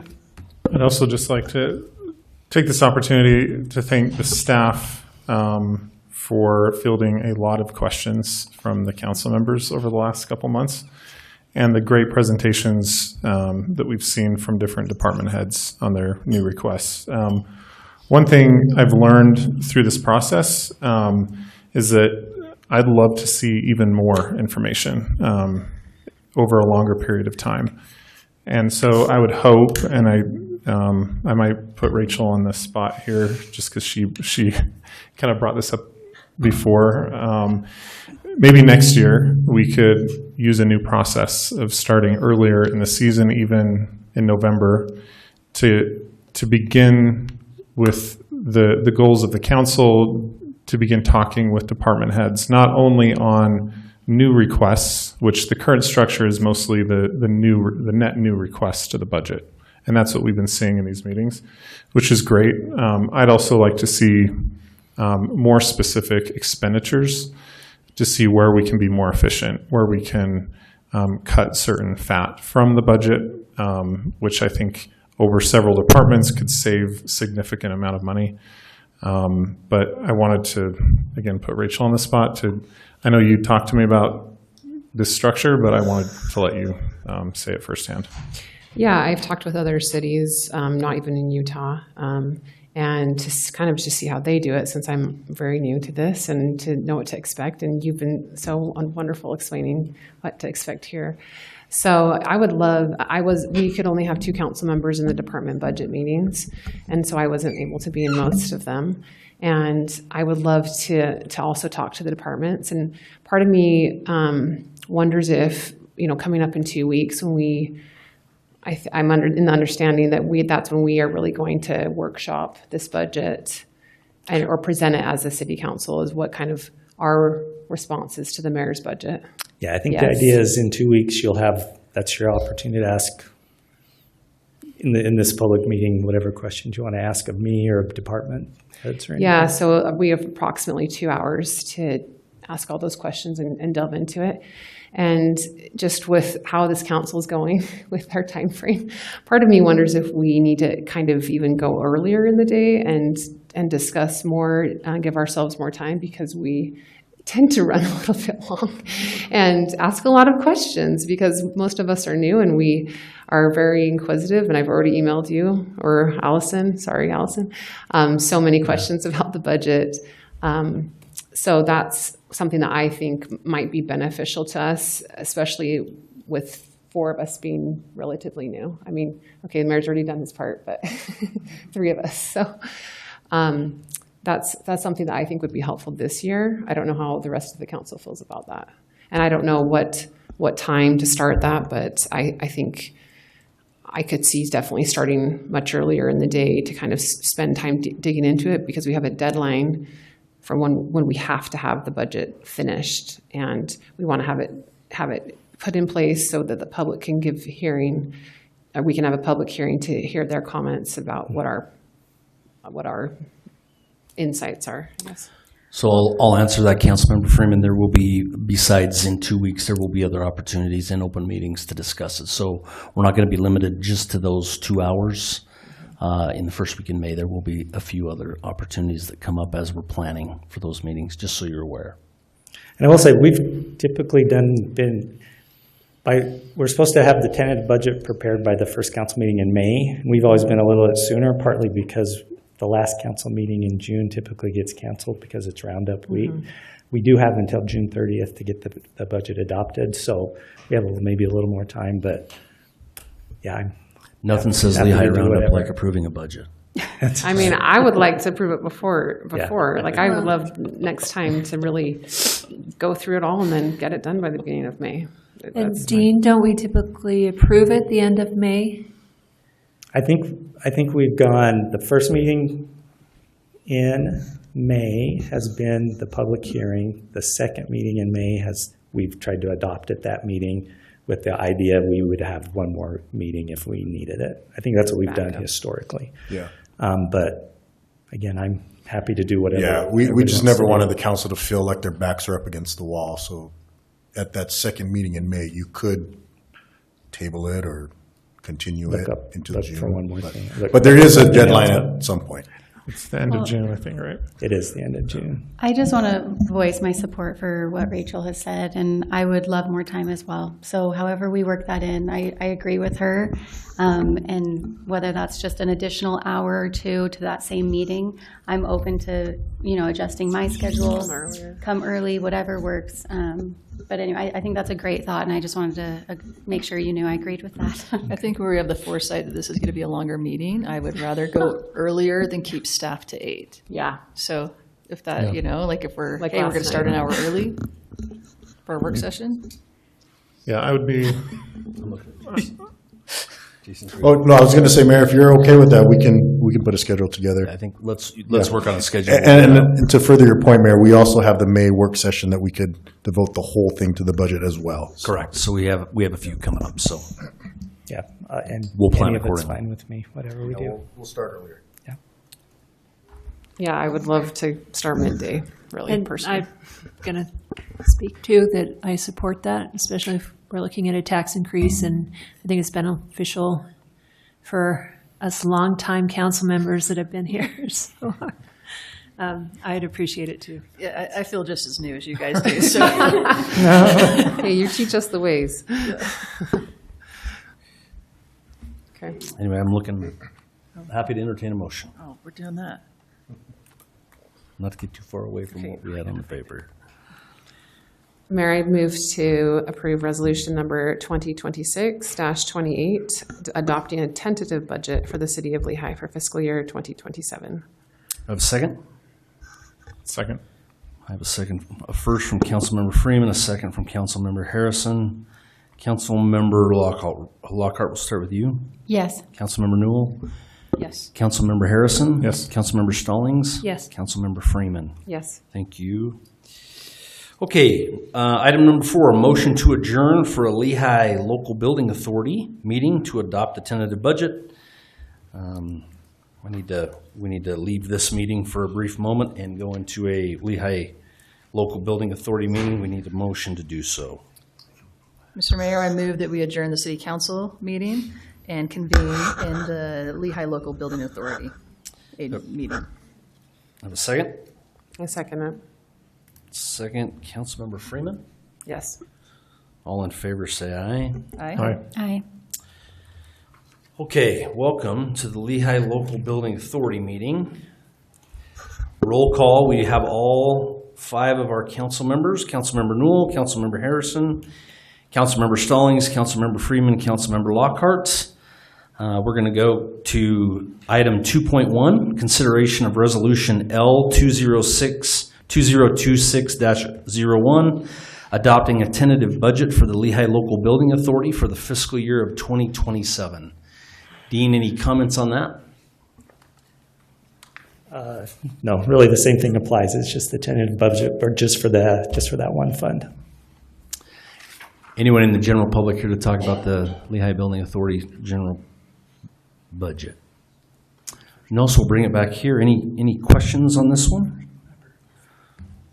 I'm happy to entertain a motion. Mr. Mayor, I move that we approve resolution L2026-1, adopting a tentative budget for the Lehi Local Building Authority for fiscal year 2027. Second. Second, Councilmember Lockhart. Any questions on the motion? I know I haven't asked that yet tonight, but it just came to me.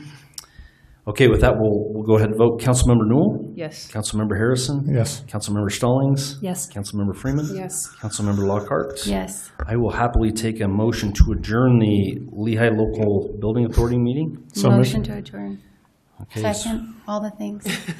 Councilmember Harrison with the first, Councilmember Lockhart with the second. All in favor? Aye. Aye. Aye.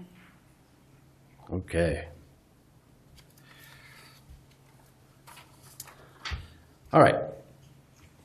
Welcome back. I don't have to do anything to start our next meeting, do I, Ryan? We're ready to go. Okay. Just got to make sure I do this right. All right. Item number 5, statement of notice to the public. The 2026-2027 Lehi tentative budget includes a proposed tax increase. Dean. Okay, so this is new. It was passed, this is a state law this year that increased noticing related to any adjustments to tax rates. The law states that with the tentative budget, if there's a tax increase proposed, tax increase defined as a rate that's higher than the certified rate, that we need to have this statement. This statement's included in the budget. I'm going to read parts of it, at least the part. I'm not going to read the whole thing. But it's not really something that's voted on. It's just, I think the intent is to make sure it's out there in the public. So, and I'm still a little unclear on how often this needs to be read, but I'll try to figure that out. I think anytime there's a public hearing related to budget, we need to read this, but if it's more often, I'll do the best I can. So,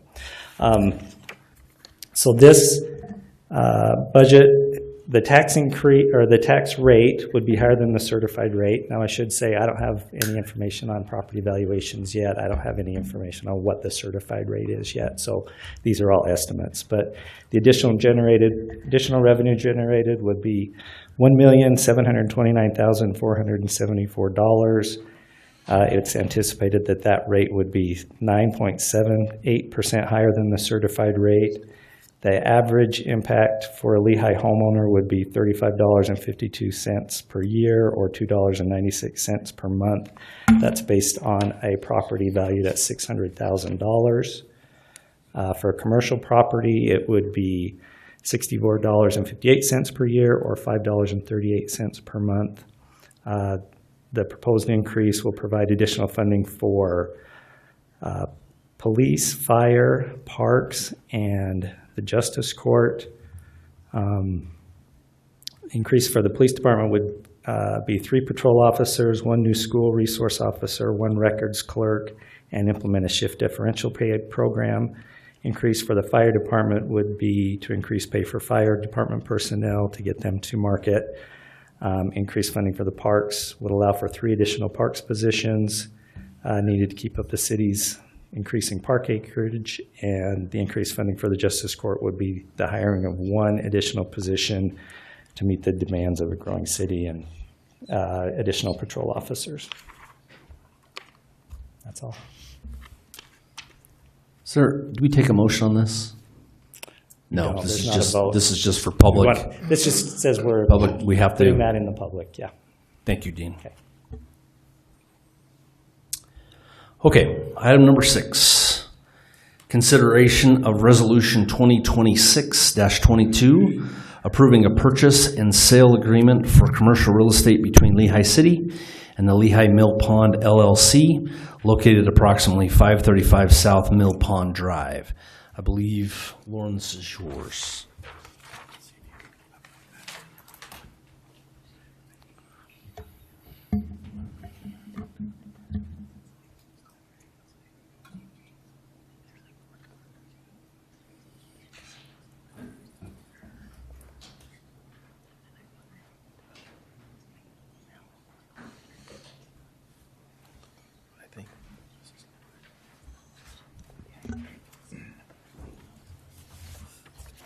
Mayor and council, are you able to get that up?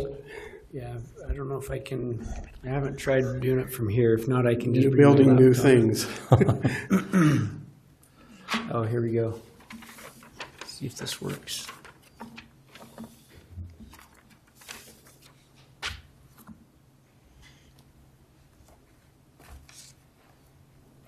While he's doing that, let me just, maybe it'd take a little while, huh?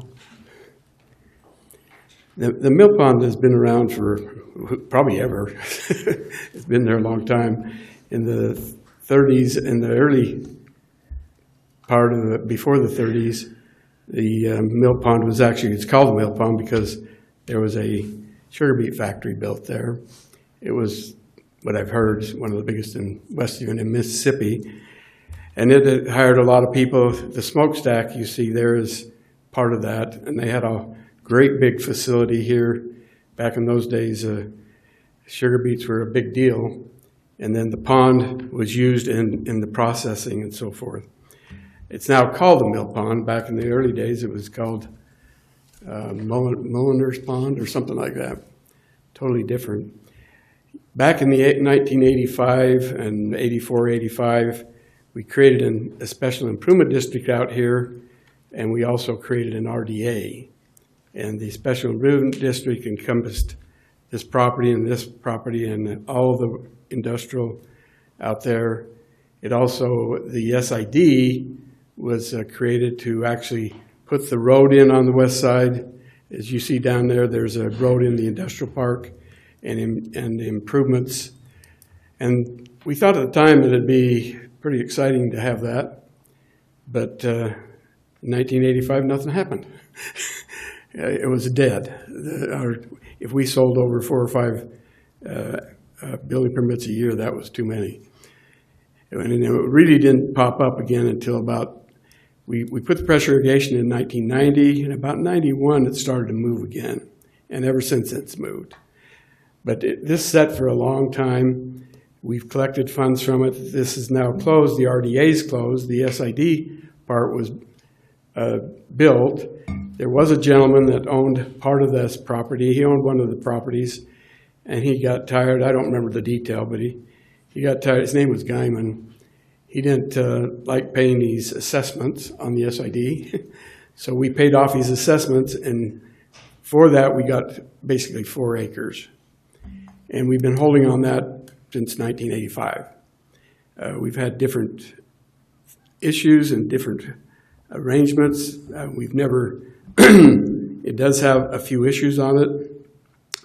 Currently, we've been working on a plan with several people here to, has it showed up yet?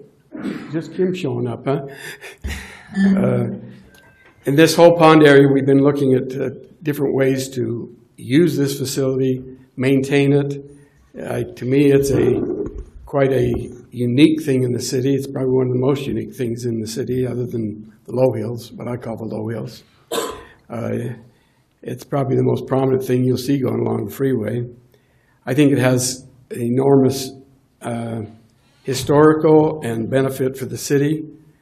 So I've been working on this for several years with the council approval on the, okay, now he's got it up. And the top, right at the top off to my right, I'm going to talk from my right, which I don't know, it's your left probably. In the top right, there's a parcel of ground that a person had picked up years ago, and he was just holding it in order to complete property around the pond. And actually, there's, in that parcel, we have a drain that goes all along from Wendy's down to there. We have really no access to the end of that drain. So we actually worked a purchase of that property, which is some land and part of the water. So that's off to the right, your left, I guess. Then there's kind of an orange piece in the middle. That one had a sign on it. It's actually the sign that's out there now. A prior mayor of the city, Howard Johnson, did own that property. His family, it went to his family after he passed and his wife passed, both of them passed. We worked with that group, with their family and with the sign company. And so the sign company, we didn't want to pay for the whole property. It'd be expensive with the sign. So the sign company actually bought the piece where the sign is. And then we bought the remainder of that and to continue our trail or road around the pond. Now, part of that's in the water, so we also got water as part of that purchase. Now, to get over to Mill Pond Drive, we still own that 4 acres. Now, if you see on the bottom where you see the orange, and if you went to the, I guess it'd be your right, there's a road we've maintained. We're going to maintain 20 feet of that for a road or trail that we can access these properties and access our drain and get around the pond. The proposal, and I'm going to talk about the whole proposal. The proposal before you right now with these, it's actually between 3 parties. It's the city, the Mill Pond Management is the Peck family, and it's called the Mill, what is it? Lehi Mill. That's actually another entity, and it's actually, they also go by another name of Moto United. They bought property from Miyagi, which is just above there, and they are building, if you've seen a building out there, it's being built by Moto United. It's a very nice building for them. They sell a motorized equipment, boats and all kinds of things. They have a facility in St. George. They want to move up here. They bought that from Miyagi, and so they're in the process of finishing that building. They would like to buy the 4 acres, which we have, to expand their facility, make it better, enhance it, and own the ground around their facility. So we need a piece, the orange piece, not the orange piece.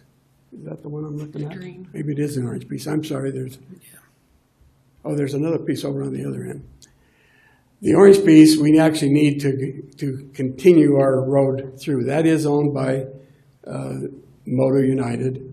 They are willing to sell us that piece so we can actually get from that road into these other properties and over to the drain and the pond itself. So the arrangement, and they're a little different in order here, but I'll just tell you about the three that are here. One is this purchase from Lehi Mill LLC, which is Moto United. They own this piece and they own some water. We're buying the land for a different price than the water of $340,000 to purchase that property that they have there. That will complete an access all the way out to Mill Pond Drive and into that. You can actually see up by the freeway, if you see a light colored, that is where the drain is. It's a huge drain that starts way up by past Wendy's across the road. That's where it empties. And so it's going to give us access to that, which we really have no access at this point. The second part of this arrangement was with Moto United to buy that the 4 acres. It was a little more than 4 acres. We're keeping part of it for the trail. A little more than 4 acres. Would be buying that. They would be buying that from us for $4 million for the 4 acres to enhance their property, enhance their development, and give them control of that area. The third part of the transaction involves the Peck family, and that involves, if you look at the green, our intent is to take that $4 million and buy exactly 4 acres from the Pecks. Most of that is that bottom area, which is just area we could use in any fashion. Part of it is a trail around, probably 3/4 of it is in that green area that can be used for whatever. It has been our intent in the past to create a trail around it, and this has been discussed with several different councils. But the intent is to spend that $4 million to buy the green property. And it's 4 acres for $4 million. They're buying from us. We're spending $4 million, 4 acres for this. Pond has a lot of advantages, a lot of recreation capabilities and other things. That isn't what we need, what we have now. Well, and maybe I need to back up a little bit. The pond, over the years, many of you, if you were from Lehi, you would hear this saying that the pond has no bottom. Well, we drained it 2 years ago, and we found a way to drain it. It actually keeps it at 4-foot level, and we found a way to drain it down to a 12-foot level, which is huge. And when we drained it, a lot of the pond was 3.5 feet deep and full of sediment. In my mind, it was turning into a quagmire. It was bad, even for the irrigators. And us, we take water out of this. We're probably 65% owner. It was just hard for us to even get good water out of it. And that's our water. So we've created an arrangement where if we buy this, it appears that the Peck family may provide another date when they could be here to donate part of the water that they have. There's a lot of advantages down here, a lot of different things you could do. We haven't set out any particular thing. This just appears something that would be good to own. If we don't, it will go to somebody else, and whatever they do with it would be up to them. Seems like an opportunity for the city. We do have some RDA monies to actually make all this transaction work, do some more work on the pond later in the year, and we have $1.3 million. We've done some work just about 3 weeks ago, but we had to stop because the irrigators want their water, so we had to quit.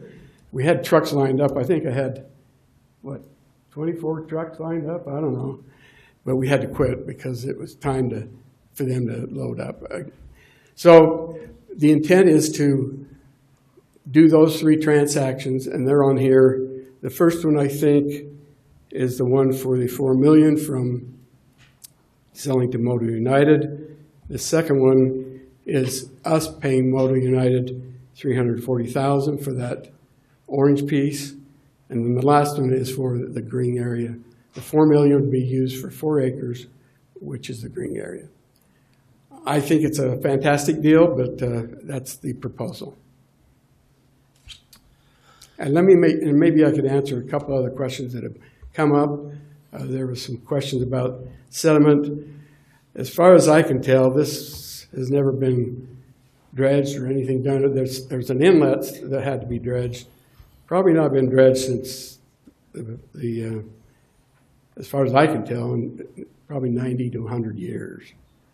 I think that sediment, in my opinion, and I've been here, most of it came from the work over in the American Fork area. It didn't come from the normal runoff.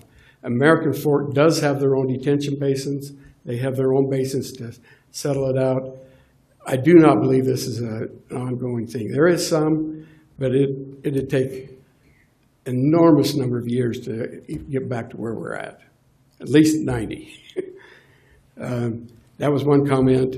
There's the green ditch that does go south. There's 3 ditches that go out. The green ditch, if we had to maintain it, it would probably be, it has a certain flow. They're probably only in, a couple of second foot, I would guess. If we had to do that and it came up in another setting, I think what we'd do is just pump that flow so we could use the entire pond. It wouldn't take much to put that little small pump in if we had to do it, or lower that channel if we had to. I think this has been this has about 160, upwards of about 200 and some odd acre feet. The most we have in our whole entire system is 260, so it's an enormous facility.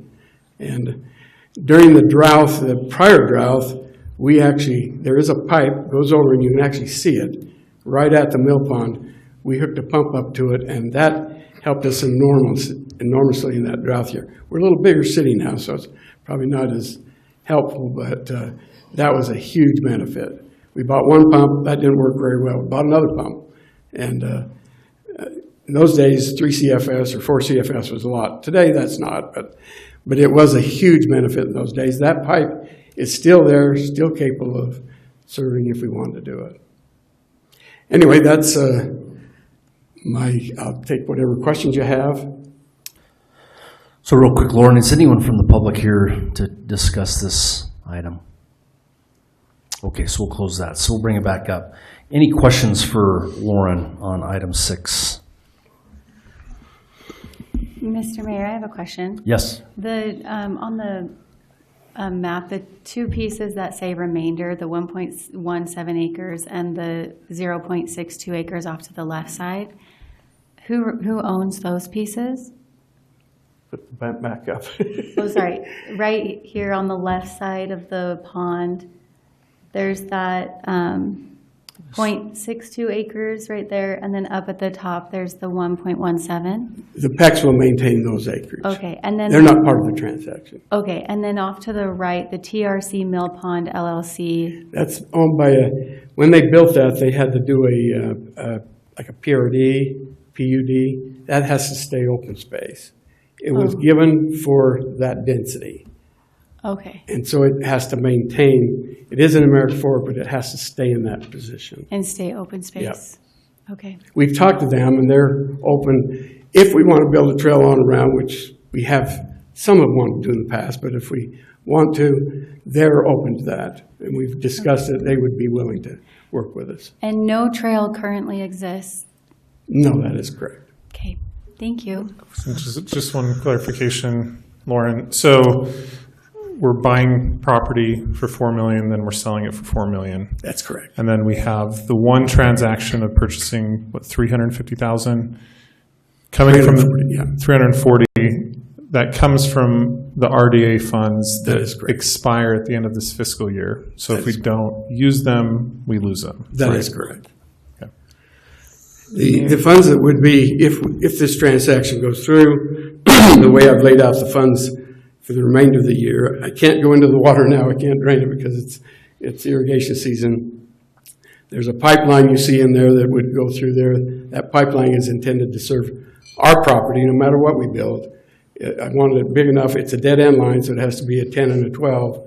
We usually run an 8 and a 10. We're going to run a 10 and 12. So whatever building we build, we can serve it. Whether it's a high-rise or something else, that pipe serves us. Now, it goes to the end of the property, so it can also benefit the PECs, because they're keeping a piece that's going to be a valuable commodity for them to sell. But that pipeline is intended so that we can build whatever size of building we want to build. And so that's it's about 100,000 to 150,000. The 340 would be spending, we did spend, I have 1.3 right now, I looked it up, and about 200,000 we spent just a little while ago to do some more dredging before irrigation season came. Then, let's see, what else was I gonna, then we have some more dredging to do in the fall. We actually built some facilities out into it, and it looks kind of like fingers if you look at it. Those fingers have to be removed. And in removing those, we'll actually lower the entire ponding even more than we have now. Mr. Mayor, can I ask a question? Yes. So that's what I was wondering, because you were saying that you had put money, that you have money, or you have over $1 million that you've been putting towards basically making improvements on this pond currently, and you plan to do so in the future. Can you expound on that a little bit? Yeah, that's what I was saying. Okay. The intent is to use all that funds this year.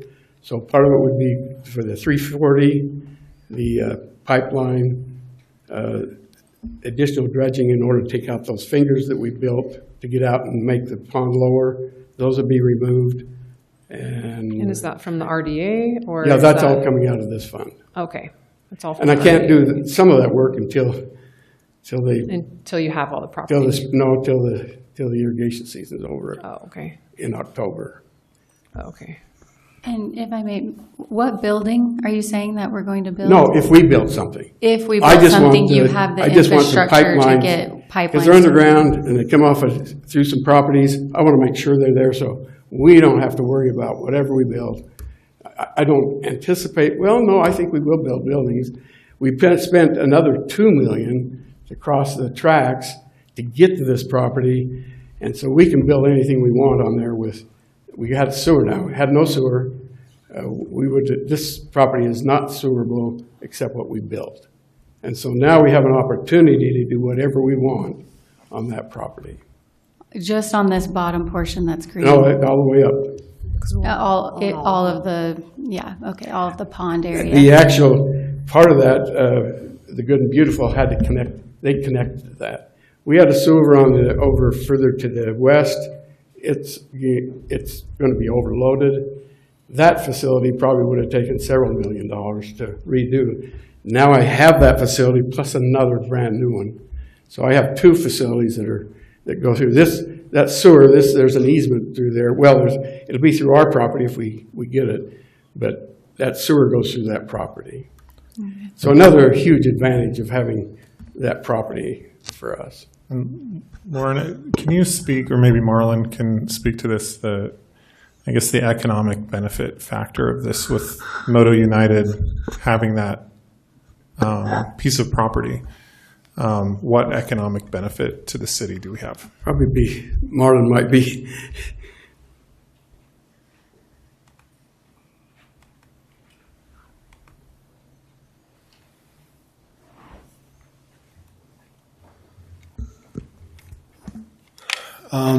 To answer your question, Councilman Harrison, so Moto United is an organization that sells ATVs, watercraft, everything from large boats to bombardiers, single motorcraft, motorcycles. I think they do the Triumph brand, and other motorized vehicles. So their current facility, and by the way, they receive no incentives for their project coming. I'm going to be way off base on these numbers, but I want to say that they wanted like 120,000 square foot facility. They were only going to be able to build about an 80,000 square foot facility. The new model is such that all of the sales go on the main floor. They do a mezzanine up top, and that's where they bring in all the vehicles on top to do all the maintenance work and stuff like that. Also mezzanine sales for the motorcycles and stuff. What this is going to do is allow them that additional 40,000 square feet or whatever they needed to finish off their building. They'll end up with almost two buildings. I don't know if they're going to combine them or not, but then they'll utilize the internal piece for storage of vehicles that are being worked on and stuff. So the economic impact would be the retail sales tax generation from that extra piece. So let's say it becomes boat sales. You're anywhere between $100,000 up to $400,000 for some of these ski boats. If you sell, let's say, 10 of those, you're $4 million. Of our generation would be about $4,000. I mean, we're 1% of that, or half of that. Half of the 1%. So again, you run the numbers out. When I talked with Aaron, he said that their goal was to start generating anywhere between 80 million and 100 million in sales annually out of that store.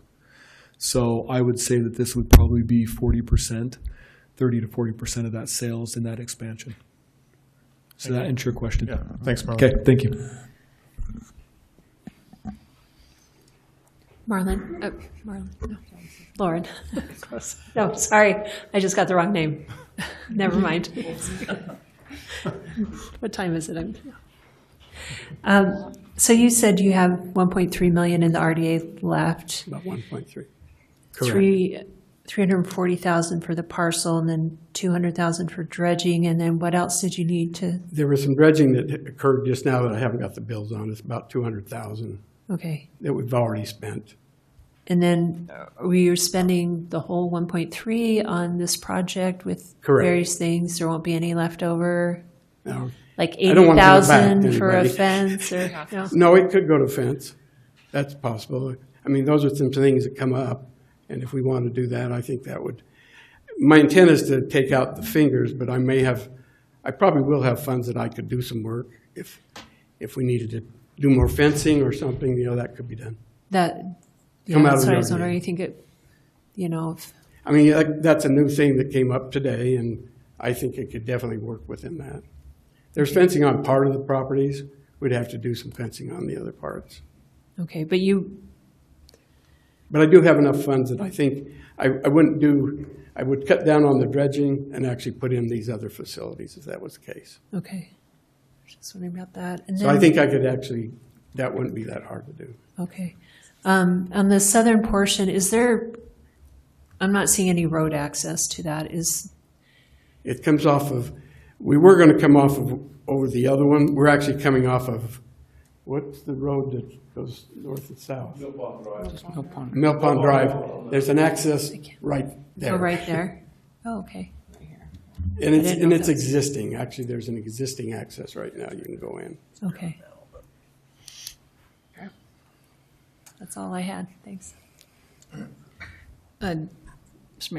Just a couple of clarifying questions. So this Lehi City Trail that's right below the 4 acres that we would be selling, that's what we would keep because we have 4.5. So that's what would be included as part of that. And then RDA funds were what you're going to use to buy that other section to connect it all together.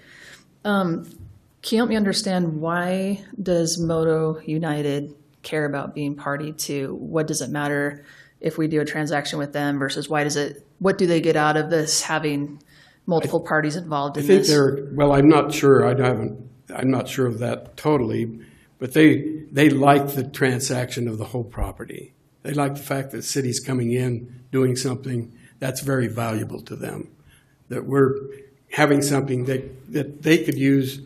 Their people come in, whatever we do there, they would have access to a public facility rather than a private facility. Sorry. I've had a lot of conversations with Moto. Yeah. They actually do want to buy a little bit more of that property from the PECs. They really want to work through this whole thing. I mean, this all started with a trade.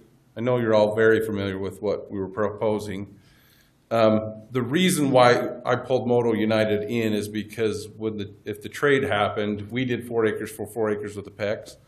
that 4 acres to the north was in a 2-year moratorium on a trade. So I went to Motor United and said, "You want to jump in now?" They said, "Absolutely." That's why it became a 3-party thing instead of the trade. And Moto wants, so Moto will still want to work with us on additional property that the PECs own. Okay. And we'll work through that as we go. I don't know if that answers your question, why they want to be a part of this, but they really do want to be part of the whole picture. Maybe you can help me with some more questions that Uh-oh. I'm having a hard time with. Yeah. So, yeah. We'll try. Yeah. So this piece that we have Yes. has a lot of commercial value. If Moto doesn't want it, someone else does. It's on that road. It's valuable. Tell me why this property that we're swapping at 4 acres has the same value, that we could turn around and have commercial value from it the same way. Why is this an even trade? I mean, that's a totally fair question. Okay. If the intent is to have this be totally developed, that corner piece down there on the bottom end is not 4 acres for 4 acres. You are getting some trail corridor on that. You still have a huge benefit if you want to do that south end of the pond as commercial and working with, but if that's the intent, if you're saying 4 acres for 4 acres on a value of what is the value you're looking for? If it's commercial intent and you want it to be a commercial project, that's a little different than I guess what we were evaluating. Right, because I think that the deals aren't necessarily as mixed as they seem. Like the fact that we need to get $4 million for this land sale that we can then turn at any point and buy this other property. Like they don't need to come together. I don't know that we want to invest in a trail and a pond and that. Is that something we really want for Lehi? I do see the benefit to selling the land to Moto United because we're not going to develop it, but it's a really good commercial piece that's a value to the city.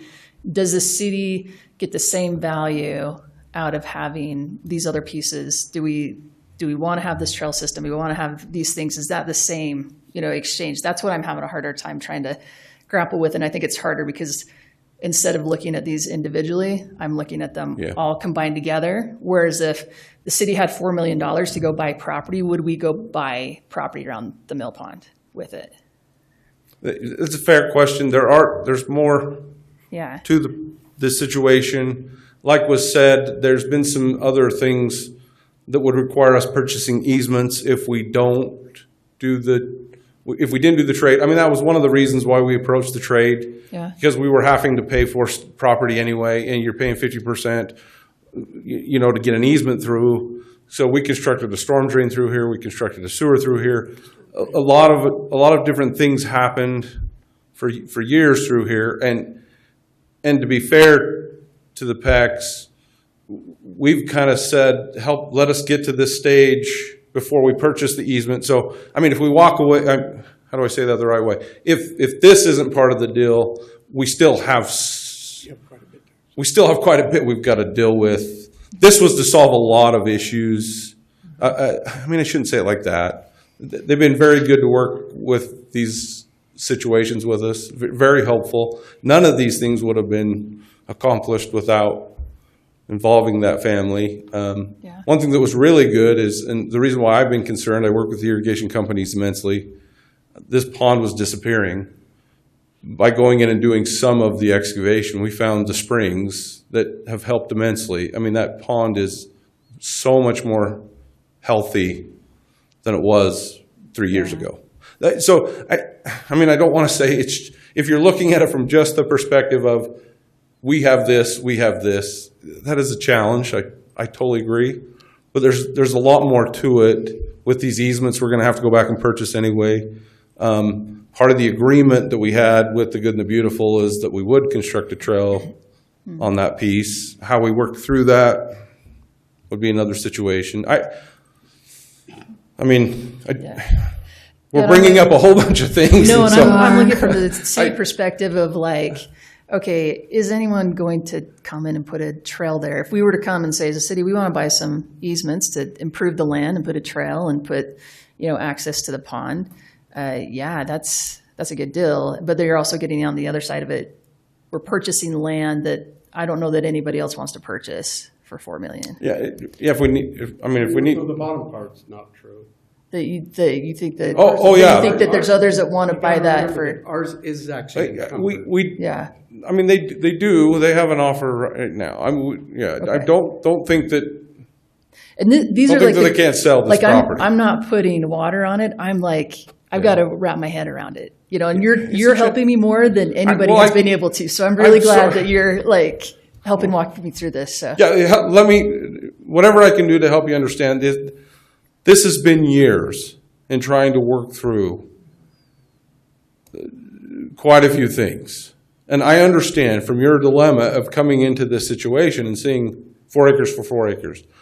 But they have worked with us immensely on trying to get some solutions to this area. and I'm seeing 4 acres of rec traded for commercial that a commercial entity really wants. Yeah, and if that's, I guess, how you look at it, we need to reevaluate how you want to look at this. But no, that south end has no, has major potential for commercial. If that's okay.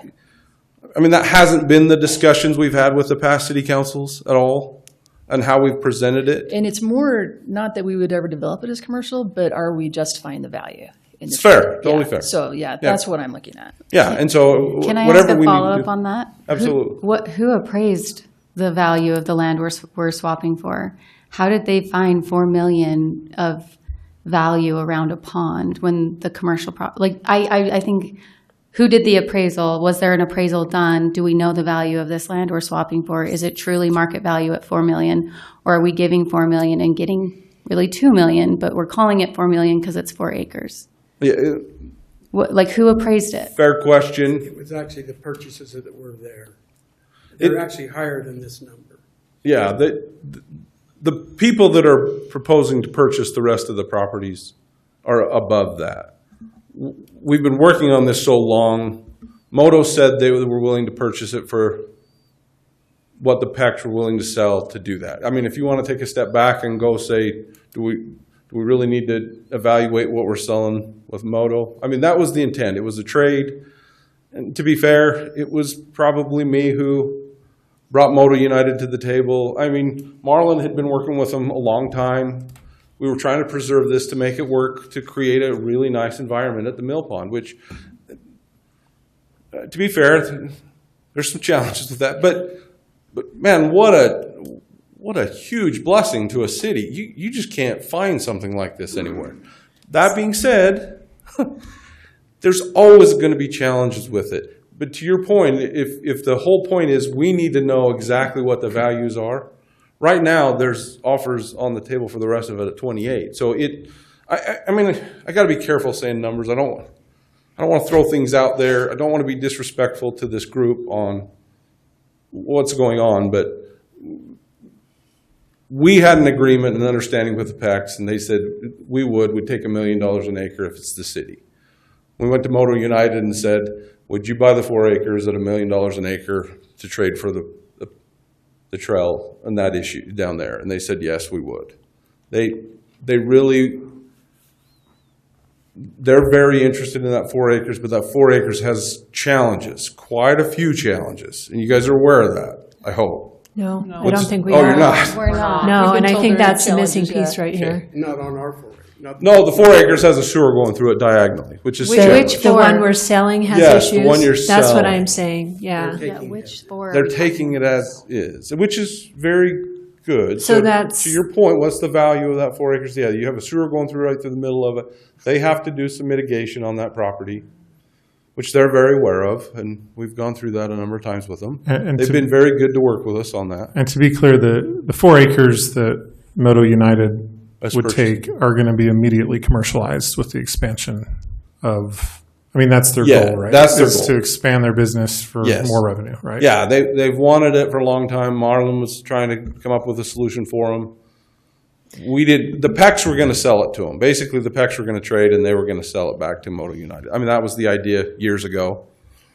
The problem is, when we did the trade on the 4 acres, they came back and said, you cannot sell that 4 acres again for 2 years.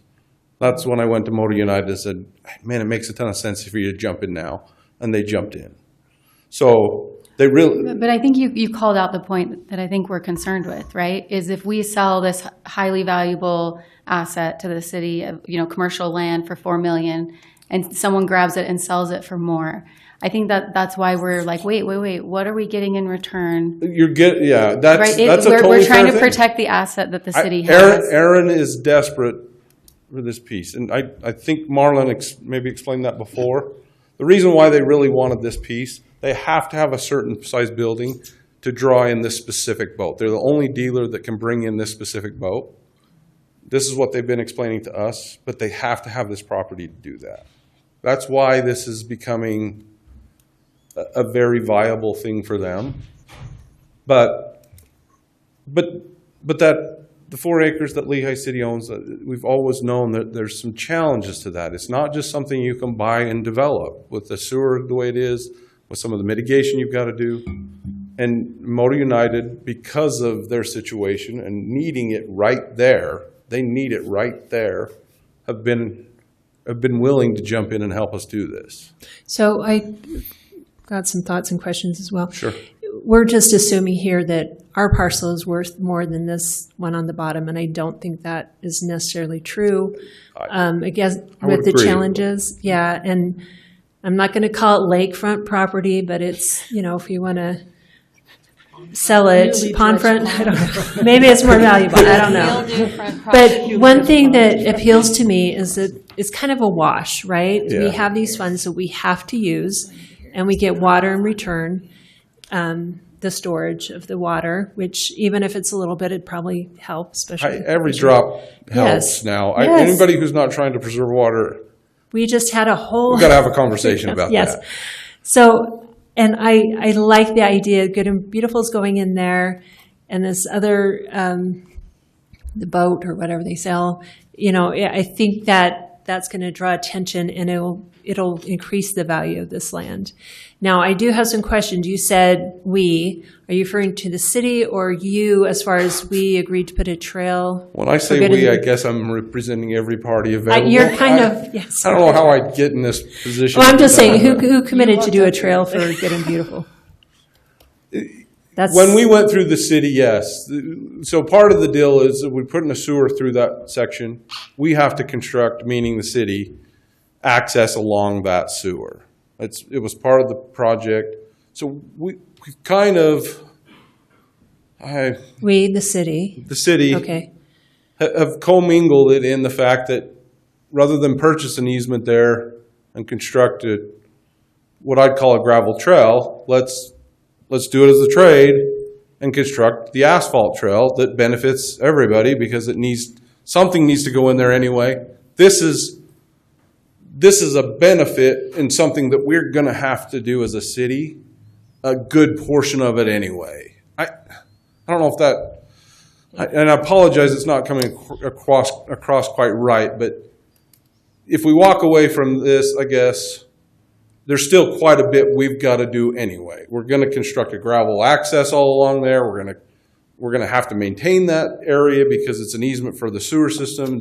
We have a storm drain there that needs to be maintained. So these things were all kind of done a little bit in good faith with the PECs. But if we need to take a step back and go purchase the easement and construct the gravel access and do it that way, we'll do that. It just didn't make a lot of sense to me if we can get this other benefit for not what I considered a significant difference. But to be fair, there's more to it. So I'm 100% on board with selling the 4 acres to Motor United. 100% on board with using RDA funds to buy the 1.635.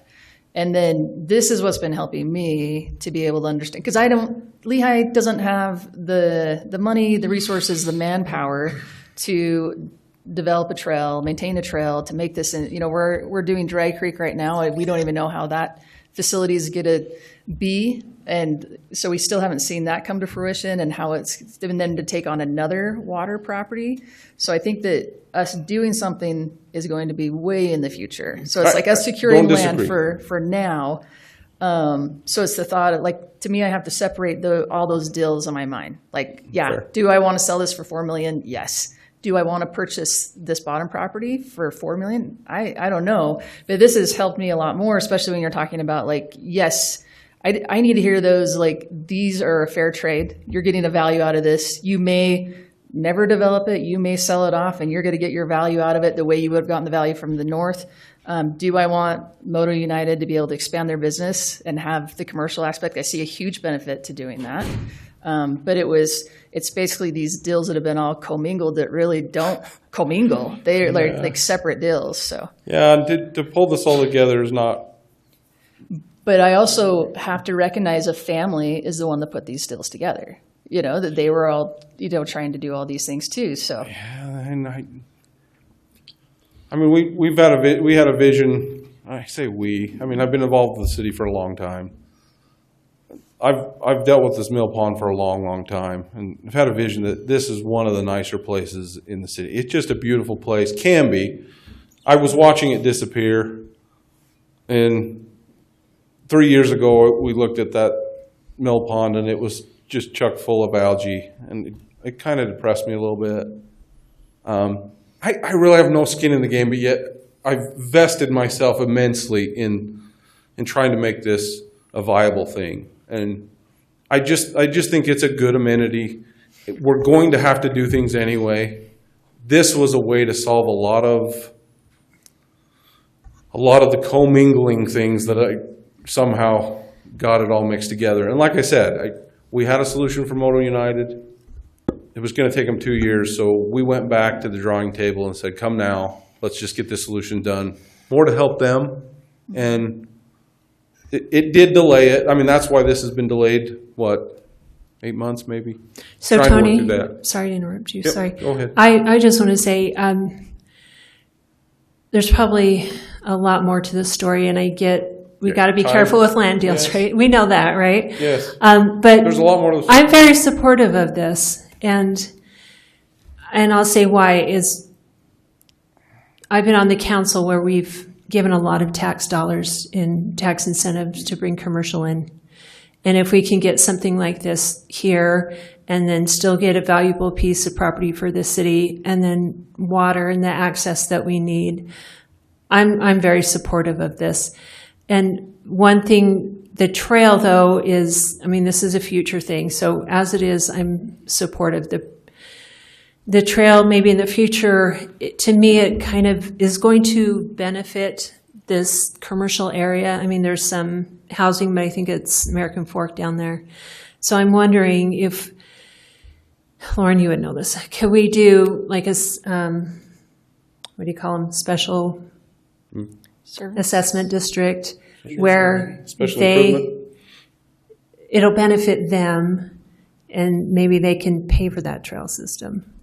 Is that That might be difficult. you can explore that maybe? Yeah, we can, but I think that'd be difficult. Okay. But yeah, we could explore it. Because I don't know, I'm kind of hearing that they want to come in because they like this trail idea, but I'm not ready to spend city funds on that, so. No, I don't. Okay. I don't think the intent was to put a bunch of money into the trail right now. Okay, so someday, it's I gotta okay be if a little it's in careful. the I mean, future. yeah, some of the years and developers years down and there years. on that south end would really love up here development. So I don't know if you're part of the agreement of the purchase is they'd like to preserve the ability to cross that trail, so you could go put. I mean, Okay, those are but all that's a future concern. future thing that would be associated with if they're developing across. Okay. Absolutely, we'd probably come in and say, "Hey, as part of it, to cross it, you do the trail." You're talking about are there options?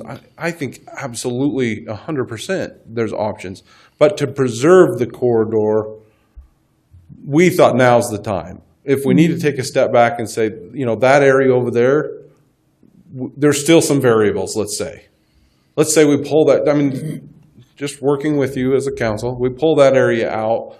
We use some of those funds to go back towards the 1.6 acres we have to buy from Moto United. To your point, what's the fair value? So maybe it's 3.5 that get purchased from the PECs, 4 that goes to there, and some of it goes towards that. There's options available. If you're saying right now to preserve that trail on the 8 acres is what would prevent you from No. trying to accomplish something, maybe look. No, I'm just talking about building the trail and maintaining. Oh, yeah. That's Preserving the corridor has been the number one. Can I say something? Can I say something? Yes, go ahead. I'm supportive of this project. I've studied it a lot, and I think you've done an excellent job. It seems like there's a lot of 2-for-1 benefits here. So you have a storm drain that you have to have. You have a sewer line you have to have.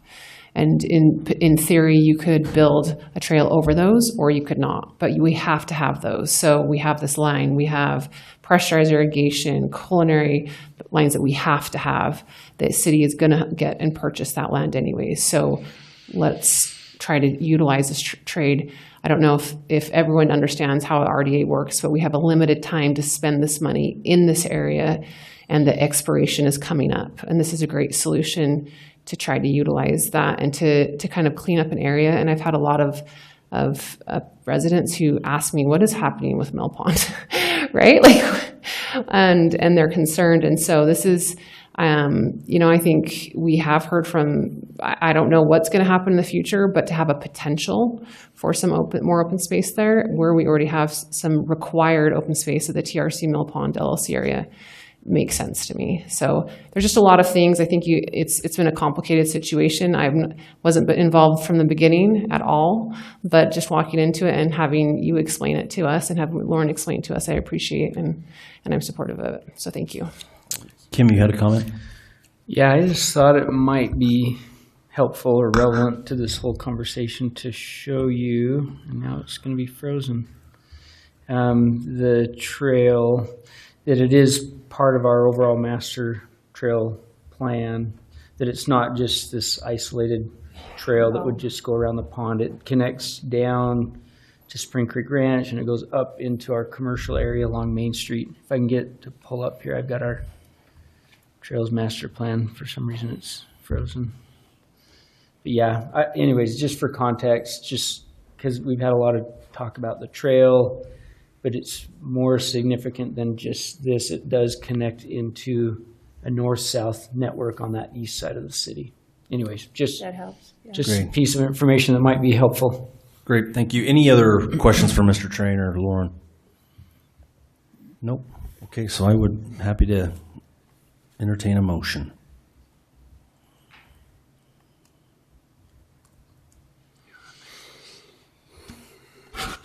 I'll make a motion. We're on number 6, right? We are on number 6, yep. Okay. I move that we approve Resolution 2026-22, approving a purchase and sale agreement for the commercial real estate between Lehi City, the seller, and Lehi Mill Ponds LLC, the buyer, located at approximately 535 South Mill Pond Drive. Do I have a second? I second it. I have a second from Councilmember Freeman. Any question on that motion? Great, we'll start with you, Councilmember Newell. Yes. Councilmember Harrison. Yes. Councilmember Stallings. Yes. Councilmember Freeman. Yes. Councilmember Lockhart. No, and if I may, Mr. Mayor, I just want to explain my vote, and this will apply to all of the 3 items relevant to this discussion. I fully support, helping the motor company grow and bring sales tax revenue. That's great. I'm very concerned about the appraised values and the lack of, there has been no appraisal given to the council that I'm aware of, that I've seen, showing that the asset we're selling is equivalent to the asset being received. I'm very concerned. There are no plans that our Parks Department or anyone has approved to show the cost of build out, the cost to maintain, the cost to operate this future idea. We've talked about a potential pier, and I've received no costs associated to this. There are pieces of this deal that make sense, but because I don't have the appraisal information to make sure the deal is correct for the taxpayer, as well as all the future costs, I cannot vote yes tonight. Great, thank you. We'll go to item 7, consideration of resolution 2026-23, approving a purchase and sale agreement for the commercial real estate between Lehi Mill Pond LLC and Lehi City, located at approximately 411 South Mill Pond Drive. I'm not sure that we need to, I'm happy to take any questions on this one. I think this is all lumped in. Any questions on this one? This is just with the RDA funding, just purchasing this for $340,000. Yep. It's the green bean. It's not up there anymore. Mr. Mayor, I move that we approve Resolution 2026-23, approving a purchase and sell agreement for the commercial real estate between Lehi Mill Pond LLC, the seller, and Lehi City buyer located at approximately 411 South Mill Pond Drive. I've got a first from Councilmember Newell. I have a second. Second. Second from Councilmember Harrison. Any questions on that motion? Councilmember Harrison, we'll start with you. Yes. Councilmember Stallings? Yes. Councilmember Freeman? Yes. Councilmember Lockhart? No, my comments prior apply to this one as well. I'd love to see the RDA funds used to help with the growth of that business and selling that northern parcel, but not in the full context of tonight. And Councilmember Newell? Yes. Okay. Mr. Mayor? Yes. May I ask Marlon a question on number 8? Yeah, so let's bring up number 8, and then, yes, we can do that. Item number 8, consideration of resolution 2026-24, approving a real estate purchase contract and addendum number 1 between Mill Pond Management LLC, the seller, and Lehi City, the buyer, located approximately 801 South Mill Pond Road. You would like to ask Marlon a question, so we'll bring Marlon if you're available.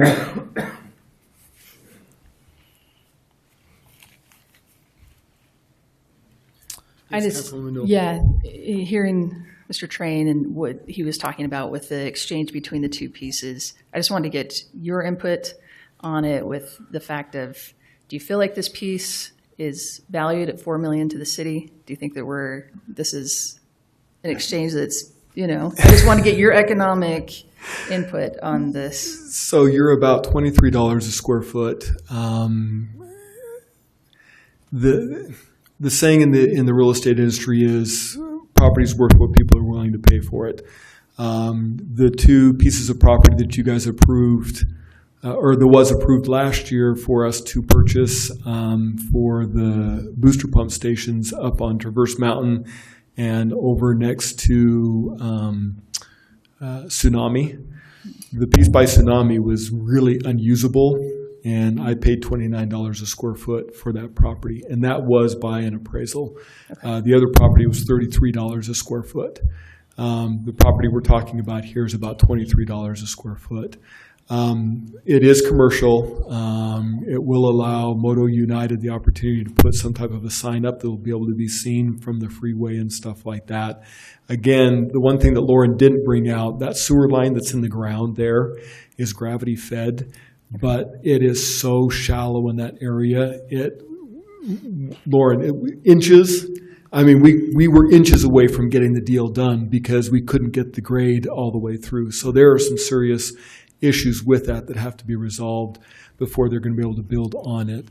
So taking that into account, I think we are getting a really good deal for the property itself in comparison to what we're purchasing. I'm with you on that property. It's more the southern property. Is that worth $4 million to Lehi? With everything else that we're getting in it, I would say yes. But again, I'd have to sit down and really analyze it and take a look at it. If I had to give you just a knee-jerk reaction at this point, based on the entire deal as it's being structured right now, yes. Okay. And Lauren's been showing this vision for a long time. I love the idea of the trail. Someday, grandchildren or great-grandchildren may enjoy it. It's me being able to justify this. And so I really value you and Tony being able to, and I think it really helps the public understand too of what we're doing. So thank you so much. I appreciate it. Yeah, one last comment. I've threatened Lauren for the last 10 years I'm going to sell that property, and we're finally to a point where I'm grateful that we're moving on in the property. And again, Moto United truly does need it for that boat sales component, and I think this is going to be a huge win, if anything, for the sales tax generation for Lehi City in the future. Yeah, we found a great buyer. Somebody found a great buyer. Yes. Yeah, so. Agreed. Yeah. Thank you.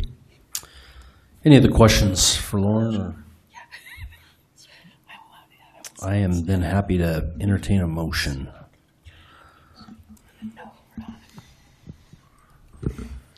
Mr. Mayor, I move to approve resolution 2026-24, approving a real estate purchase contract and addendum number 1 between Mill Pond Management LLC and Lehi City located at approximately 801 South Mill Pond Road. Yeah, I have a first from Mr. Councilmember Harrison. I have a second. I'll second. Councilmember Newell with a second. Any question on the motions? Grace, we'll start with you. Councilmember Stallings? Yes. Councilmember Freeman? Yes. Councilmember Lockhart? No, my position still stands from the other two items.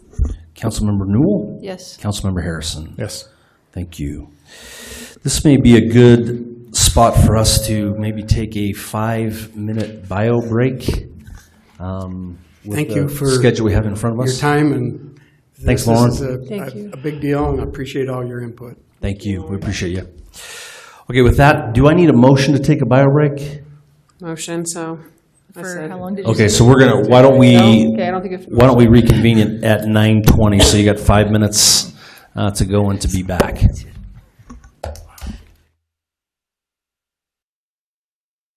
1630 South, 500 East. The petitioners, Windy City Development, are they with us? Oh, Mr. Train, welcome back. You ready now? Yeah, we're ready. I don't know if you need to ask questions or talk, but. We are, so go ahead and give us what. So this one we've been working on a long time as well. We came in for a zone change maybe a year and a half ago to get it all defined on how to proceed forward with this development. The main emphasis of the delay or why it's taken a little bit to get back through in concept is we've been working on that South Road. So Pony Express extension, which is a pretty big deal for the city, and trying to coordinate options for doing that. When we came through the first time on the zone change, the idea was to come through with a PRD. This way we could work with the road project. There's a significant dedication of open space on the south side of that road, which the preference was or discussion was at that time. We really don't want development past that road. So that's why it's come back as a PRD. In the process of the PRD, there's some significant things associated with this project, meaning the construction of the road, the dedication of an additional 8.5 acres of open space with the project, a trail corridor to match what's next door. With the ranches, they have a power corridor trail, and so that's something that the city has in their master plan as well. To do that dedication. There's some additional road widening up on the north end. All these things we kind of worked through as part of the PRD of, in matching kind of lot sizes that were next door, a little bigger than those. One of the recommendations we had with the group originally when we did the zone changes, they did like a little variety of sizes of lots, not just one standard lot size. So we took that approach with it. When we went through things with the city, we came up with an approach for the 72 lots. The economic impact is not, I mean it's definitely more on the city's benefit with all the things that the development was giving. Pretty significant, which we've gone through with the city, but we felt like the layout was appropriate, and that's what the request was. So that's, like I said, the delay's been there, just trying to work through the road. The idea of the PRD fits this area. It matches what's kind of adjacent. To preserve that open space on the south side has some significant advantages from, what we've been, I guess, directed with the city in the past. So that's the proposal. And I'm here to, I'll answer questions or field whatever you need from here. Is there anyone in the audience that's here to speak to this item? Okay, great. So we'll take it back to the dais. Any questions for Mr. Train on this item?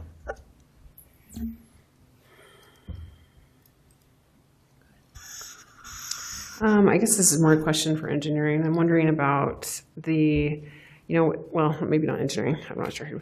The only two of the lots, it looks like would be half acre and would have animal rights, right? That's what I looked at. And probably none. Would probably put no animal rights on. Okay. Any of these. Okay, and you asking for density in lieu for some of that, like increase in density. And I just want to know if like engineering or if, what your thoughts are on that, if you're feeling like this is a fair thing for increasing I'm going to density. actually let Brad talk about, Brad? because he's more involved in Pony Express and done a heck of a job getting us where we're at. So Brad, do you want to comment on that, please? He's already beat me up plenty, so. I would never do that. Brad Kennison Engineering, so thank you.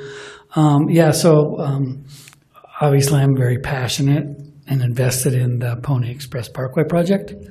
That project has been approved through MAG for 4 years now. We've been in the wetlands permitting process for most of that time.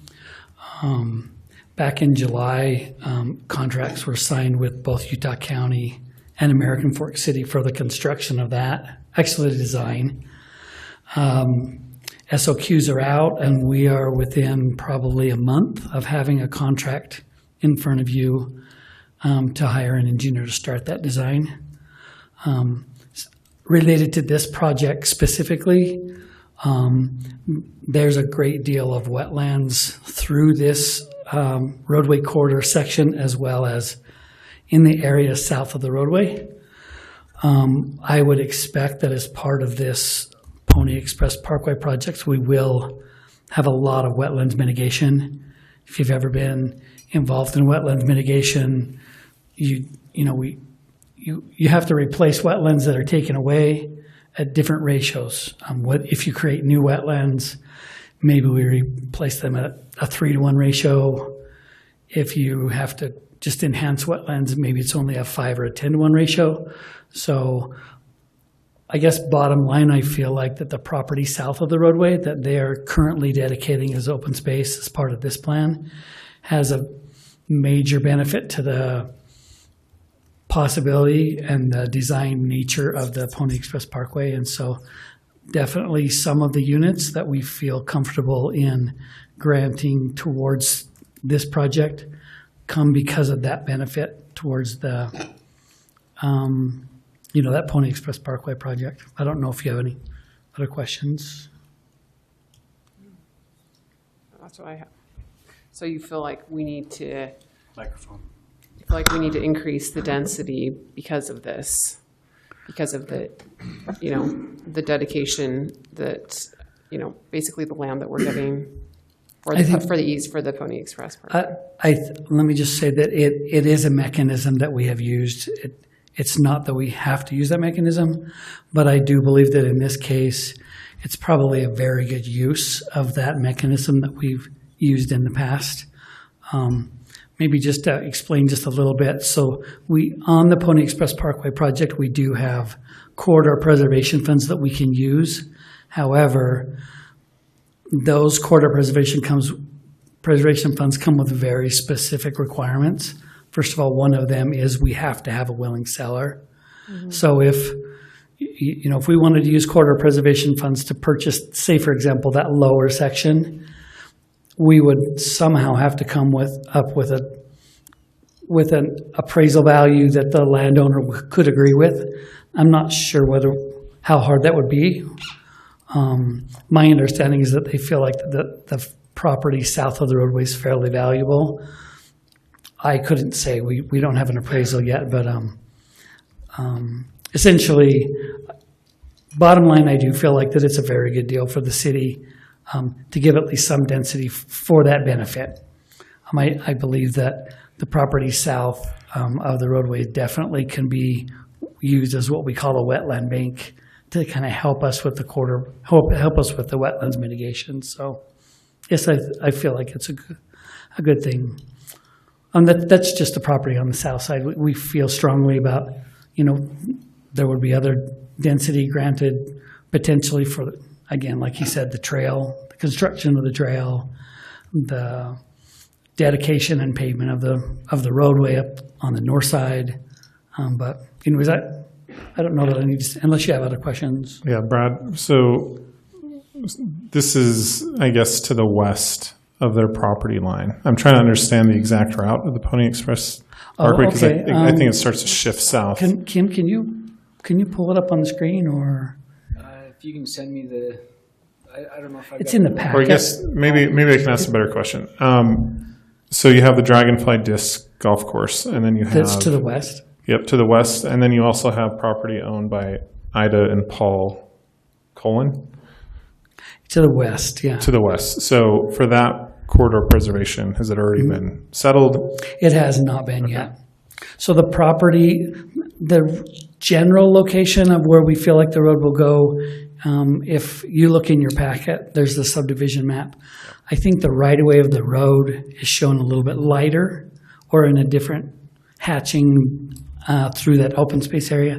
That's roughly where we expect the road, although we do know that it needs to maybe be moved a little bit to the south to avoid wetlands. But that generally shows the alignment of the roadway running east and west. And if we didn't... Yeah, so north is to the right. Okay, but we could shift it south in theory if we had to. The roadway can only be shifted just a small amount. I would say 50 to 100 feet maximum, because we're literally, as we've done the wetlands delineations, we're kind of winding the road through springs and wetland areas. And so we've looked at this with our wetlands delineation specialists, and we do believe that it may need to be moved just a little bit south. But I'm talking like 50 or 100 feet max. So it's pretty much where it needs to be. Brad, do the managed funds pay for that wetland that you have to? I'm sorry, what was that again? Does the corridor preservation funds you get from MAG cover the wetland? So the wetlands delineation that we did earlier was paid for by TSSD. Okay. They funded our wetlands, so we kind of worked a deal out with them. They paid for the design and engineering of the wetlands delineation. But we do have some money, yes, in the project to do environmental work, which is intended to do wetlands mitigation. So we have some, yes.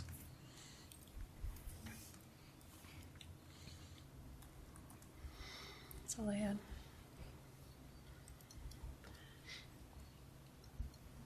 Sorry, one more. So it's a wetland bank, and I'm guessing Lehi will own it, right? Do we have to maintain it? For some period of time. Just for example, when we widened Main Street, west of 2300 West, we ended up having to do some enhancements in the wetlands within Jordan Willows. We took out a substantial section of Russian olives and improved those wetlands and put in a boardwalk. In that case, the Corps required that we maintain those wetlands for 5 years. And the way I worked with the Main Street project is I made sure that they kept the project open so that I could pay for the maintenance of those wetlands out of county funds instead of just ours. I would hope we could do the same with this one. And then it would just be a certain period of time, and then what would happen? It would just... Well, generally, so that period of time is the time that we have to maintain the wetlands so that the Corps can make sure that they work adequately established as a wetland area. Okay. After which, I'm sure that there is some maintenance as part of those, but sometimes it may include some Phragmites, mitigation, other times some spraying. But generally speaking, the wetlands within, say, for example, the Jordan Willows area, we like to let them just run. We try to keep as much water in there to keep that vegetation growing, and right now we're mostly just paying if we have a tree die. We'll pay for some trees, and we may pay for some spray. Okay, thank you. Mr. Mayor, may I ask questions? So a couple of questions. Mr. Train brought up, or maybe this was in the packet, I read it, that this was a similar exchange on another property. I was wondering if we knew what kind of was in lieu for those 10 lots, if that was very similar. Also, the open space is greater than 20% now. I was wondering if you know the percentage of that we've gone beyond. I don't know the percentage in this case, but And then also just, so if we weren't to do this, we would need to purchase both the power door dedication. Is the trail construction the power door trail? So, and construct it, and then also do the dedication on the south side for the road, and purchase that corridor. Is that? Sorry, I threw everything rapid fire. There are like no 4 questions. Yeah. Which one would you like me to answer first? Yeah. So you asked about a past project. Yeah, the past project. What was the? I'm not sure exactly what he's referring to, but I believe it's probably the Willis subdivision. Okay. Which is the subdivision on the west side of 300 East. That's the project that helped us get the dedication of the open space for Dragonfly Park. Okay. So the Willis is owned all the way down into Dragonfly Park, and when they developed that project, we gave them some units off of that property that they dedicated. They moved them up above the road, and we ended up having Dragonfly Park in some of that area down there. Do you think that's comparable? Because they also received 10 lots. Do you think what we're doing? Yeah, I think it's pretty comparable. In my perspective, probably even a little bit more of a benefit on this project for the city because of the roadway that's going in and the wetlands benefits that we would have down there. And then, do we know how much above the 20% this is going to be open space? How much? 8.5 acres. So, okay. So, I don't know, is that 30%? So 28.5? Yeah.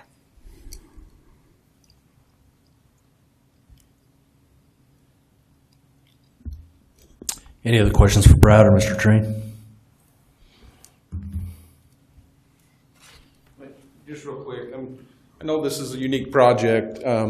It does have quite a few extra things involved with it, and that's why we did feel. That's why we did feel the 10 acres was appropriate. What happened with Willis was primarily open space, but this does have road corridors, trails, and things like that. It is a unique one down here, but it matches what's around. We try to get a little gradation on the things, and the property owner is willing to work with the city right now, which is a pretty big advantage. And we've delayed it quite a while just to get this road to work out. So, yeah, I think it's the right thing for this situation, which it's a little unique.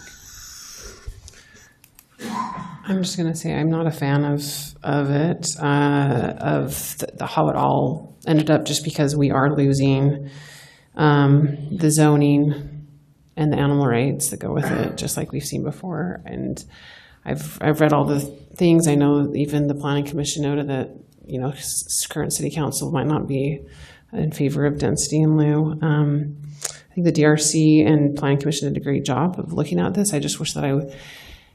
Just like council member Lockhart said in the last one, I think I would have liked to have more information on this beforehand, to be able to really, the city saying we don't know the value of this, we don't know the value of this, is it equal or not? And I can't make that judgment call. Like, I'm a nurse, right? And I read all the things and do the best I can. But so for me, I am hesitant about this. Yeah.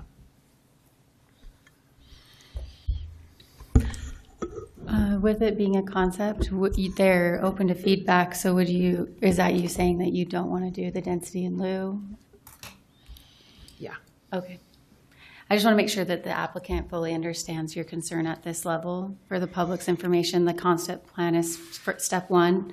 There are more steps to come. This is where we can give the applicant feedback on what we do and don't like, and then they come back to us with that feedback implemented.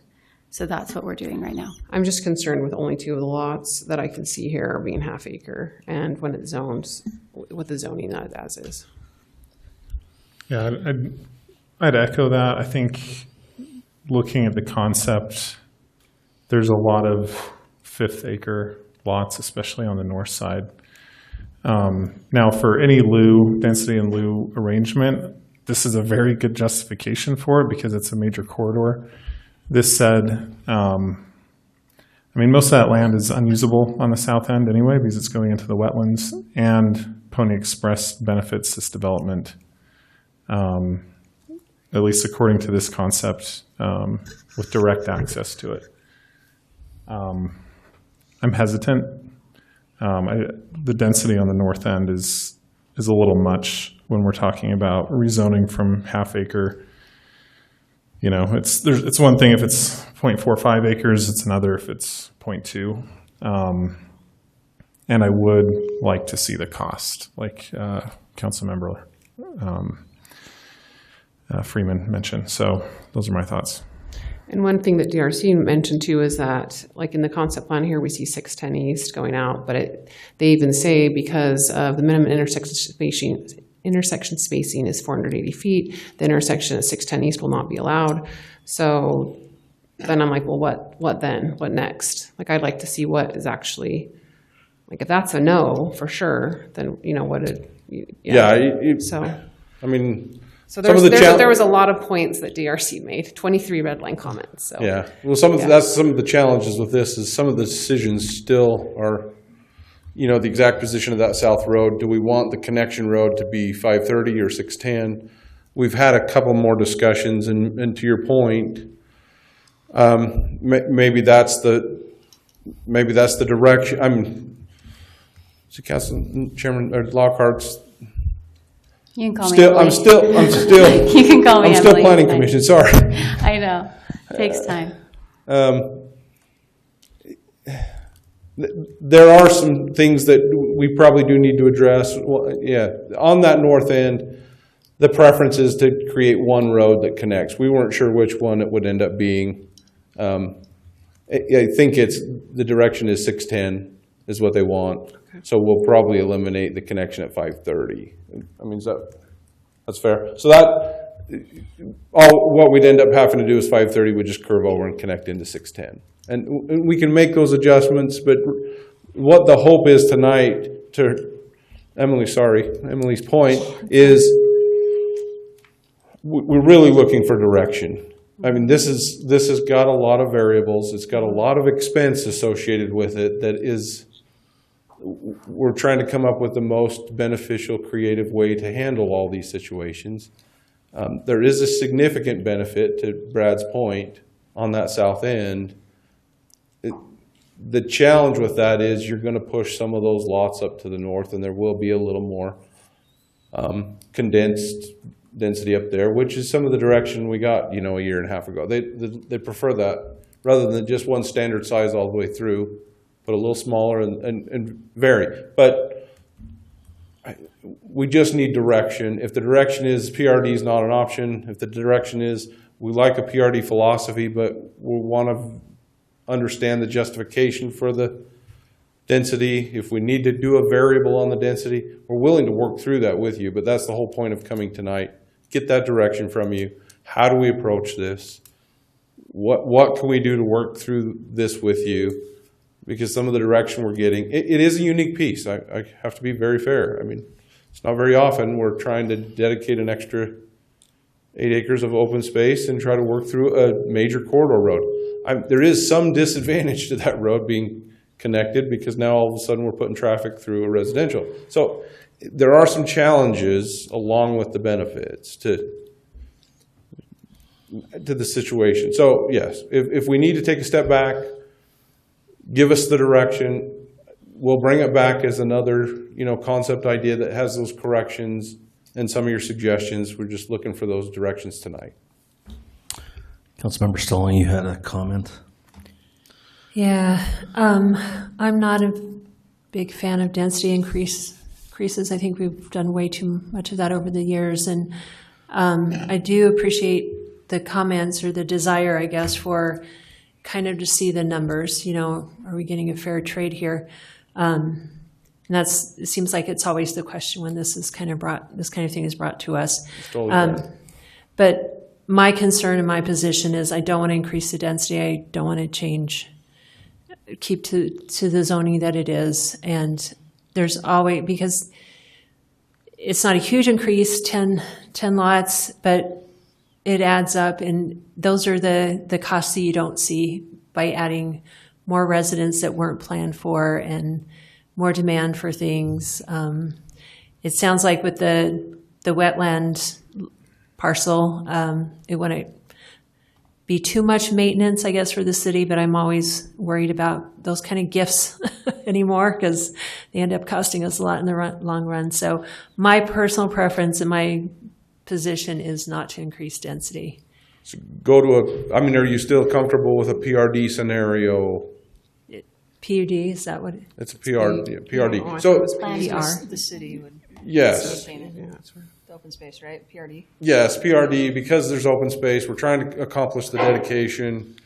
Without the bonus density, there are quite a few funds that would have to be addressed, which let's bring those back and work through it that way. So the base density on the PRD would be 62, would increase some.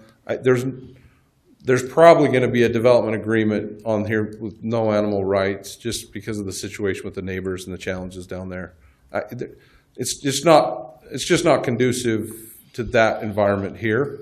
But that being said, if we're walking back from any bonus density on this,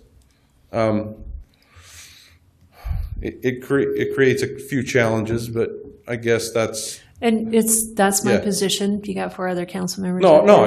We appreciate the feedback. Yeah. I mean, we want to do what's right for the city, and I know the challenges you face, especially with the economic situation we're dealing with. Can I ask a question about the animal rights? So you do have some half-acre lots that, under our city ordinance, would be allowed to have. Could. I'm just wondering. You said a development agreement. The problem is putting one horse in an environment. No, I agree. Horrible. There's some half-acre lots that should not have horses. They should not have them. But is that a development agreement you want to come to the city for, or is that your own? It would in be the in subdivision, CCNR the or something, CCNR. yes. Yeah. Okay. This group wouldn't have animal rights. I mean, Okay. But that your subdivision would take care of that. That Being It's not- said, if we go back to a scenario of a straight subdivision, you'd have 3 5-acre lots on the south side of that road. They'd have animal rights. So it would depends change. the final product, Yeah. I mean, we'd lose the ability to use that as a bank, which is why we've been so involved in Brad of trying to come up with the right solution there. So there's challenges with this piece. It's unique, and we want to get the right thing here. We have talked to neighbors. We've talked to the HOA, next door, what they do for their maintenance. It fits a little better with the current situation that's down there. There's lots of trails.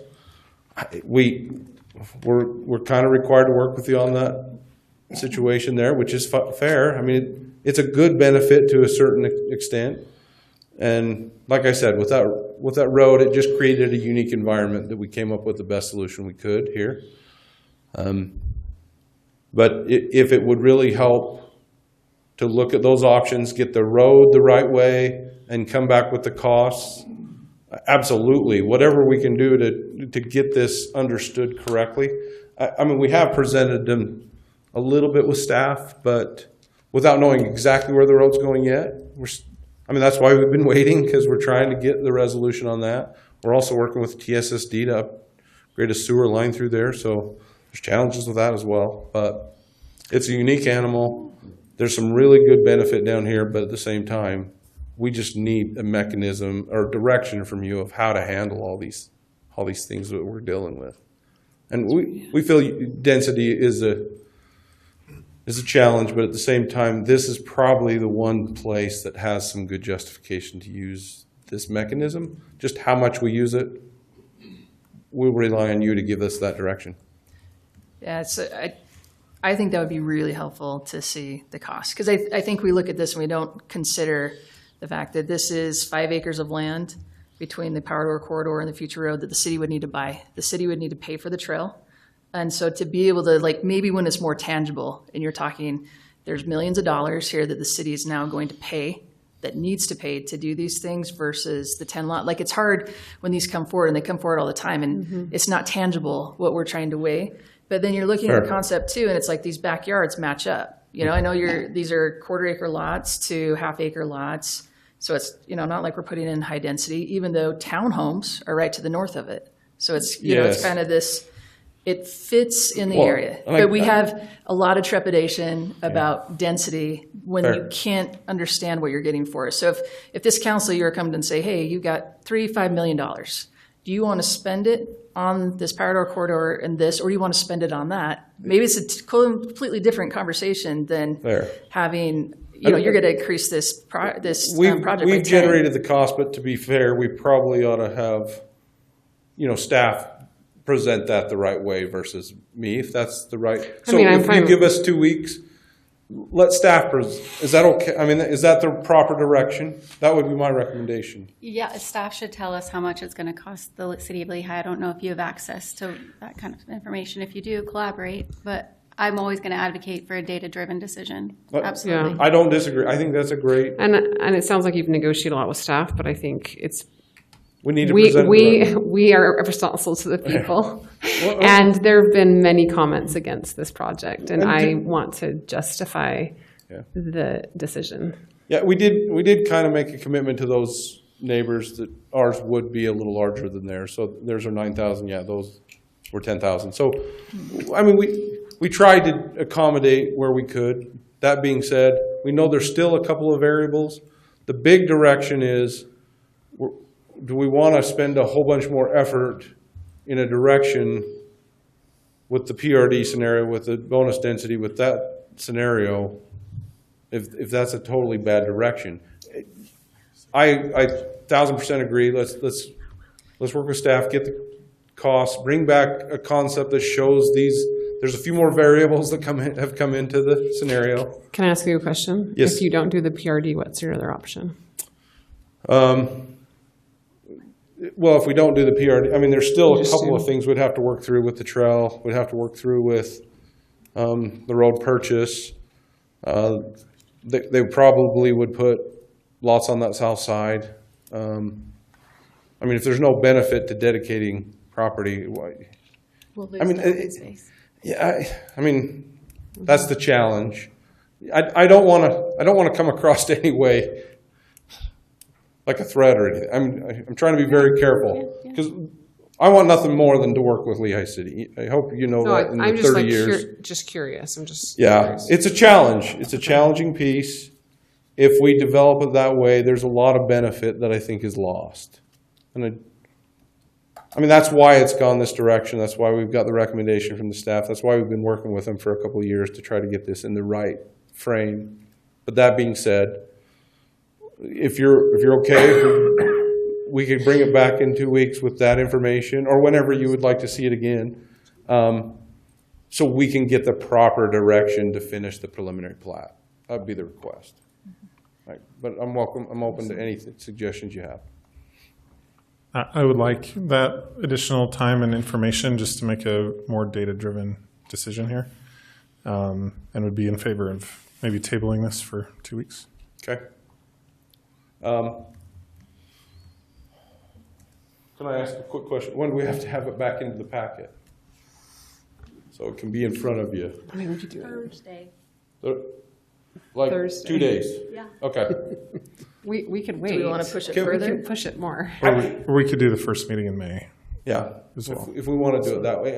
I'm meeting with Kim tomorrow. We could probably go through most of that. We already have it. It's just presenting it to you the right way. So I want to make sure that the staff's in alignment. And anything, I think, anything to decrease from 72, if there is space to move on that. We'll talk. I mean, yeah, it's fair. It's just what are the costs to come off of that, and where do we benefit? Is the city willing to spend those funds here because of that to come off that? Is that a fair assessment? Perfect. Yep. Okay. Thank you. What? We need a motion. Yeah, we do need a motion, so I'm happy to take one.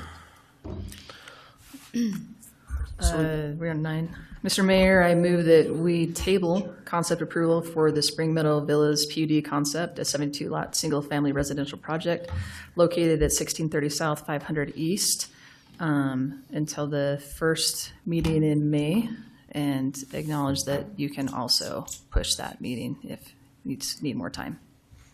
Have a second? I second it.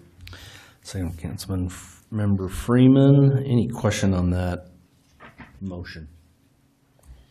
We'll start with you, Councilmember Freeman. Yes. Councilmember Lockhart? Yes. Councilmember Newell? Yes. Councilmember Harrison? Yes. Councilmember Stallings? Yes. Great. Item number 10, consideration of ordinance 16-2026, approving a general plan amendment on 7.1 acres located at 2424 West, 900 North, changing the designation from very low-density residential agriculture, VLDRA, to very low-density residential, VLDR. And it looks like Mr. Bishop is up.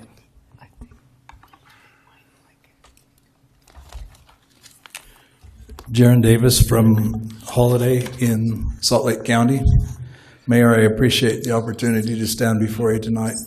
I represent the Bishop family, who I've grown to love through our interaction on this transaction. We've been working at this for 6 months, and before I identify what we're here for tonight, I'd like to share some feelings of gratitude for Kim and Katie, who have worked with us, for Eric and the DRC committee for working with us, for the residents that are here tonight and stayed beyond the bewitching hour. It's very impressive that a gentleman like Terry and his wife have the support of neighbors like they do. I think that we've lost a couple because of the hour, but those that are here, we need to perhaps offer to pay for their babysitters. And Mayor, I'd also like to express gratitude for the council members that have taken an opportunity to sit down with us on their own time to talk about this project. The Bishops bought this family farm when 9th North was a dirt road, and they were the smallest lot in the area, with surrounding neighbors mostly being farms and alfalfa fields, etc.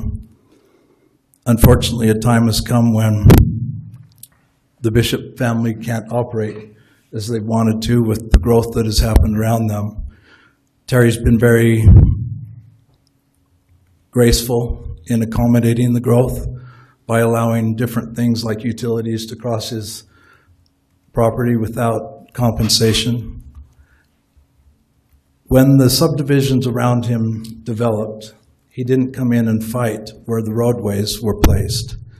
And one of those roadways, unfortunately, interacts with his property in a manner that isn't quite conducive to a uniform subdivision that we would like.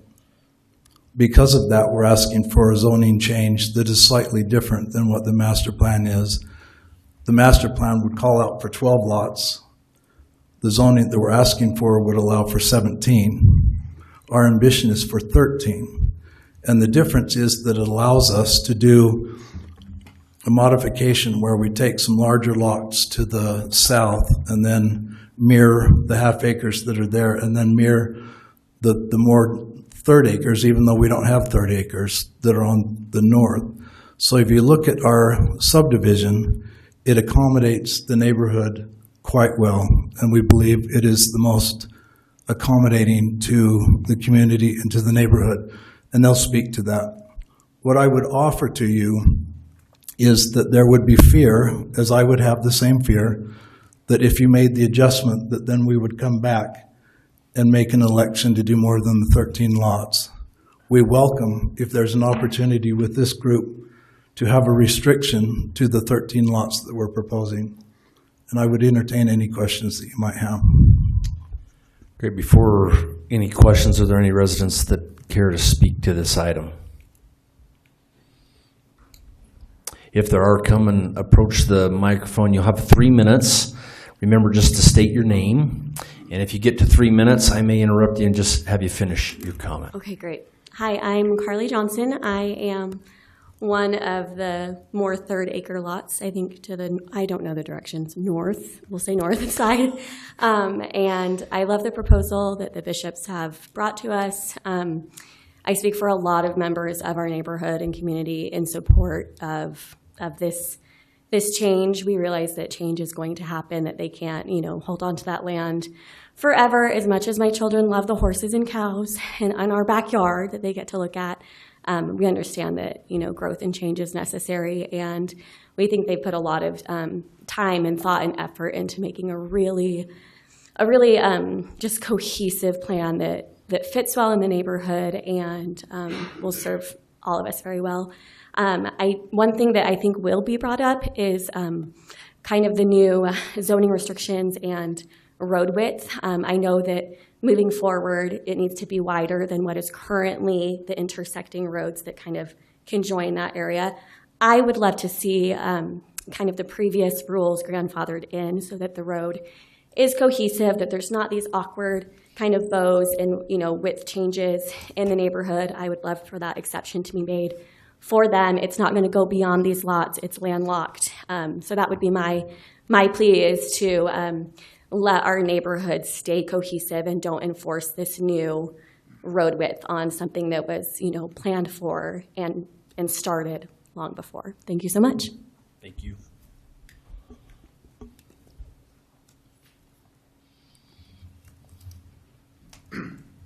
Hi, my name is Jason Brill. I live on 900 North, adjacent to two of the properties that Terry would be adding. So I'll have one on the east side of me and then one on the north side of me. I think that the way that they've approached this is very thoughtful in maintaining, I think what was said earlier, a very cohesive neighborhood. The lots that are proposed, I think, match the lots that are in the neighborhood currently. And I think it's going to make a neighborhood that doesn't feel necessarily out of place with this new addition. As was discussed before, I think they were able to kind of creatively find a way to fit these 13 lots within the constraints that were designed by the roads that were put in. There's a couple spots that make that a little bit challenging, and I think that they approached that in a thoughtful way. I do want to speak a little bit to the character of Terry Bishop in particular. There was a very large tree on his lot that kind of overhung my house that in high wind storms and situations we worried would one day fall on our house, despite the fact it probably existed there for 100 years. And Terry came out and Terry cut down that tree by himself. Didn't ask for compensation, didn't ask for anything in return. He did it to be a good neighbor. And I think what he is doing right now is similar to that, right? He's being a good neighbor to us in the way that he's approaching this and developing this. And I think that this is a part of that original farm and the legacy that will exist as a result of that. And so I do want to state that I am certainly in favor of everything that they have proposed, and I think they have good intentions for the neighborhood. So, great, thank you.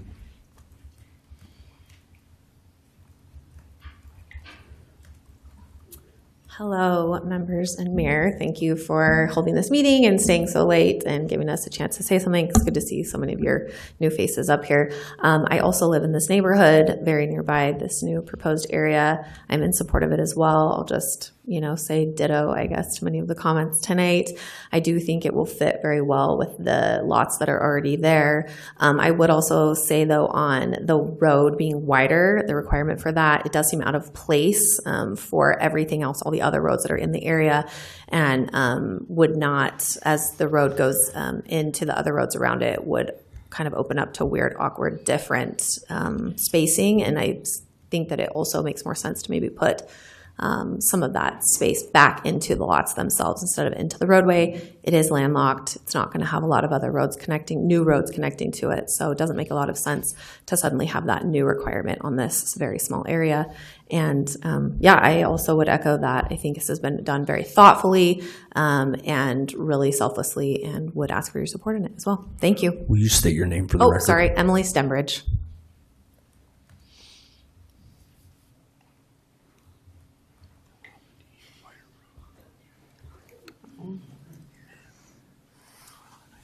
Hi, my name is Katie Beckham. I live on the lot directly south and adjacent to the 2550 road that's right there, 2550 West.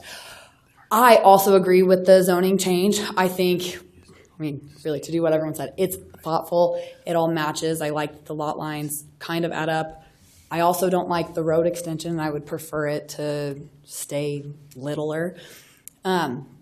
If you aren't going to allow him to change the zoning, being right up next to that road, could we make him not put the 2550 road through and just have a big long cul-de-sac? There's a couple of those further north in the development, but I would like to see the zoning change personally. So thank you. Yes. Did you state your name? Yeah. Yes. Katie Beckham. Just in Yes, case you I did. didn't. Thank you very much.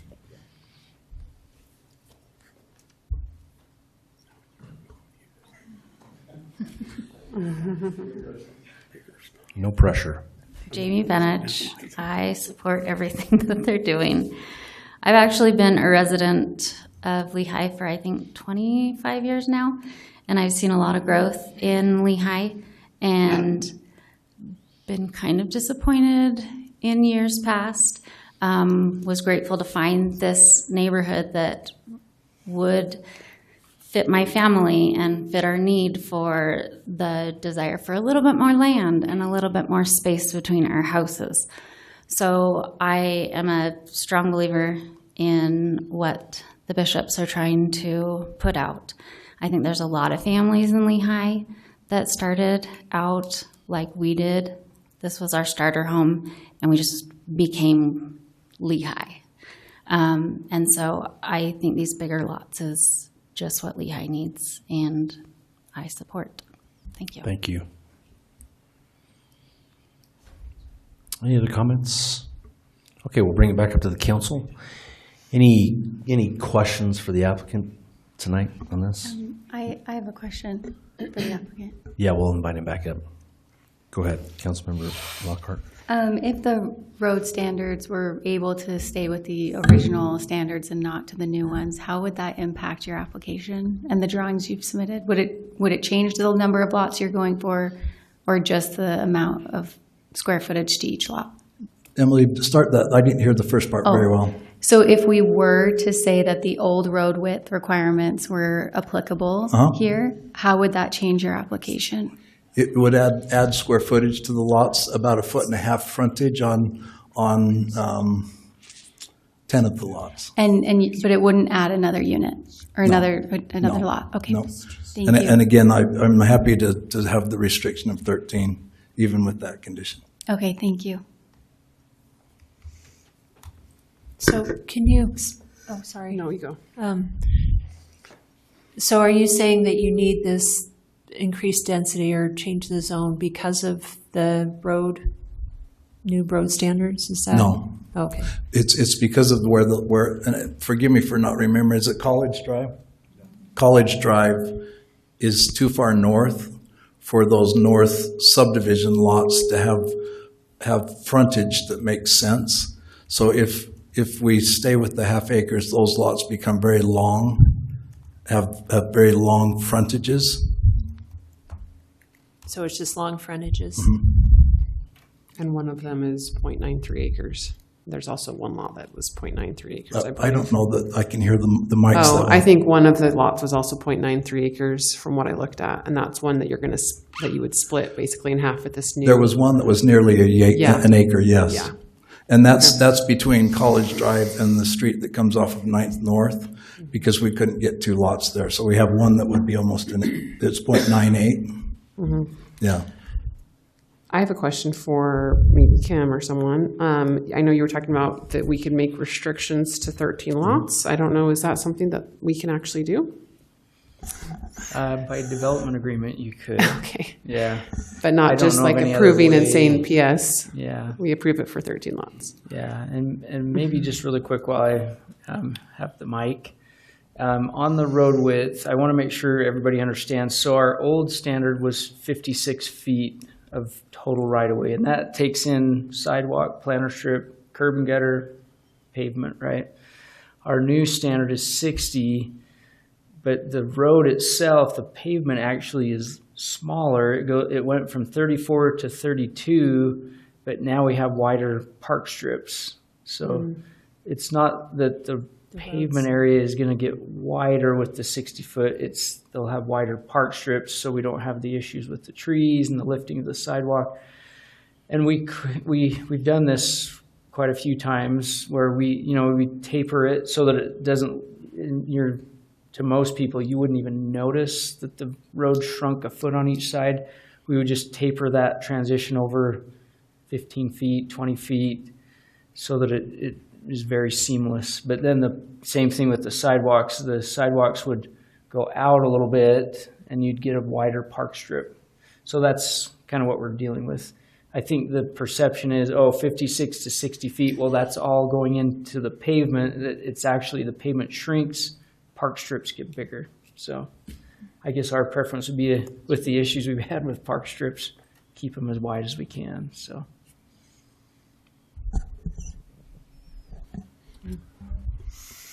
Any other questions for the applicant? What do you think about the wider park strips? Well, I'm confused about that because park strips are in usable space, but we are talking about not putting grass in park strips, but then there's trees that cause problems. Yeah, Kim, I don't want to counter what you're saying because it's very clear. You've made good logic, but I tend to agree with the neighbors. With such a short distance in a dead-end street, cul-de-sac, if we could just keep the consistency of the neighborhood, that would be good for the neighbors. We can certainly work under ETH, like you said. We could make it gradual, but I agree with the neighbors. I would, especially on a development this small, I think it would make more sense to keep it uniform with the rest of the neighborhood around it. That would just be my preference. I think the new standards in a place like the previous item that we just discussed would make more sense because it's basically a standalone development. But I would be okay with keeping it consistent with the rest of the neighborhood. Yeah, if I may chime in here. So when I consider general plan amendments, there are two things that I look for because I typically don't want to engage on a change. Number one is infrastructure, which you've clearly shown that there was, due to no fault of this applicant's own, it's infill and the areas around it caused an infrastructure challenge. So now I'm listening, right? I'm here to the table, I'm listening. The second part is the public benefit. And I know the Planning Commission, there was lots of residents out. There's also been plenty of residents out expressing the public benefit for this tonight. And it's that one, you're not trying to go from like very low density to medium or high. You're simply kind of constrained by this infrastructure challenge to just go slightly one step up, but you're not even asking for the full step up. You're asking to be capped at just that quick, like bare minimum amount. And so I think you've met what I would consider the two things I need to see when looking at a general plan amendment. It gives me heartache to hear that we have to do a development agreement to be sure to cap you at 13. As much as I would love to rely on good faith, I need to be able to see that in the agreement, it is agreed upon that the 13 is where you'll stay and that this won't go to 17. So if the council does want to move forward, that's the path we would have to take. Perfect. And the reason we welcome that is we're very sincere in capping that. We don't want to do any kind of trade for something bigger. Terry will never change his intent. Do we know what the future looks like 100%? No. And so the reason that we would cap that is to preserve the ideals of the neighbors. Sorry, were you done? So help me understand the constraint that you're facing. Mm-hmm. It's not the road width. You just want a cul-de-sac? We have college becomes a cul-de-sac, and then we come out to 900 North on a short street. It's right here. Okay, I got it. Yeah. So Kim, does that have to do with our connectivity standards? Is that why that South Road? Yeah, there's really, this is the only way I know of to lay this property out. You have to connect to both roads, and so there's not a lot of options. Yeah. I don't know if that answers your question. Counselor, we have a limitation on the length of the cul-de-sac, and we exceed that if we don't come out onto 9th North. We actually would like to do away with that road, as would some of the neighbors. and we would elect to do so, but code does not allow us to have that long of a cul-de-sac. It's safety standards to have good access for emergencies. And just so I'm clear, I've identified College as being offset. It's offset to the north, but the other roadway that comes in is offset so that we wouldn't be able to have two lots, as been mentioned by our dear nurse. On that one's at almost an acre. Is that what you're talking about? 0.98, yeah. And I did, and James talked to me about this situation. I'm sorry I never did get to meet with you. I was out of town quite a lot, but we missed seeing you. I'm sorry. And I was listening to the Planning Commission. I'm like, oh, I never got back, and I tried there? to scroll through my All phone and all that. But I did ask him. Sometimes there's flexibility if, and I can't even remember. It was a long time ago. I emailed you on that, but I did try to see if there was some flexibility, but it didn't quite meet the requirements. So can I call out James quickly? We actually had a site plan that we felt worked pretty well, and it had 14 lots. And James came up with a very good solution that allowed us to do the 13. And so I want to give credit where credit's due. The 13 wasn't necessarily something we came up on our own. James helped us with that. Yeah, I was hoping we could, if that one lot was a hang up, we could divide it. And then the problem I have, and I appreciate all the neighbors who came out, and this was mentioned before, but we don't, I've been on the council a while. I've been here as a resident, and usually it's the other, they're like, no, we don't want it. But to have the support is amazing, and got good neighbors to stay up so late. The big problem I have with changing this is that half acre is significant. And when you go just even below a little bit, you lose the horse rights, the right to have horses. And I know there's people in this that, I was going to say people in the city, but there's people that desire that and look for that and want to hang on to that. And for a lot, the property owner apparently had animals. Some of you mentioned you'll miss the horses and that sort of thing. So to me, that's kind of the game changer. If it's not very many more lots you're asking for, but that loss of horse property is kind of big in a city that's getting built out. And Councilor, may I address that for you? Mm-hmm. I don't see a world in which all 13 lots would ever have horses. They might not, yeah. But I see a world where some may, and this is just from memory. Kim could perhaps look. I either have 4 or 5 lots that exceed the animal requirement, and so as a percentage, I have more than I believe would ever be used for animals, should that be a use that somebody is desirous of. Which plan is that? It's 13, 12, It's 11, 5? 6, Okay, thank 4. No, there's 4 that are over a half acre, Yeah, including the it's 3. 6, 11, 12, and 13. And then This is lot 5 is 0.48. So Yeah, the ones it's on 4 of them. 900 North are larger. Mm-hmm. Yep. So yeah, as long as they're 22,000 or larger, you would qualify for 2 horses. I think in the concept plan before us right now, we have 4 total lots that are over 22,000, which is a 4 out third. of 13. Which is a third, yeah, a little less than a third.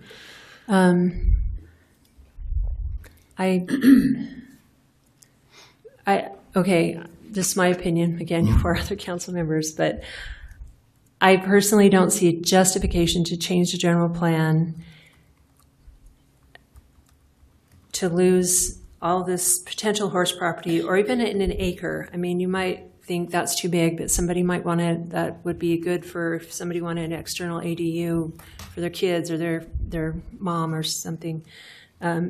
So I'm just, and I think the argument is because the frontage is too wide, but there are people that like that kind of thing. My problem, my house is, ours is too narrow to put things on the side. So I guess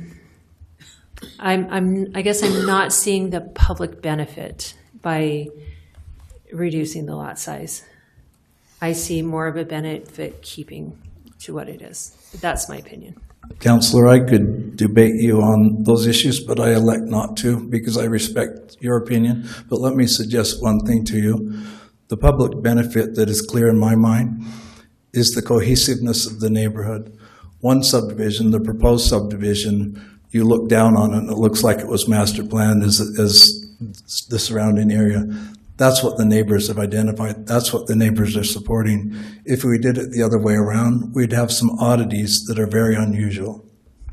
Well, and currently it is an oddity, but I'm looking at the south portion, I'm looking at the west side, and these are half-acre lots. So fitting with the surrounding area, the smaller lots might fit to the north, but not necessarily to the south or east or west. So, and it's okay to have a different opinion. Mm-hmm. This is just, I want to preserve the large lots. We're losing those, so I think they'll be valuable to people. Can I speak? Yeah. Yes. So I met with you prior. Yeah. Thank you. And you know that I said no because I wasn't up for changing to the density. I have to say that the residents who came out tonight and who I've read all the comments from and all of that have changed my mind because I look at the same things as Councillor Lockhart. Well, and I talked to you, what is the benefit? Like if we increase and give you one lot, what's the benefit to the city? And there was a case in point of things that Mr. Bishop has historically done that, and I thought, well, I don't know. And I don't really know him. How can I say that really happened or didn't? I don't know. But I think that from what I have gathered is there's character witnesses showing that he's a man of his word. He's a man of character. He's a man of integrity. Absolutely. And to me, that really means something, and especially that there's community support. Mm-hmm. When I ran for office, I always said that I would listen to the residents who are closest to the area, who are most affected by the project. And I think that is evident tonight, and I really appreciate that. And I know that's a lot of work to kind of recruit the community to express their opinions. So you have my support for that. Those 13 lots, and I take it that Mr. Bishop and you will do what you lacked in integrity with this. So may I say one thing to the residents? I don't know that they noticed, but Terry Bishop in the Planning Commission meeting when we left was emotional at the support of the neighbors. I think if we live lives that warrant the support of the neighbors like Terry has, we've lived a good life.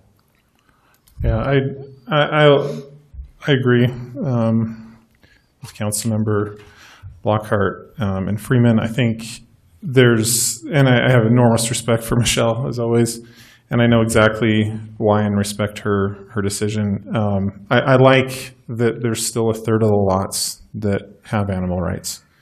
I think that's probably a pretty good ratio, probably more than if you considered all half acres and how many of those residents on half acres would put animals on their property. I think it's probably pretty safe to say the support from the surrounding neighbors means a lot. If you were coming in here and saying, hey, I'd like to put in 25 townhouses, I don't think you'd have the same support. And I'm seeing shakes of the head. And that's really important. I think the character and the cohesiveness of the surrounding neighborhood moving into this new development is very important. The smallest lot here is twice as big as my lot out in Jordan Willows. So I think it's still really good space. I think you've done a really good job at articulating different factors that have led to this change that were out of your control. So I am supportive of this. Yeah, I've been looking at this in the surrounding area. So I know we got the 30 acres to the north, but as you go to the west and the south, there's 11 homes. Half of them are over half acre and half of them are under.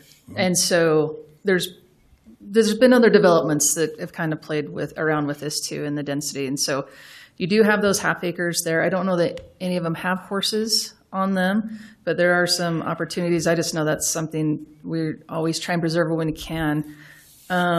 If Terry's wife gets her way, yeah, they'll be living on one of those lots and they'll have horses. Lot 13 probably, yeah. But I definitely understand splitting that 1 acre lot. I think it would be out of character for that area, and I can imagine what might end up being built on there may not be is, if somebody wants that size of a lot, may not fit with everything else going on. But just looking at someone who might purchase a home and looking at the lots, these are more desirable lots.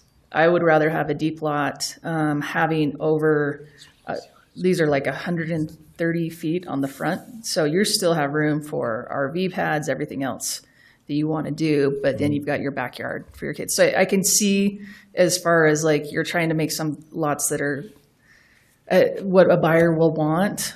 I think these fit it a lot better, and they'll be a little less because they're not over half acre. They'll be 0.4. So I can see the justification and fitting in with what this is. I do agree that this will need to be a developer agreement. We just don't know what we don't know, and a developer agreement is what protects the city and locks this in, because if things were to change, we would have no choice but to, give someone else 17 lots. So I think that's great and admirable that you're protecting what you've promised to the neighbors by doing that. And to add to that, can we, as far as the road width exception, Kim, do we put that in this motion, or would that be in the development? Yeah, I think you could. We were actually just doing a little bit of research while you're talking, and it looks like you have that flexibility. If there's some kind of a hardship, or you can articulate a reason why you're making the exception, which sounds like you could, then that's a possibility. I don't know, Ryan, if you Yeah, want. no, I agree. I would just make some findings that help support that requirement of finding a hardship for the property. Is that for the road width? Is that what the hardship? Just here. Yeah, for the road width. To remain consistent with the other widths that surround it, which I think it's infill. That, like to James's point earlier, because this is infill and it's been developed around, it really is constraining on the property owner. And so if anything we can do, right, to create that cohesiveness. Kim, what's the difference in planter strip size between the two? It's 5 feet versus 7. Okay. Yep. I'm pretty sure it might be 4 versus 7. I think it's 5. Yeah. Yeah, this is new enough. We used to have 4-foot planters, but this one, or the existing development, was the 5. Yeah. Any other questions or comments? I can do it, but I hate development. I'm happy to entertain a motion on this one. Mr. Mayor, I move to approve ordinance number 16-2026, approving a general plan amendment on 7.1 acres located at 2424 West, 900 North, changing the designation from very low density residential agriculture VLDRA to very low density residential VLDR. No. Are you going With the development agreement? With the, I always forget. Wait, pause. Wait, you're approving it? Let's let him Sorry. finish his motion. Sorry. You're good. I was reading this, I'm like, No, sorry. we'll let him finish his motion. It's 10:30. With the exception on the width of the road due to continuity within the rest of the neighborhood and ensuring safe and consistent streets within this development and the surrounding development, keeping the width at, what was it, Kim, was it 56? 56 feet. 56 feet. And the need for a development agreement to come through the process and back to the council. Capping at 13 lots. Capping it at 13 lots. Can I ask a question? Yeah, I have a question. I have a first. Let me see if I have a second. I will second to go to the questions. So I do have a second from Councilmember Newell. Are there any questions on the motion? Yes. Question, Kim, is 900 North have the same old road 56-foot thing, whatever, as the other roads as College Drive? Do we know? Because there's different lots that are down at 900 North, so I don't. Probably a different road type. Maybe we So say maybe we it just needs to say they're match. matching the. So just say we match whatever Match the College Drive. match the match college and match the- existing. yeah. Yeah. I don't know. I'm too tired. I think my guess is it's a different road type.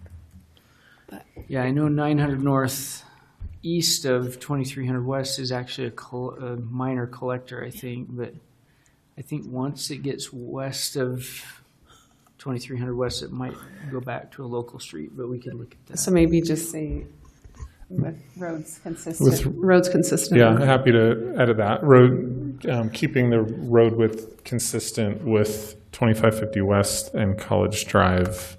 It's already been developed. Or not 900. Mayor, I have a question. I'm ready for your question. I apologize to everybody. It's past my bedtime.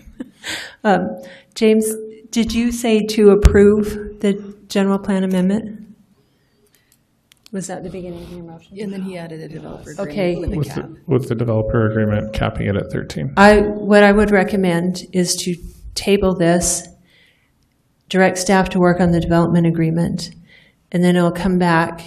Because I think once you change, we've had this discussion many times, once you change to the zone, they are entitled to the rights to build the 17 or 13 or whatever. Okay. So yeah. That makes sense. Table it, direct staff, and then that way, if for some strange reason the development agreement doesn't pass, they can still come back with a zone change or the general plan change. So Yeah, I'm happy to change that to a table rather than approve. Yeah. Do we need to change? Yeah, because we may just want to keep the zone the way it is with the developer agreement that adds density to it too. So once you change the general plan, they're entitled to those rights, and I don't know if you get to do a development agreement at that point. Okay, so I am happy to take a new motion. Oh, jeez. This is what happens when we have late meetings. Okay, I'll try. Or do you want to do it again? You know what? You go for it. Okay. And I don't like development agreements, so Mr. Bishop, I'm doing something that I don't normally do, but I'm happy to do it. So I'm going to move that we table this item with the findings that we are going to direct staff to create a development agreement between Lehi City and the applicant.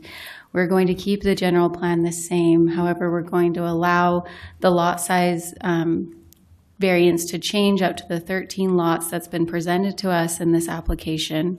We're also going to include in the development agreement that the road's width will remain at 56 feet wide, which would be consistent with College Drive and 2550 North. And we'll hopefully get that back before the end of May. Can I give you a timeline? Is that fine? So the development agreement will have to go back through DRC, Planning Commission, Okay. City Council, so maybe we'll just leave it. Well, no timeline attached, Yeah, but just as the process will as the allow. process allows. And I think my findings were solid, but happy to. Amen, sister. Were they solid, Ryan? And- Okay. Mayor, I'll second that, but I also have another question. Sorry. So we'll second it with council member I've been through this too many times, so Stallings. how it goes. So we do have a second to Council- the original. Go ahead with your question. Councilmember, will you amend yours instead of keeping the general plan, tabling the general plan amendment? Oh, yeah, so we'll table the general plan amendment, but we'll direct staff, and then in the development agreement, we'll keep the general plan designation the same, but allow for some of these variances. Is that fair? Yes. Yeah, okay. Councilmember Stallings, question's good. Great. Yeah. Councilmember Lockhart, we'll start with you. Yes. Councilmember Newell. Yes. Councilmember Harrison. Yes. Councilmember Stallings. I'm going to vote yes, and I appreciate this. I want to move it forward, but I'm probably going to vote against it, but it's fair. Councilmember Freeman. I'm gonna vote yes due to all the community and resident support. Thank you. Great. Okay. Thanks for staying up late. That poor baby's still asleep in the back. Just a point of clarification. Since you only allow the zone changes in this session, tabling it means that we can move outside of that. Second question, we don't want to obligate the neighbors one more time. We won't have a need. We'll just make an agreement with Kim to the 13 lots, so we don't need to burden them to come out again. Right. Thank you. Yep. Have a great night. They had more fun tonight. They would love to come back. We'll have donuts next time. Okay, moving on to item 11, consideration of ordinance 17-2026, approving a development code amendment to table 05.030-B and chapter 39, adding a flex commercial building use. Come on up, tell us your name. Good evening. My name is Jason Bowl. I'm an urban planner with Snell and Wilmer here on behalf of X Development, although they are also here to help answer any questions. I do have a brief PowerPoint to kind of walk through what the proposal is, what it entails, if that's okay.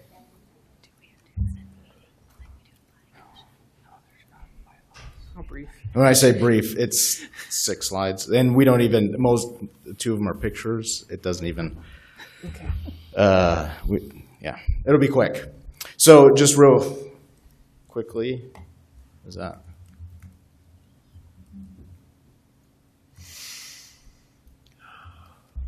It's not you, it's us. Okay, can you see it? Excellent. All right. So this is this slide. What was on top was what our application was. After going through DRC and receiving staff comments, we are in agreement with the underlying additions that were proposed, as far as clarifying where the 15% is, and then adding the additional language, including windows, entries, and architectural features consistent with pedestrian-oriented design. And then making it clear that the interior layouts may be modified without structural changes to accommodate different tenant needs. And again, this is a proposal for adding a new definition, a new use of the flex commercial building. We are also in agreement with staff and DRC's and Planning Commission's recommendation to remove it from the mixed-use zone as far as a permitted use. And just to give you some ideas, some background as far as why we're here, why we're asking for this. We've seen in the market a need for these flex-type buildings where the tenants want more customer interaction. They want to be in areas where customers want to go. They don't want to be located out in an industrial park in a dark evening like this, trying to attract customers. Customer interaction is a big part of the business model. And that's the intent with these types of buildings, is that they fit in these residential zones because they're attracting and have a need for customers to come and visit the actual facility. And so I just gave some examples: entertainment concepts, athletic events. You think of the indoor driving ranges, the digital driving range. It may serve food and be a place to hang out. E-commerce businesses with showroom components, where they have people can come on site and purchase products as well, but they have that need for some warehouse space, some assembly space in the back that's flexible. And it also allows the buildings to be used by multiple tenants. So the leases, you have the ability for shorter leases for smaller businesses, for newer businesses, for startups, as they're trying out their business model in order to make it work without having to lock into a large space and having that flexibility. And then just some examples. We do see the upper left. I think was an existing building that was renovated to fit this kind of space. We do see it a lot in renovated buildings. Some of the older industrial buildings, industrial spaces are going to this type of model, this type of use. Lehi, in this market, we don't have a lot of old industrial buildings in residential areas or downtown or high-dense areas. And so that's why we're seeking this use in these retail areas in order to provide that flexibility. So, and just to make it clear, I know there's concerns about changing use and what this new use may be. These are examples of what it will not be.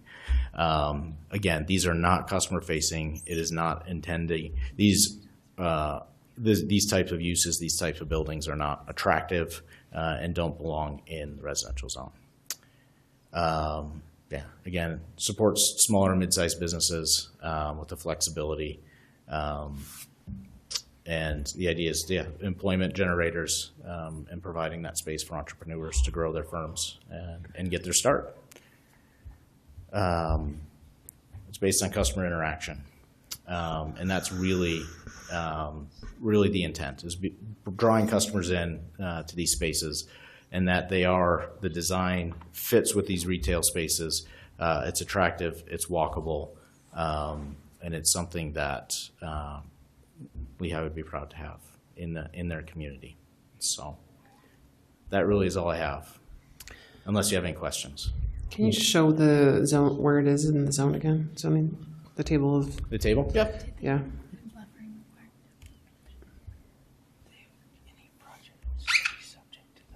Okay, thank you. Yep. Is there anyone in the public that's here to comment on this item tonight? Great, thank you. So back to us. Any questions for Mr. Bowl? Maybe not a question. I do have a concern. I'm fine with it being in heavy commercial, regional commercial, light industrial. I'm very concerned about it being in commercial. I don't want to flood commercial with that warehouse component. And I think that's what this is trying to do. And so I don't know if I can support it when it covers the commercial areas. I don't mind it if it's in the heavy, in the regional commercial or light industrial. And then I guess my one question for you is the district that we have over Texas Instruments, you've included it as permitted here. It's the only place in Lehi that has that designation. Are you trying to do something there, or why did you include that? No, just because it was inclusive. We looked at the use chart in the different zones as far as where this use may be appropriate. Okay, yeah, I think that it's just the only place that is in Lehi is specifically over TI. So I was wondering if you guys were trying to do something there or something. No, it wasn't specific to that. It was citywide.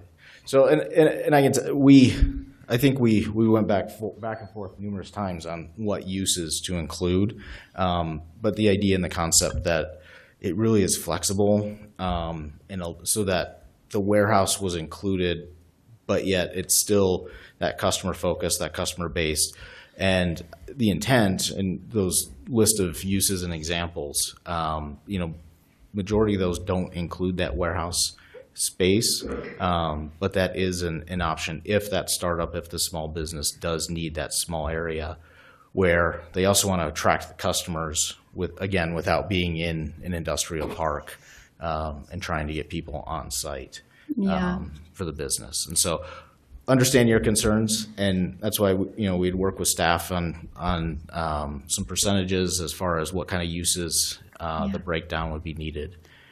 Yeah, I also noticed in your narrative you have 30,000 square feet, but it's not included in the definition we're adopting. Was there a reason for that? No, I think that was kind of an example. That was one of the things that we had talked through, and we felt comfortable in going through DRC. We actually, I think, went twice, and that was the definition in coming through that we felt comfortable with. Okay, if I were to be in favor of doing something like this, I love disruption. I love innovation. I think this is a great way of looking at the current market and what's going on. I'm not comfortable with mixed use commercial, and if in the definition, I'd like to see some of that square footage that you talked about in your narrative described specifically there. We're not specific enough on what 15% really means. I don't know. In having conversations with Kim, I think we can get a little bit more specific on that, but those are my 2 cents. Happy to pass the mic. Yeah, I'm with you on the commercial aspect only being 15%. I can understand that in these other areas, but if it was in a commercial area, I think the retail space would need to be greater. I I can understand the need. I know there's a lot of startups. Our retail is completely different nowadays than it's been in the past, and just having stores. But I think if it's going to fit in the area with other surrounding stores that are going to be 100% retail, there would need to be, you know, We're it, saying it would need to 85% fit. warehouse. Yeah. That's too much. I have a comment because I've been trying to figure out where this goes. I like the evolution of what you're trying to do. I was thinking of like the Good and the Beautiful, where that was before, and how they just had that small little store, and then the rest of it was really, I mean, it was just a warehouse, really. And now they've moved, so then they had a separate warehouse, and then they had that location, and then they finally built their spot that they needed because it wasn't meeting their needs. And I think we have multiple businesses like that that could bring a good environment for our city. And that's just one example that came to mind. So I think I like praise your innovation like Emily, and I feel like this is something that I could get behind and support. I don't know if you had a comment. Yeah. Good evening. My name is Carla Mata with X Development. So just to give a little bit more context about what we're trying to accomplish, we are seeing a lot of users these days that they have, their warehouse in one location in an industrial park. They have their office in a different location, and then they have their retail front somewhere else. So they're completely segmented. They're really looking to be able to bring everything into one place, and currently that's almost impossible to find, at least for sure in the city of Lehi, right? And so basically, I understand the concern about the commercial zoning when you talk about warehouse, because what we're accustomed to seeing warehouse is the bigger, concrete tilt-up boxes. That's not what we're talking about here. We're talking about a retail facade that, it talks about what some of the requirements would be: windows, entries, architectural features, everything that's consistent with a retail storefront. And so it would be a requirement, obviously, that you're not going to even see the warehouse, any kind of loading doors or anything like that from the street. It's intended to be a place where people would want to go and shop. Maybe there's restaurant, pads out front, wherever, but in the commercial zone where it creates a pedestrian-friendly shopping experience that people can have that they can't find at an industrial park.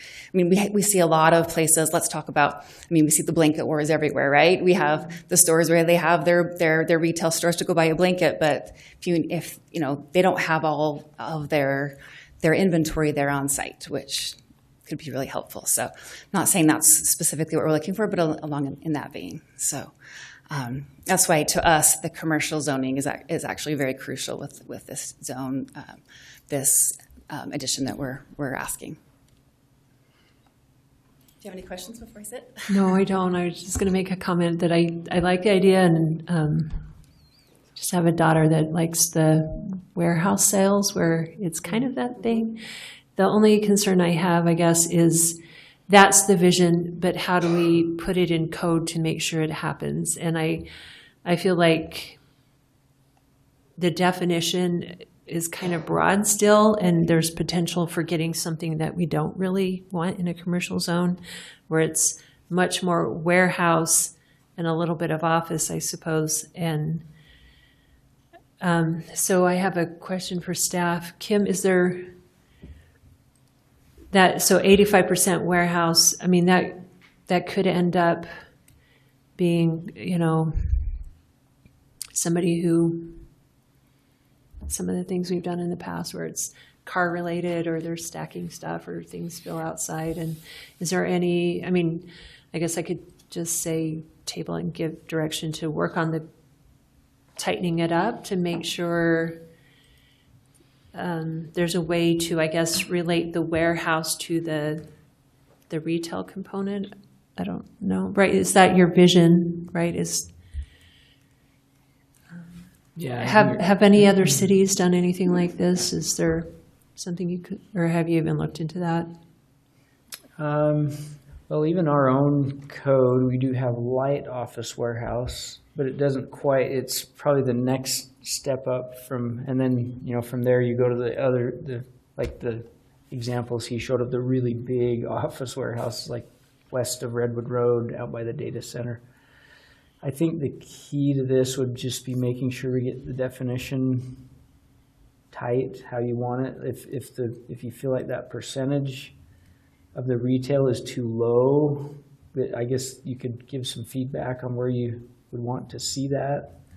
I know in our definition of the light office warehouse, ours is 50-50.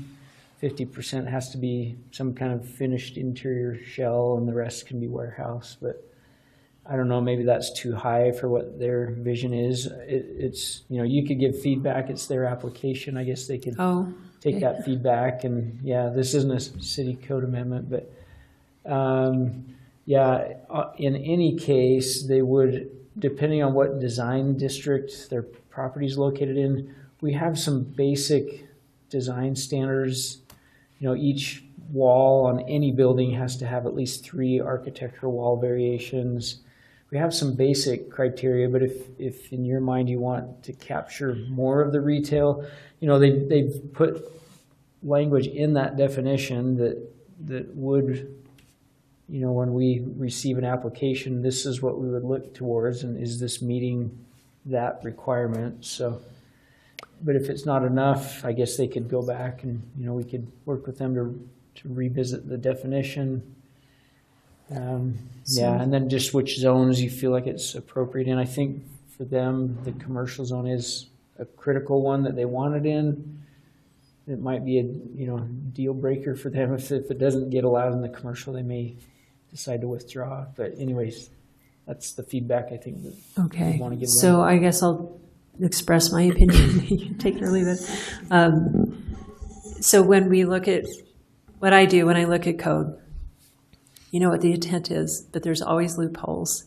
And if this is going to be a permitted use and we pass it, then somebody could come in and do whatever. So it might not be your vision, but it might fit the code. It might be totally something different. But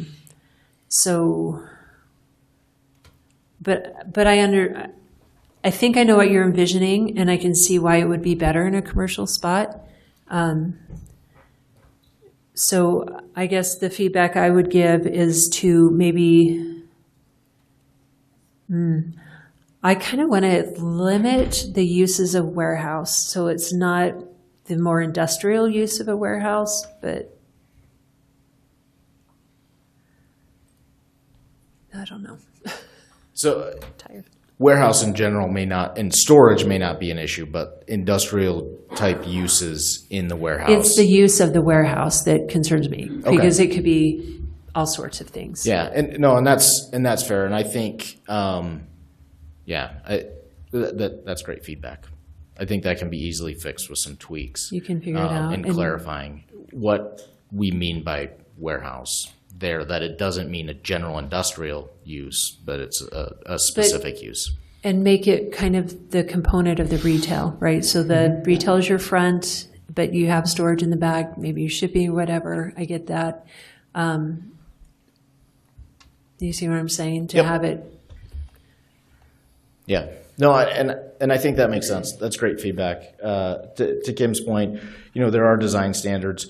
If these are going into a retail area, retail park, there is a design package that is approved through the review process. So exterior, I think we've added some pieces. There may be some small tweaks, but it sounds like there's the inside, maybe we could do a little more tweaking and focus there, our efforts there on clarifying that. That'd be great. Any other questions for Mr. Bull?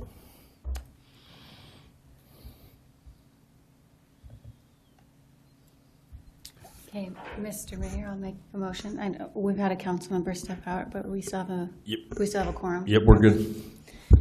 Okay, and I'm going to motion to table it to continue massaging this out with staff. As the applicant, I hope that, are you favorable to that? Yes, Okay. yeah, definitely prefer that over some of the other options. I figured as much. They're not. Tabling's fine. Okay, so on item 11, consideration of ordinance number 17-2026, approving a development code amendment to table 5.030-B in Chapter 39, adding a flex commercial building use. I move that we table this item with direction to staff to work with the applicant, specifically narrowing in on the warehouse piece, adding some more definitions to exactly what that means in relation to the retail being offered, as well as clarifying the square footage and possibly exploring opportunities of increasing that 15%. That's my motion. So we have a first by Councilmember Lockhart. Do we have a second? Second. Second, Councilmember Newell. Any questions on that? I think the 15% is specific to commercial. Are you wanting the 15% to be increased in all zones? Because I think they can do the warehouse at 100% in these other zones. Right, yeah. That's a good clarification. Okay. I think that's what worries me the most. Can I? So the intent is in every zone, at least 15% of the building would include that. So there would these would not be 100% warehouse. Right. As far as this use. Yeah, and specifically to explore increasing that in the commercial zone, not necessarily in the other ones. Okay. Or you can do all. Just bring us back some options. Whatever. I want you to be able to apply it to the market conditions and come back with some more input of why justify the 15 or show us how in these different uses you can go up. Yeah. Does that make sense? It does. It Okay. does. Yeah, just trying to think through using one definition or that has differences in different zones. And provides some complexity, but we'll figure it out. Yeah, I think Kim's an Staff's expert great. in that. Yeah, Yes. Staff's awesome. Does your second still stand, Councilmember Newell? The fact that I made the changes, but I said them out loud, so I want to make sure I did it right. So we are good on that. We are good So on I'll that start one, with you, Councilmember Newell. Yes. Councilmember Harrison. Yes. Councilmember Stallings. Yes. Councilmember Freeman. Yes. Councilmember Lockhart. Yes, and I'll let the mayor lead the meeting now. Yeah. Thank you. I appreciate that. Thank you. Thank you very much. All right, we'll go to item 12, consideration of ordinance 18-2026, approving a general plan amendment on 2.8 acres located at 41 East, 900 North, changing the designation from low-density residential LDR to mixed use. And Georgetown Development, welcome. You give us your name and... Sure. Just 1 second.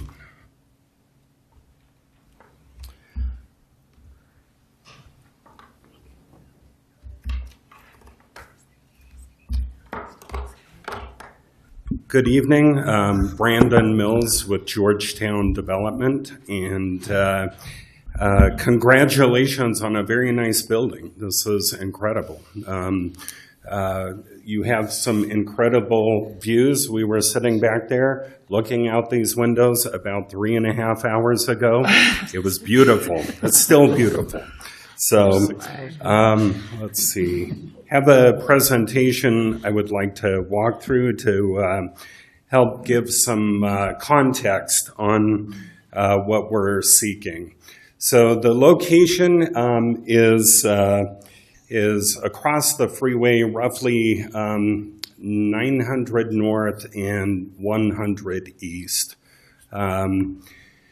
Like I said, my name is Brandon Mills. The property is currently owned by my uncle, Glendon Mills, and he's at an age and stage where he's ready to do something with the property. And so as a developer, I've reached out to him, and the property is a triangle. That's kind of a difficult property to do something with because it doesn't lay out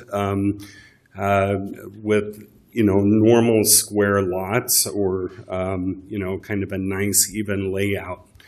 So under the current general plan, this land falls under R18, which is 4 units per acre, and we have 2.8 acres in this location. So just taking a very casual approach, and laying out some single-family lots, you end up with 8 lots, very low effort, very low creativity to put that together. You can get 8 lots. Doing the math, 2.8 and 4 lots per acre, you'd max out at 11 lots. You'd have to be very creative to get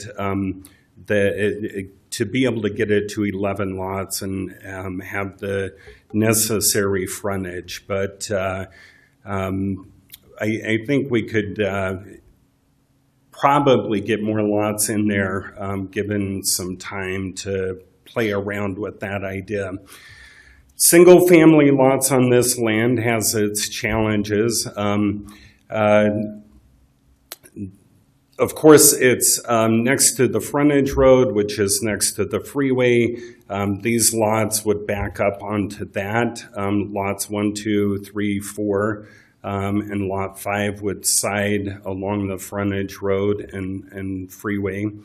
Some of the challenges with the triangular nature of this, you end up with some lots that are 16,000 square feet, and one that's half that. So just the way the alignment is, it's a bit of a challenge to be able to get them to be fairly even in size. This zone, or this area, is actually a flood zone, so no basements would be allowed. And there's no consistent architectural design. That's a nuance, but if you do individual lots, you get kind of a mix of what goes in there. If you're just simply looking for max density, a developer would seek 30 units or more. You could probably cram some more in there. That's not our approach. I don't like that. Developers try to test that, kind of how people test their pasta, throw it out there, see if it sticks, and settle for something less than that. What our approach is determined by the location. And this location lends itself to mixed use. So what we laid out on the land was 10 townhomes in the back that are next to the existing homes and 10 live-work units on the front. Those 10 live-work units, if you're not familiar with them, these are some products that we did a number of years ago, about 7 years ago in Pleasant Grove. This picture is off of Google Maps. The reason I show it off of Google Maps is you're able to look at it. I haven't doctored it, haven't given you the best foot forward. It's simply street view from Google Maps. So it gives you the flavor of what the live-work units would look like along the frontage road. Just real quick, some of those units in Pleasant Grove, there's a barber shop, there's a Vector Optics, there's a phone repair shop, there's a stamp shop where they sell stamp stickers, phone cases, notepads. There's a nail salon, there's a photo studio. So it kind of gives you a variety of things that people have done with the live-work units. They're kind of small in nature, about 550 square feet. So you're not talking major impact with the type of businesses that would be run there. So with that in mind, this is the colored site rendering of the live-work and the townhomes. A couple of the highlights, just to go through them quickly. Consolidated green space, uniform architectural theme throughout, so there's consistency. 2-car garages, driveways, perimeter fencing, transitional product from the freeway, the frontage road, live-work, townhomes, on into the residential. Some of the concerns that I've heard expressed are having mixed use next to residential. A couple of quick examples. This is the Main Street corridor. If you look at the Main Street corridor and mixed use, there's certainly residential around that. Another example, 200 South, 540 East, you have mixed use on the north and residential on the south, across the street. Another quick example, Dollar Tree, that area, mixed use, and R18 next to it. And of course, the corridor, the mixed-use corridor, using that as an example, there's a lot of residential that borders the mixed use. Then the question becomes, why mixed use in this location? Because it does cross over the freeway, which is not your general location of where you've had mixed use. The thing that lends itself here is looking at this picture, you'd probably say no. Even with this picture, it's still tucked in a neighborhood. But then as you look next to the freeway, the frontage road, and then the property, which is this location, it's not going to let me point, but it is self-contained in that area. So this is looking south now, and you have 100 East that crosses under the freeway there, and the property is not located in a neighborhood where it would disrupt the flow of the neighborhood. It's simply in that area. This illustrates that very well, and the location, actually, the homes next to it, the ones on 1150 North are actually up a bit higher on a little bit of a hill. The ones on 200 East over there are more in line with it, but none of the traffic would impact that. Back to this real quick, just briefly, you could do 8 lots, 9 lots, and do ADUs, which would be the equivalent of 18 dwellings. That's 2 more units than the mixed use that I'm seeking. And I won't go through and reiterate these, but I think there are some positives that come through doing a consistent project like this. So that's my presentation. Is there anyone from the audience that's here to comment on this item? Can you put that map up?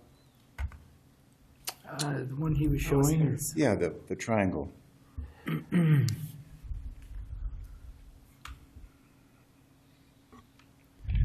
My name is Scott Greer, and I represent the precinct just to the north of that. Everyone that I've talked with in that precinct is against this. Okay.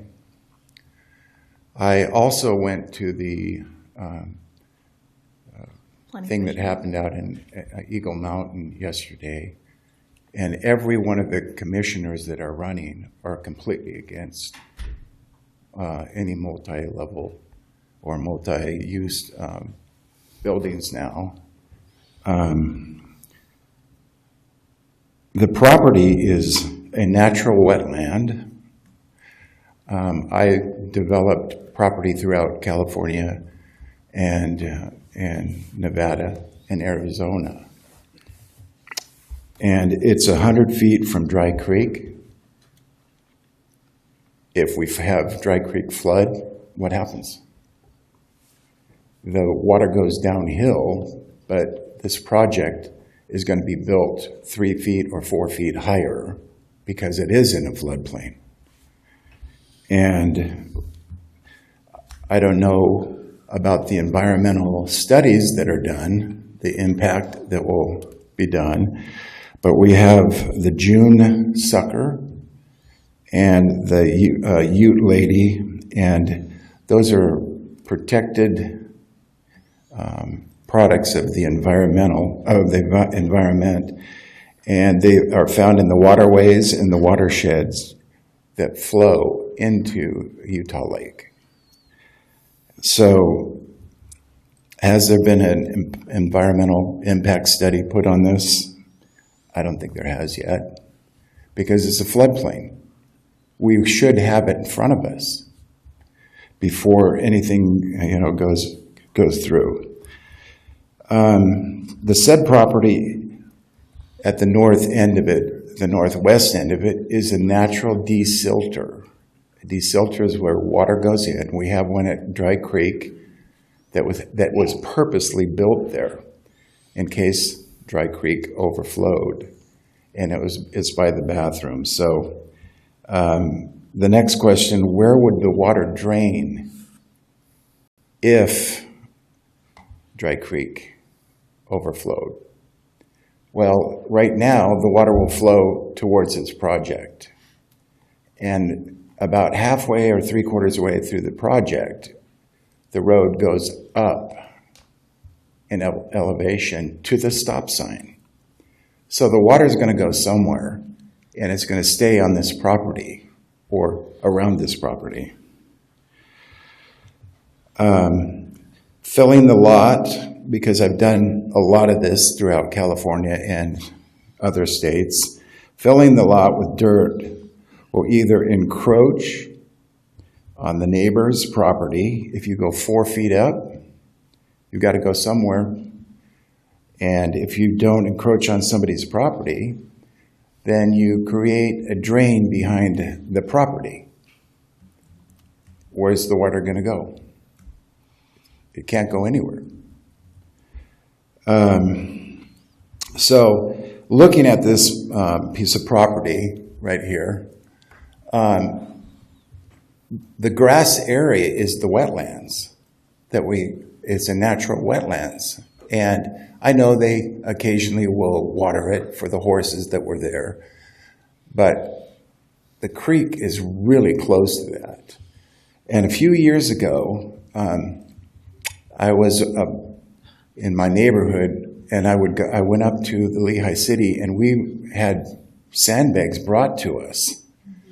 And I was in charge of they were going to drop sand off for us.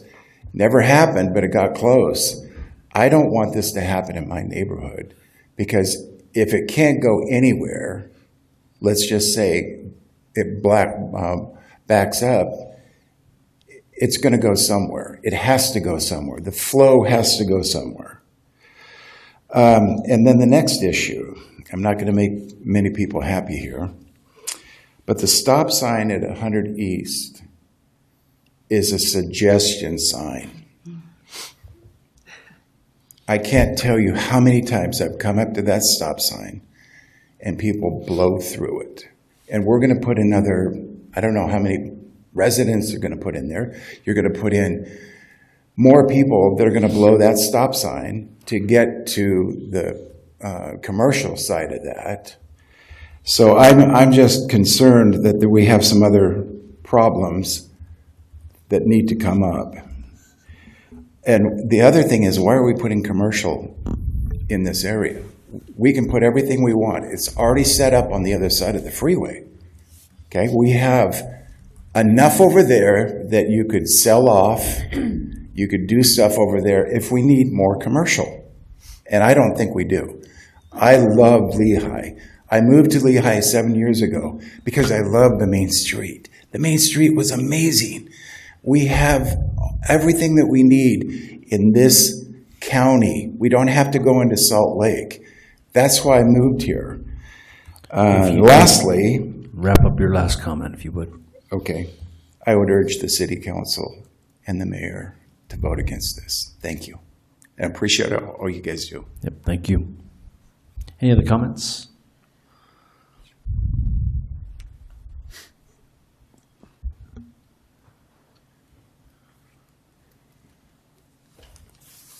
you have to forgive me. It's late. I know I'm preaching to the choir, so as I gather my thoughts, I live northwest of this project. What was your name? Oh, I'm sorry, Blake Entrikin. Thank you. Yeah, I live northwest of this project. I have a home that backs up to Dry Creek.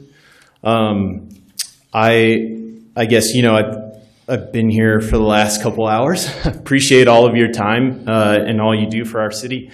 I've heard some comments already for other projects around concerns of greatly increasing density. I'd just like to reemphasize that as a homeowner, that was one of the things that stuck out to me here is we're greatly jumping that up. That's a concern to me. The mixed use also feels out of place. I respect Mr. Mills highlighting other areas of mixed use. Those seem to be on high traffic corridors, which is not really present here. I'm very familiar with that frontage road. I've traveled it many times.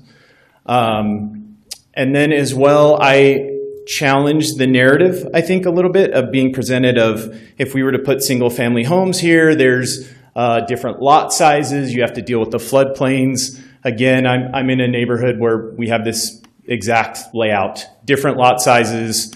I have a basement. I'm in a flood zone. We figured out how to do that. Wasn't an issue. All of my neighbors are in the same position. Have we had some scary situations being right up against Dry Creek? Yes, luckily not an issue, thankfully. And with the new reservoir in place, doesn't seem like that's going to be an issue.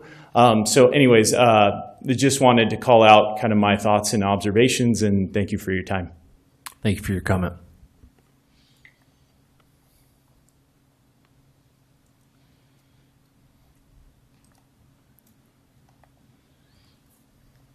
Hey, waited 4 hours for this. I'm excited to talk to you guys. We just need your name. Kim Hurst. I'm Kim Hurst. So I live in the neighborhood just right next to Dry Creek Park, so just up the road. I've lived there for 22 years. When we moved to Lehi, there wasn't even a sidewalk that ran across that property. It's been very undeveloped at that point. My children were bused for years to Sago Lily Elementary, which is just up around the corner. So it's very close to this area. And then the city at one point put in a sidewalk, so it was a safe walking route, and our buses were taken away. So this sidewalk running in front of this property is considered our safe walking route for our children. Children ride their bikes on that road all the time to school, and our church is next to the elementary school, and we often walk back and forth that way. So my biggest concern is when you put something in high density like this, then you're endangering those kids. When we were told, oh, this is the safe walking route for your children, they don't need to be bused anymore. How is that keeping them safe? By putting in all those homes and businesses. So that's just one of the things I wanted to point out that I was worried about. And just make sure that you read those comments, because I know so many of our neighbors have put comments that they've sent out to you in emails. So thank you. Thank you.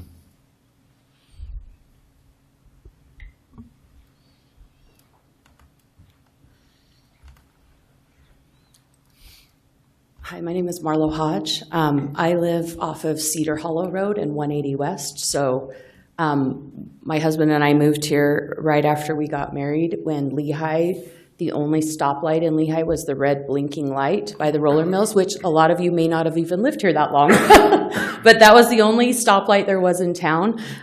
We have lived here 28 years. That was our home that we purchased here was supposed to be our starter home. We were going to be here 3 to 5 years and then leave. We love Lehi. It's home to us now. It has changed a lot since we have moved here, but we've raised our kids here. I battled cancer in my home, and we don't have any plans of leaving. This project potentially would give us that push to leave Lehi.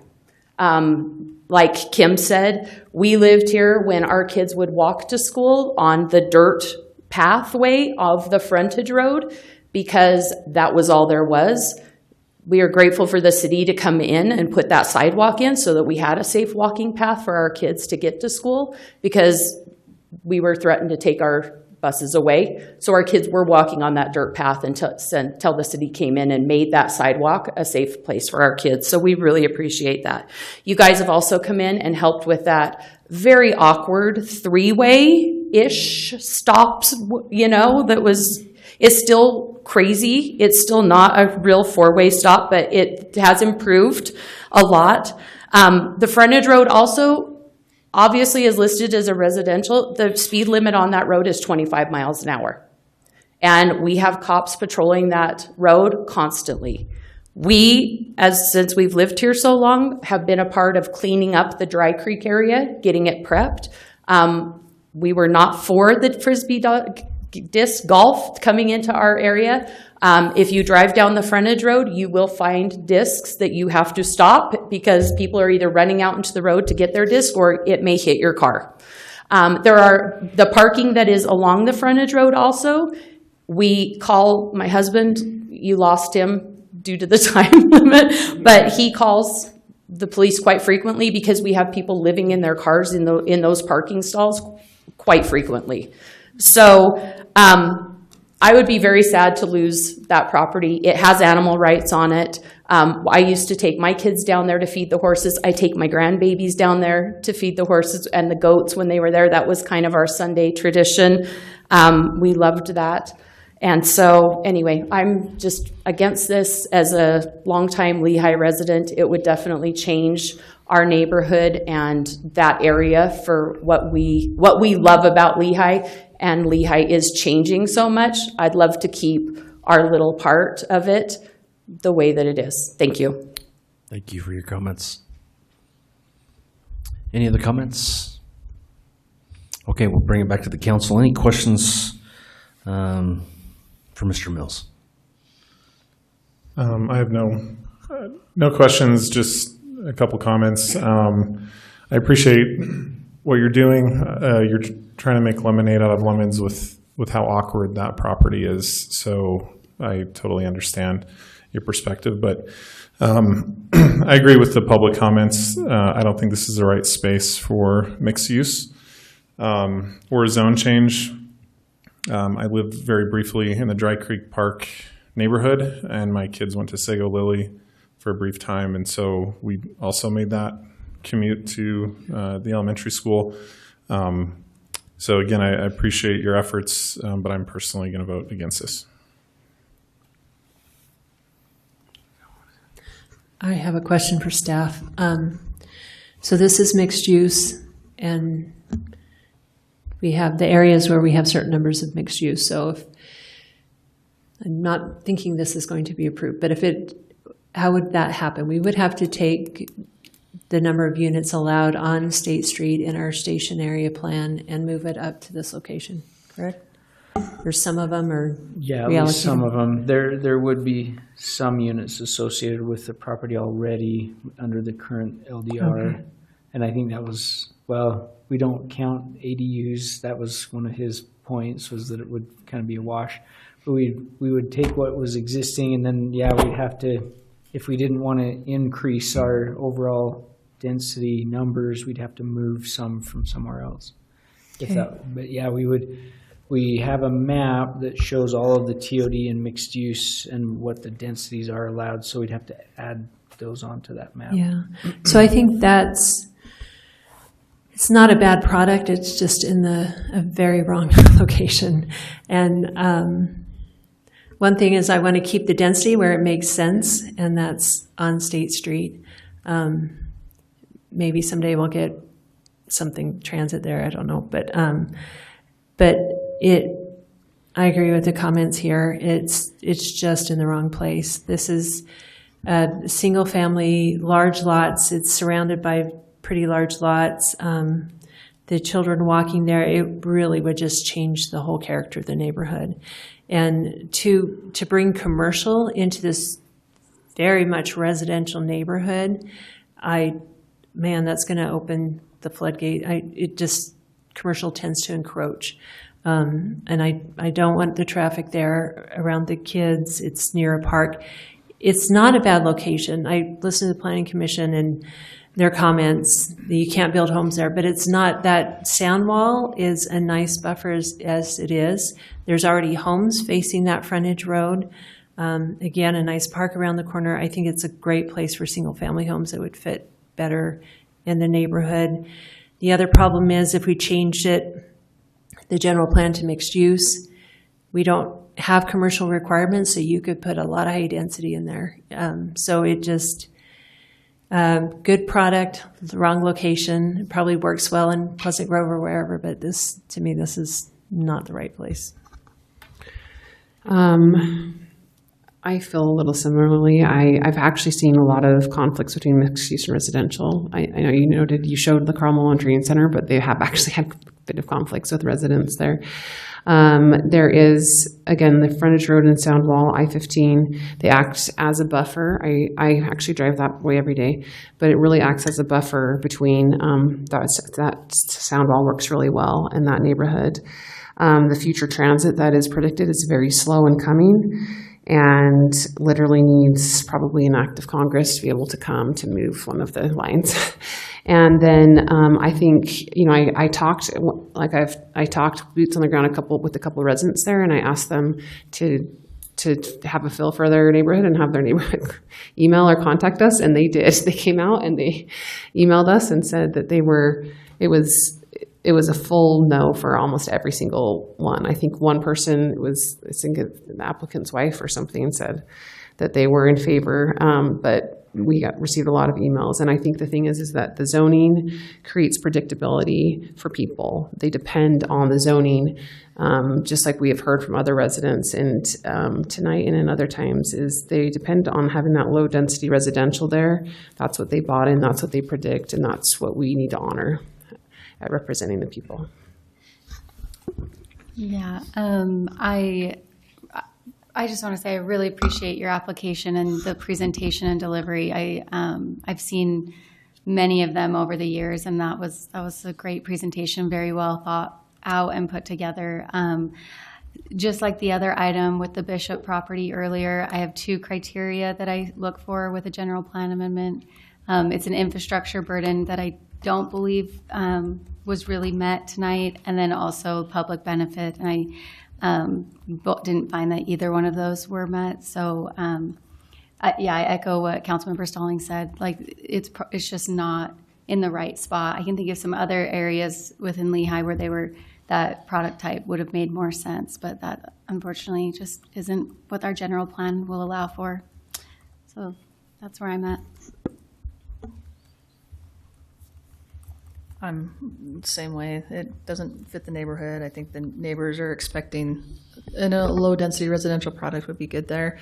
And I would love to see this on State Street and other areas where I think mixed use makes more sense, but there just isn't a commercial product on that side. So I don't think it fits. I'm happy to entertain a motion.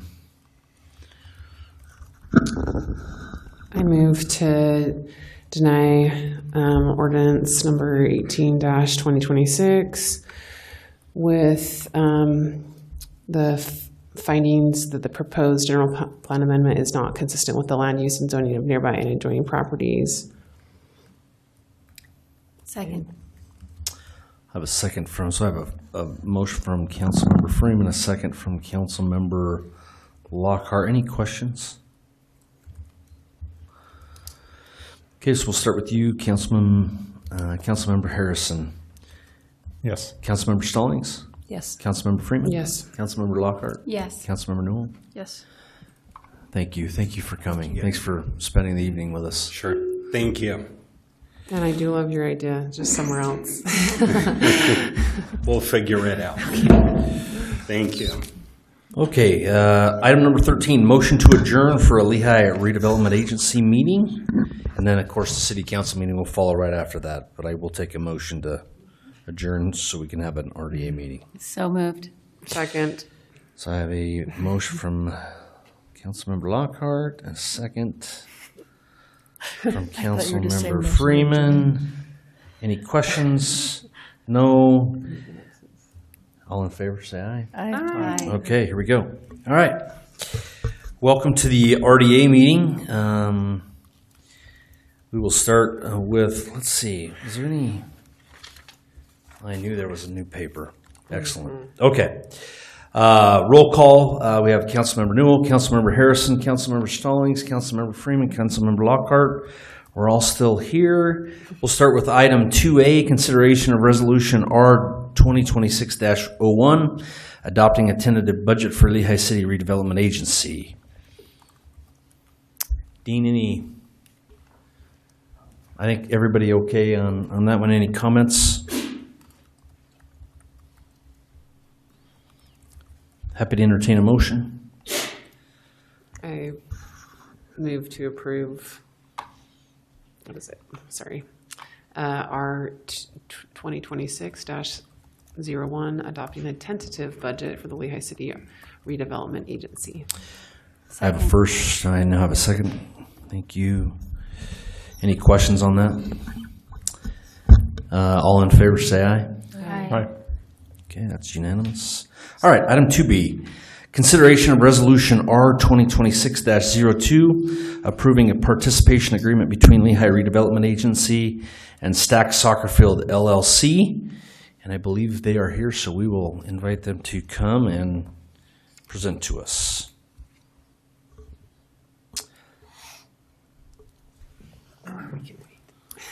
Good evening, Ryan Thomas, Stack Real Estate. I would ask that maybe we go to the Thanksgiving Station participation agreement first, if that works for the council. I think the bulk of the discussion would be around that one, and the Stack Soccer Field properties a little more simple. So if that works for you, I'd propose. Are we good moving to item 3 first? Okay, yep, go ahead. Great. And then I would just say thank you for your continued participation and engagement on Thanksgiving Station. It's been a long road. We've worked very hard to get here, and we're ready to move forward to tonight. So I'll pass it off to Mark. Hey, Mark Murdoch. It's good to see everybody. We do like the new place. It's amazing. It's good to have you guys here. Tonight we brought with us our attorney Lamont Richardson to answer any questions. Lamont is very attuned with this participation agreement. And then we also brought Rob Jolly with us as well in the corner, who was there when the legislation was birthed with the state, so that if you have any specific questions about that. So we would invite Lamont to come up, because I know there were some questions, and I know you've had a month to look it over, but we're here to answer those questions and marshal through if possible. So before we start, Lamont, is there anyone in the, I've opened this up all night, is there anyone here for comment?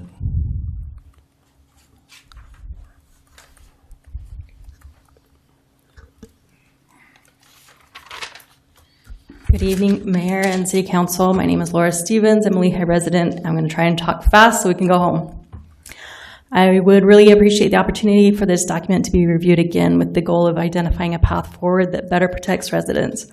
I understand that many of these decisions were made by previous council and that there may be limitations on what can be changed now. That said, I am hopeful there are still opportunities to strengthen a few key areas and add meaningful protections for the public.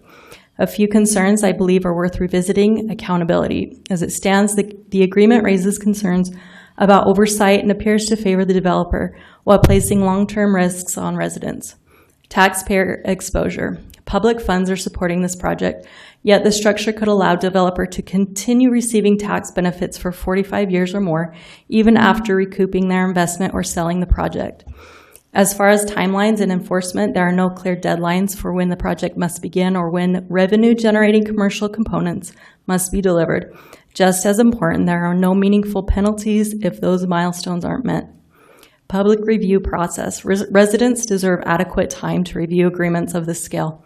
A minimum 1-week review period seems reasonable, especially since City Council has previously requested this standard. It's important to note that this expectation was not met here. Process transparency. This raises broader questions about how a deal structured this way moved forward without stronger safeguards for the public. Moving forward, I believe the situation calls for a thoughtful review, increased transparency, and a clear plan to reduce risk to residents wherever possible. At the end of the day, we are simply asking for responsible stewardship of public funds, clear decision-making, and a process that prioritizes the community. Thank you. Thank you.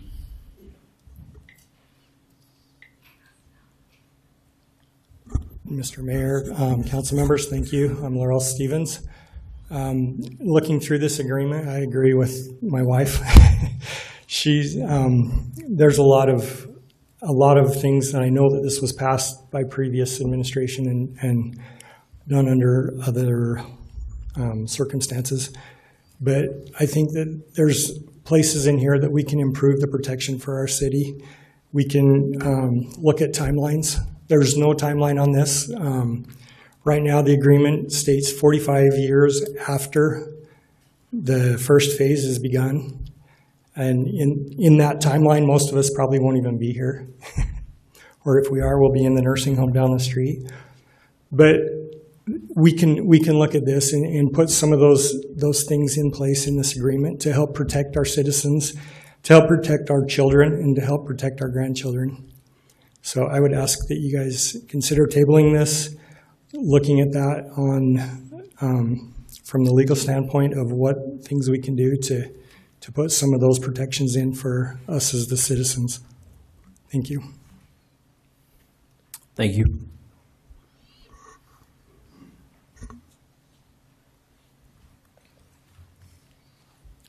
Kenneth Glade, thanks for having us this evening. It's always fun to be in front of you and to have such an amazing experience with such developers that want to build in our beautiful city. This is not a participation agreement. This is an extraction agreement. They have come to collect money. They have not come to participate. They have not come to be good actors in our city. And if they wanted to be good actors, they would value the police that are going to help police the area that they're building on. They would value the fire that are going to be protecting their properties. And they don't, because they're extracting the revenue. If there's one thing that this agreement highlights is that we waste a lot of money in Lehi, because what they're saying is for 25 years, only 20% of the revenue will cover 1,800 residences. And this is ridiculous. Now, there's a lot of things that we can't change at this point, I understand that. But we need to make a good deal for Lehi. Previous councils and our current city staff have made bad deals for Lehi for way too long. This has to end. We voted for change. We want change. We don't want bad deals. We don't want our grandchildren paying for this. I like that Councilmember Lockhart wants data-driven decisions. Well, let's create some sort of data-driven decisions on these reimbursements, when and how they're being given out. Let's ask for them to meaningfully pay for the services that they are using. If they value the police, if they value the city staff, if they value the fire department, let's have them pay towards a service agreement that'll help fund those very services that they are utilizing. That's not something that we can't do. We can do that. If they're good faith actors, they want to participate in a community and build a community, not extract from the community. We've given them lots of concessions. This property was, I think, originally designed for about 30 units per acre. And now we're at 76 units per acre. We're talking about $152 million maximum. I know there's different numbers, 116, there's 122, there's 142 million, and 152 million throughout this agreement. There's no real consensus on the number yet, so that's another reason we should table this tonight and discuss it later. But we're talking about 54 units out of 1,800 that are actually low income. Yeah, there's 100 and something other that are for 80% AMI, but really it's 54 units. And for that, they're getting up to $152 million. So let's table this. Let's come back after we have a chance to really evaluate this, because it's only been out for about 24 hours. Thank you. Thank you.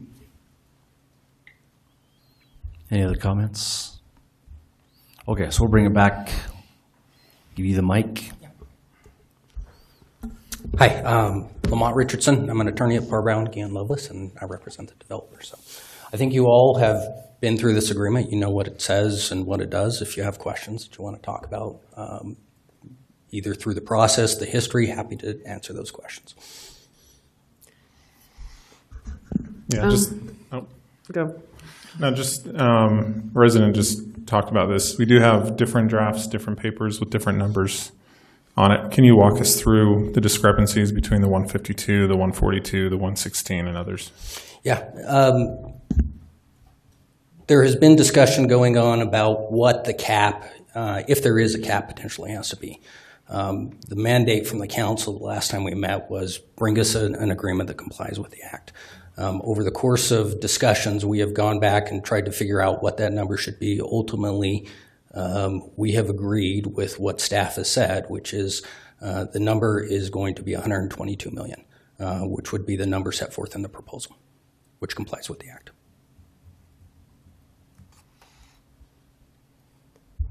Is that in this latest draft? My understanding is we just got it this morning, so.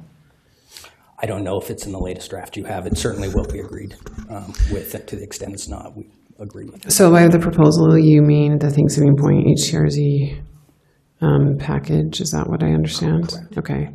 Yeah, so I was looking at that. So, and that's what I think is a little confusing. I mean, I'm glad you've agreed on 122, but bottom of page 4 there, it said HRZ funds half of the 237 million, which would, and if I divide that, that's 118 million. Then on page 7, it said minimum of TIF development, it says maximum is 141 million, but at the bottom it says 115 million not covered. So 237 minus 115 is 122. So we got that number, 122, page 8, it says, first bullet point, 122 million is funding from HTRZ. So that has been a little bit tricky to nail down that number. And also I do, the public pointed out that we didn't have all of the papers finalized, at least for the public view, until yesterday morning. Is my understanding, and I was also, because of the changes that happened, it was kind of an evolving thing. I was not able to fully read the latest draft of it that I understood came this morning, and so I can't exactly say what's there or not, because hundreds of pages that I didn't have a chance to read with the time frame that we had. So, but it sounds like we settled on 122 million, I'm guessing. Max? I'm not seeing it in the agreement, so I'm kind of concerned about that. One thing, I guess the biggest concern I have in the various drafts that I've seen is what exactly is the HTRZ proposal? So you call it the approval, I think. Okay, new drafts, I don't even know what it's called now. Yeah, HTRZ approval, and Exhibit B, you have the minutes from the meeting and then the application form that was filled out. So is it, in your opinion, that that's the governing document? So the governing document is the approval that was given by the HTRZ. And how do you define that? It is the minutes from the meeting dated November 13th, 2023. So a summary of the discussion about the proposal is the... Correct. That has, if you look at the back of that, it has the request for the approval and then the approval itself. What? It has the request for the approval and the approval itself. So the motion? For the motion, correct. So the motion is approval? Yep. Okay, so in the motion, what they approve, I'll just read it. The Housing and Transit Reinvestment Zone Committee approves the project as presented to the committee.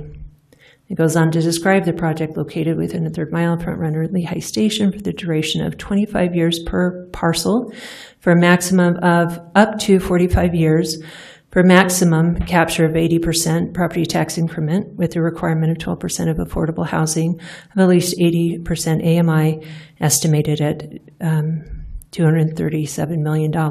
So what was approved was the project, that was in the motion. And my understanding is that the project, as presented to the HRZ committee, was the document entitled the Thanksgiving Station HRZ application. So that was the document that the city presented to the committee. It's the document, the proposal that the HRZ committee evaluated to verify that it met the HDRZ objectives and requirements according to state code. It was a proposal that the HRZ committee voted to approve. And under the soon-to-take effect HB 507, it is the approved proposal the city is required to enter into an agreement with you to implement. So we're not just implementing the few lines in the motion or a summary of the discussion about the project. I think the governing document here in this agreement is, again, what I said, the approved proposal, Thanksgiving Station application. Yeah.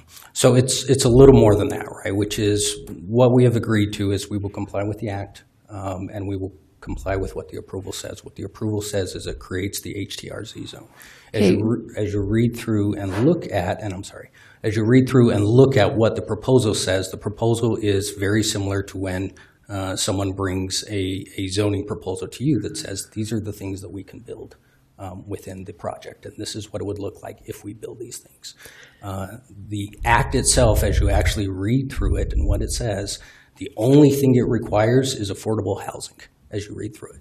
It encourages, what it says on the proposal is we want a proposal that encourages some of the other developments out there. And that's very specific because you have to remember that the idea behind this is to create affordable housing, which is what we've tried to accomplish in all of this. No, there were a lot of objectives. I could pull up state code if you want me to. I mean, there's, sure, I've got it here. There's walkability. Okay, let's do it. There's a lot of objectives that it's more than just affordable housing. And we've made many motions up here. We have applicants that come up and we do things like area plans, which you know well, right?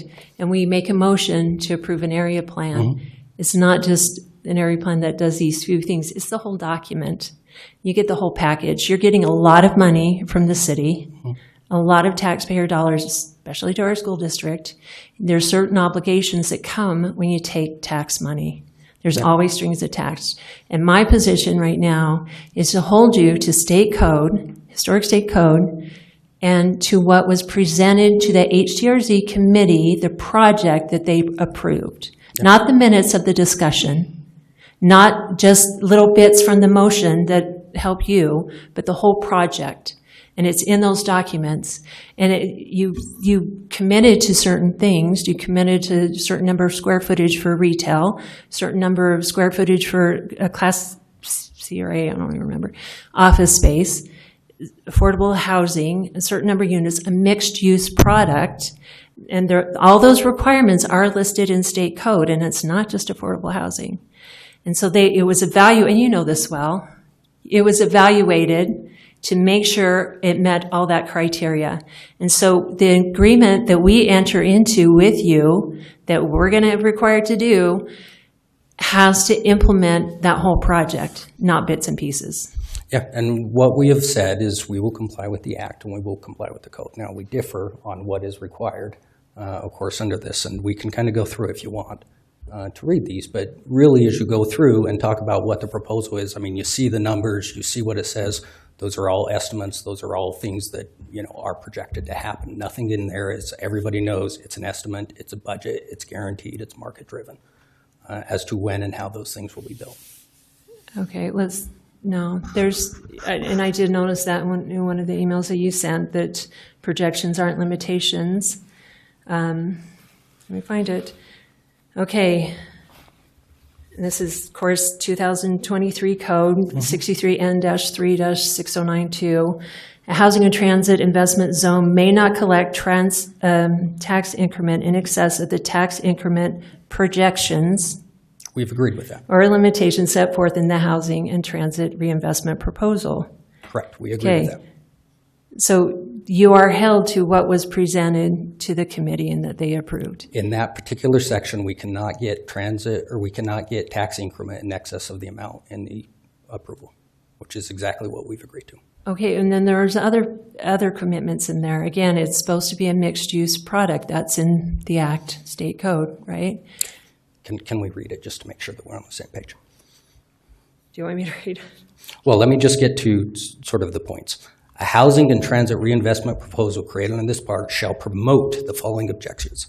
High utilization of public transit. We've got that. increase availability of housing, including affordable housing and fulfillment of modern income housing plans, improving efficiencies in parking and transportations, including walkability of communities, overcoming development impediments and market conditions that render development a cost prohibited absent the proposal and incentives, conservation of water resources, improving air quality, and I'm skipping a little bit of the language that isn't there. Can you tell me what section you're in? Yeah, sure. It's 3-603. Encouraging transformative mixed-use development and investment in transportation, strategic land use plan and municipal planning, increasing access to employment, increasing access to childcare. We believe that what we have done and what our agreement says requires all of those things. All right. In those, again, it's very clear that they want to have the affordable housing. They want to do this, but in terms of some of the other projects, and again, we intend to develop those projects when the market does it, but is there a particular number that we agree to? No, we've agreed to construct a certain number of affordable housing projects, and we will build it when the project comes. Okay, let's go to the minutes then. Okay. You say that. It's very specific in there. Yeah, if we can go to Exhibit A, and then number 4, overview of proposal. Is that where you're looking? It says Yeah. overview, 1,800 multifamily units, 770,000 square feet of Class A office space, 80,000 square feet of retail shops and restaurants, 70,000 square foot lifestyle climbing gym, linking regional trail system. Is that what you were talking about? Mhm. Yeah. To see all of those things that are in the proposal. Yep. Okay. And it is in the proposal. We agree. So that is what it looks like it was discussed, that is the agreement and partnership between Lehigh City, UTA, Thanksgiving Point, the Gardner Group, and Stack Real Estate.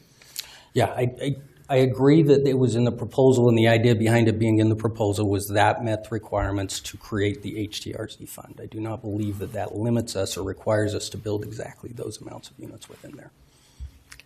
Oh yeah, you can build less than those units. Yeah, for sure. You can. Yeah. And you can, but if you want tax increments, and I've looked at there's not too many HRZ participation agreements, development agreements out there, but if we can hold you to that. Our job here is to make sure that we implement the proposal. And my position is that if you want the funds, then you have to provide what you promised, what you agreed to. And I don't know if you wanted to say anything else, but what I'd like to see happen, I mean, this is the third time they come before us with a participation agreement. The first one asked for way beyond what we were required to do. Anyway, and the direction I know that I gave last time is what I'm saying now again, is that we want to implement the proposal and everything that was agreed in there, the retail, the office space, the gym, I would even say the Thanksgiving Point passes to all the residents there. You presented that to the committee, and that's what they agreed to. So I would like a participation agreement that will require those things of you in return for the funding. I mean, that is the reason they granted you this tax increment, is because you proposed a product. And if you want it, you need to deliver on it, and we need to make sure we enter an agreement that will hold you to that. I mean, whether that's requiring milestones to get more units, or if it's conditioning the reimbursement of the tax increments based on providing what you said, that's the direction I think we need to go as elected officials responsible for the tax dollars that you are getting. Yeah. And I respectfully disagree that that's sort of what the act says and what it requires under there. Again, I think I can't say it enough that we've consistently said throughout that agreement that we will comply with the approval in the act and what that is required under there. We don't agree that that says we have to specifically, I mean, for instance, we don't own all of the property within the HDRZ zone approval, right? Some of it is owned separately by the Stack Group. Some of it is owned by UTA. We can't guarantee or talk about what's going to be built on their property. We can't commit to what's going to be built on their property. The idea behind tax increment, of course, is the only way it works is if we build something that generates the tax. And that's the protection, right? Which is if we build a squatty 2-story building that only has small amounts of residential units and no retail in there, there doesn't create a lot of tax increment that we get to recover. And that's like the glory behind tax increment is you've actually got to build something to generate the tax increment. Right, but you need to build what you said you would.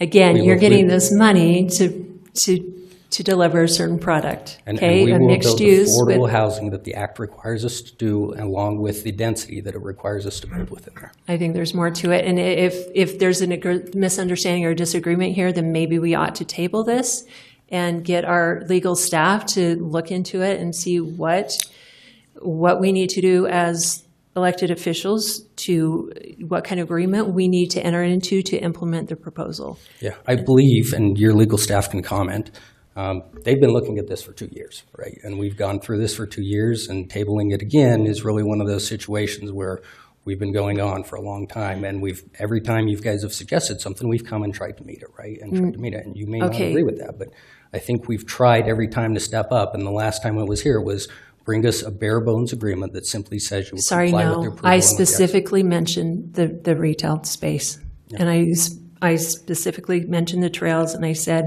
the same thing I'm saying now. You could go back and listen to it because I did. Is we need to implement the proposal that the project that was approved by the HDRZ committee, and our staff spending 2 years on it. That was your agreement that you brought to us. That was bonding, municipal bonding. That was a public infrastructure district where you wanted us to give you our taxing authority. That's what they spent 2 years on. That was not, the council has never seen this until you brought it after those 2+ years. So if you spend that much time on it, we deserve a shot too. And we need to fulfill our responsibility to our voters, to our taxpayers, to the city, and our statutory requirement to implement this proposal. And if there's a disagreement, I would love for our staff, or even if it comes to hiring legal counsel, to really look at this and to know what we need to do to implement the proposal. And again, I've looked at what some of the other cities have done, and they do have those requirements. They do have milestone requirements. They do have the reimbursement based on delivering certain products. A certain amount, percentages of the tax increment is tied to delivering affordable housing or retail or the other things. So I've seen what other cities did. They're fine with doing it. I think we need to follow that suit and make sure we're protecting our city and our interest, and again, following state law. And please understand what I said is I would ask if Randy has an opinion that he says it, because I think we've been going back and forth with him. Can you speak into the microphone a little better, please? Sorry. I said, Randy, Ryan has been working on this and looking at the statute for several years, and I would hope that he can have an opinion today and tell you what he thinks based on the review. I mean, you have hired outside legal counsel who's looked at this for what times. You were asking before, which was a lot more. For the bonding, I know. Yeah, but it was all the basis of the document, right? If anything, we cut this document back. We didn't add more to it. Well, and I'll just add, you mentioned the 2 years, right? 4 of us up here are new. Yeah, as of the last 3 months, right? And, for whatever reason, the previous 2 years prior to January, between yourselves and the previous council and mayor, it didn't happen, right? We have full intention to make sure we comply with the law and the HTRZ agreement, but we just want to make sure there's accountability, there's deadlines, that the retail is being developed at a fair rate as you develop the high-density residential units.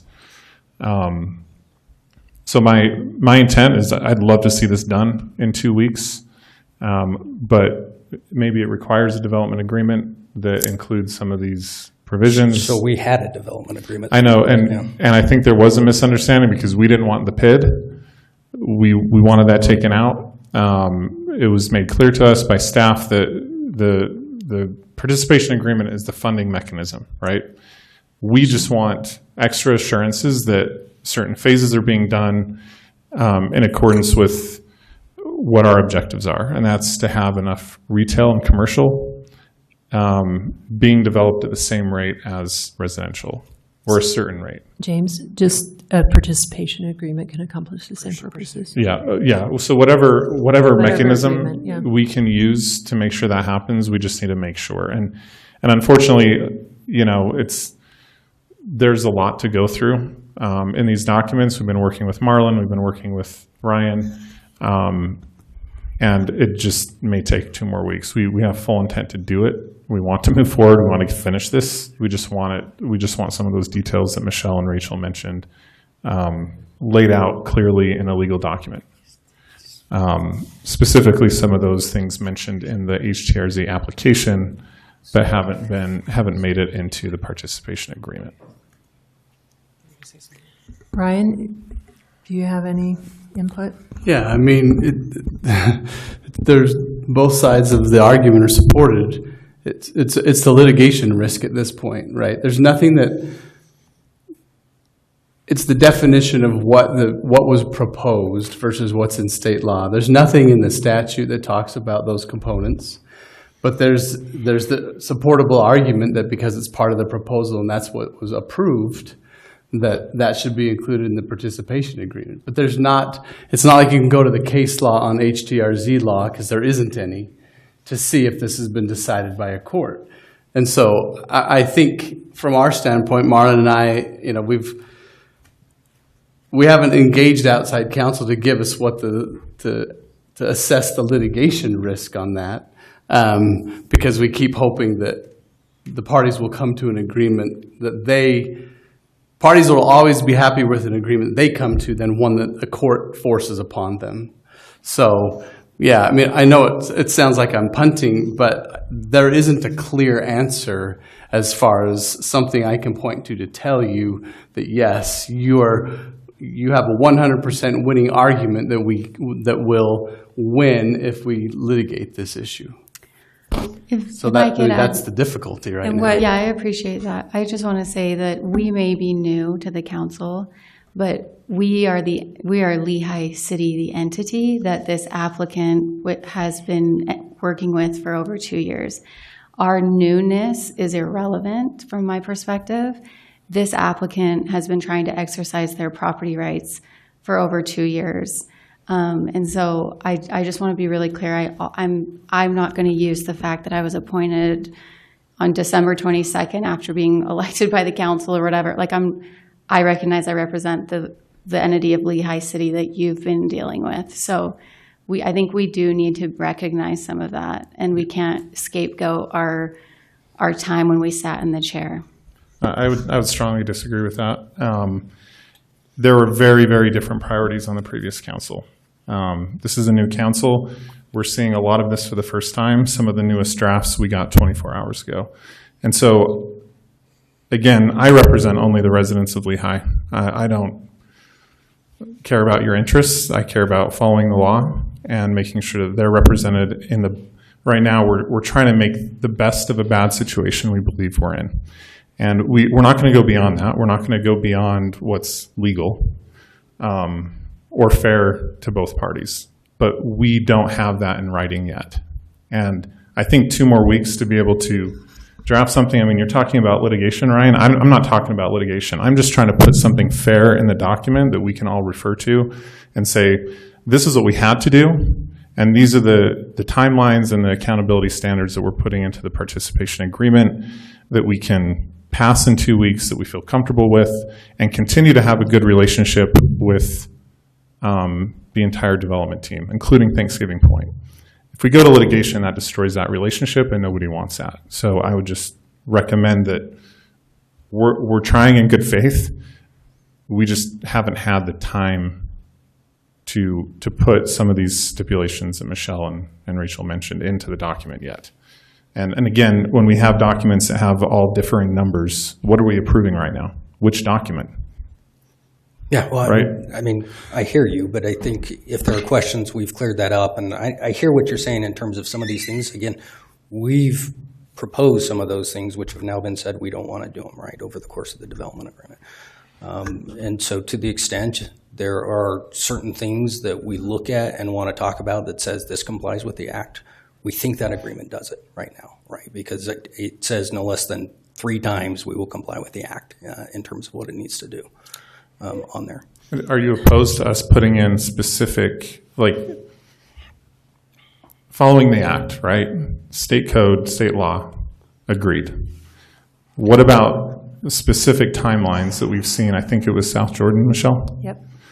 And their HDRZ agreement that just has specific accountability timelines for the amount of retail put in accordance, or I guess not in the same timeline as residential. Are you opposed to that concept? Yeah, I mean, recognizing that we don't own all of the property in the HDRZ zone, right? We can limit it to those 6 parcels that you're developing. And to the extent that, which I think it had 32,000 square feet of retail in those, if I'm correct, if I remember right. And you want to say over the course of the HDRZ, we will build 32,000 square feet of retail, we're amenable to that. We're saying, let's say it's 32, I can't remember the exact number, but you have 2,000 units across the 6 parcels. Are you opposed to having, okay, you develop, let's say 500 units, you have 10,000 square feet of office space that's developed before you develop the next 500 units, just for, you know what I mean? I understand what you're saying in terms of milestones. I think that our only objection to some of those things is retail isn't a thing where you build it and they come, right? In those situations, you build it when the market does. Obviously, retail benefits us as well in terms of getting it, right? Because retail, quite frankly, is more lucrative than some of the owner, the apartment leasing. Of course, that can change with market. But you don't just build a retail building and hope it fills up. You build it if there's the demand there for it. Well, right, and that's. It's not like on parcel 1 you build a standalone retail shop, and on parcel 6 you build 500 units. Yeah. Like, obviously, you're developers. You've done this 1,000 times. You can build it. Build units, have the retail with it. What we're afraid of is it's going to be heavy on the residential because we see very, very little of that property tax, obviously. 80% is gone. So the only benefit, the tax benefit that the city's going to get for 45 years is that retail. And we want to see that put in sooner rather than later, or at least in a milestone fashion that we would like to articulate in a legal document rather than just saying, let's obey state code and the spirit of the HDRZ law. And along those lines, it is said in the purpose of the agreement, it is for the potential development of a mixed-use development. So in the definition of what mixed use is, it includes a commercial component. It does. And so I think in good faith to fulfill that, we need to have a commercial component in there. And those things that listed, like we talked about in the exhibit, are important. I wasn't on the council before, but I was paying attention. And I remember when the original, what came in December was different, and it was $200 and something million for a parking structure, which is vastly different than it is now. So it's hard to say that we've had this exact same proposal in front of us because we haven't, or not proposal, but agreement in front of us because we haven't. So, and even I found out today from Marlon that you settled on that, on the number. So for me, I just need to go through, I need to read through the documents one more time, a little light reading, and make sure that we have all the numbers lined up, all the things in place, so that we can move forward. I would like to have this done. I would like to have this done sooner than later. I would like to not be here again late. So I'm with you. Let's just get it done right, and let's make sure we have all of our our I's dotted and T's crossed. So. Just to make a clarification too, like we did not have this coming to us over the last 2 years. I think I first started engaging late last fall, perhaps. And then when the developer agreement came, previous council, for what it's worth, the votes weren't there.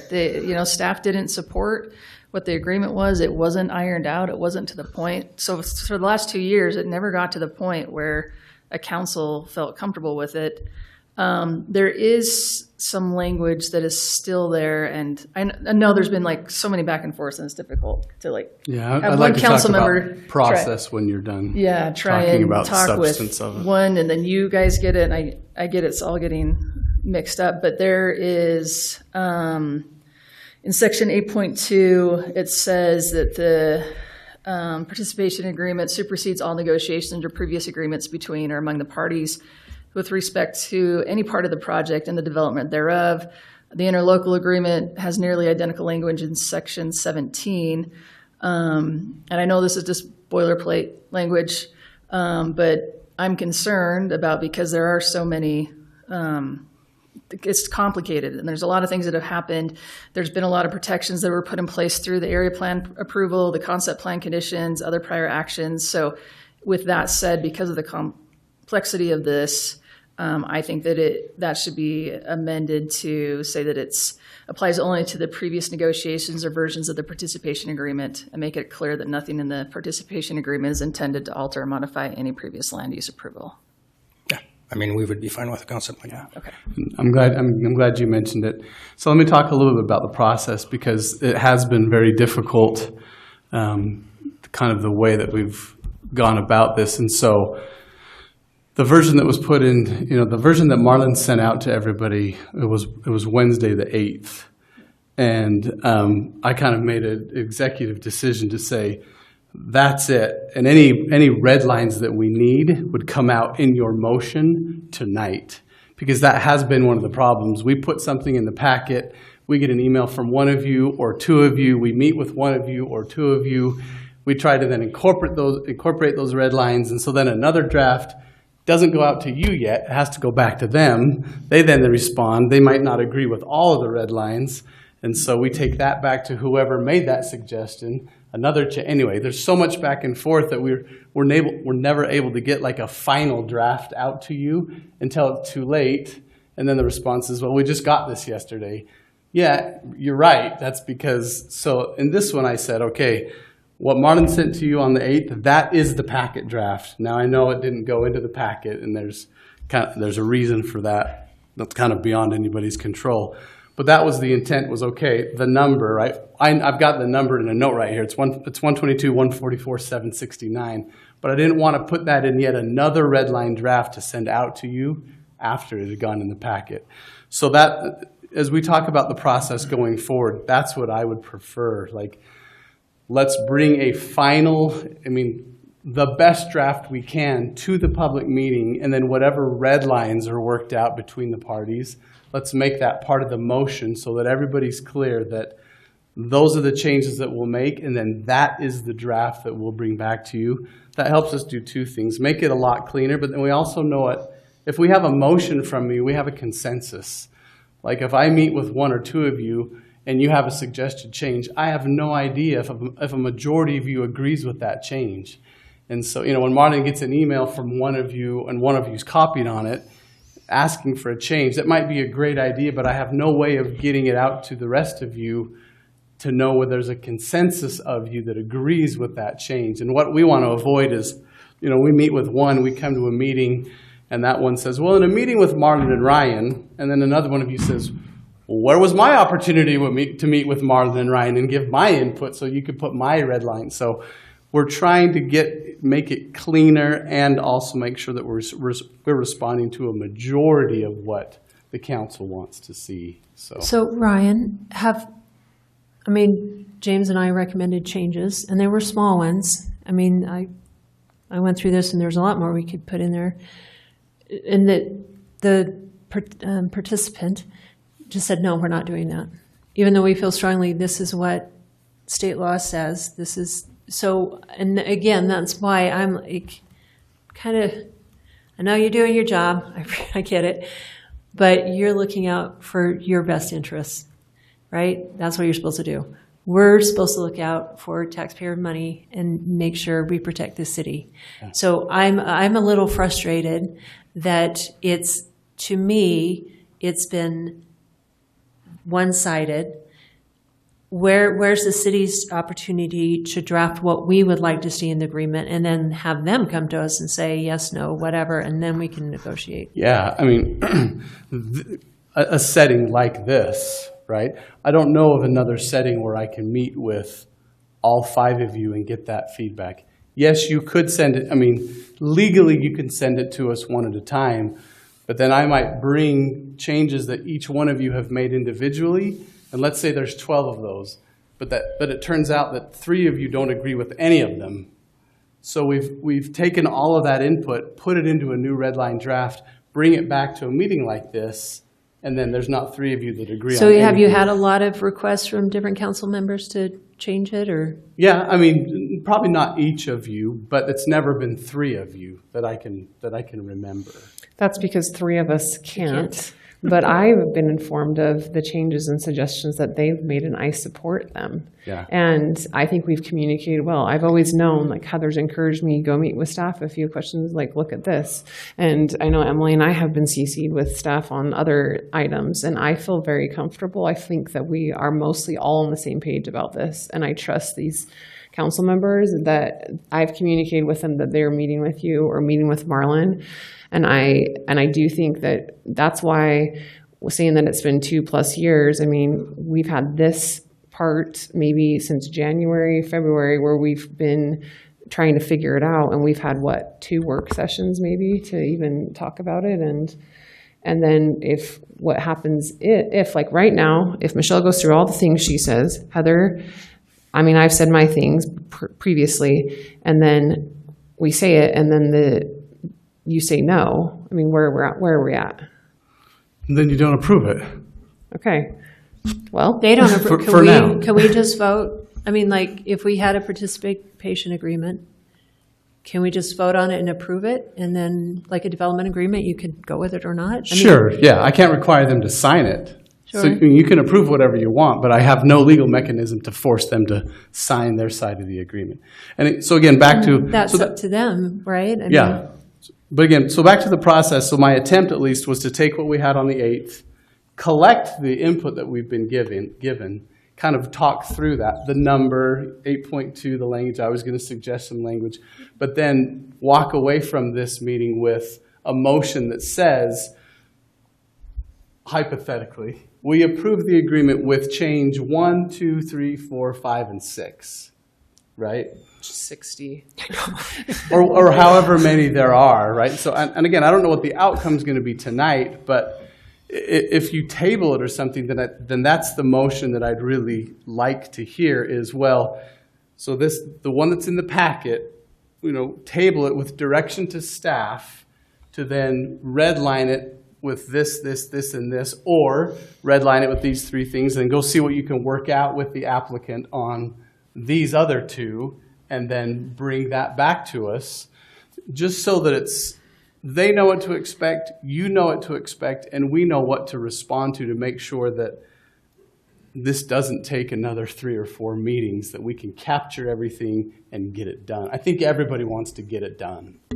Yeah, so I recognize that members of the council may not agree with me, but I just want to be on the record that I am very concerned about what was brought up by our attorney today about possible litigation. I'm looking at numbers that are $122 million, and damages aren't done by that. There are multiples applied. So I don't know the outcomes of what that could be, and I hope that this relationship doesn't go down that path. But we cannot rely on being new as an excuse for getting in the way of someone's vested property rights. And I'm not trying to debate. I hear you. I hear the concerns. I also just want to be on the record saying that I am very concerned that we are getting dangerously close to something that would not be a great outcome for Lehi. So, and again, I've heard where you're at. I just need to be on the record saying my concerns as well. Yeah, and I want to be clear too. When I say litigation, I'm not.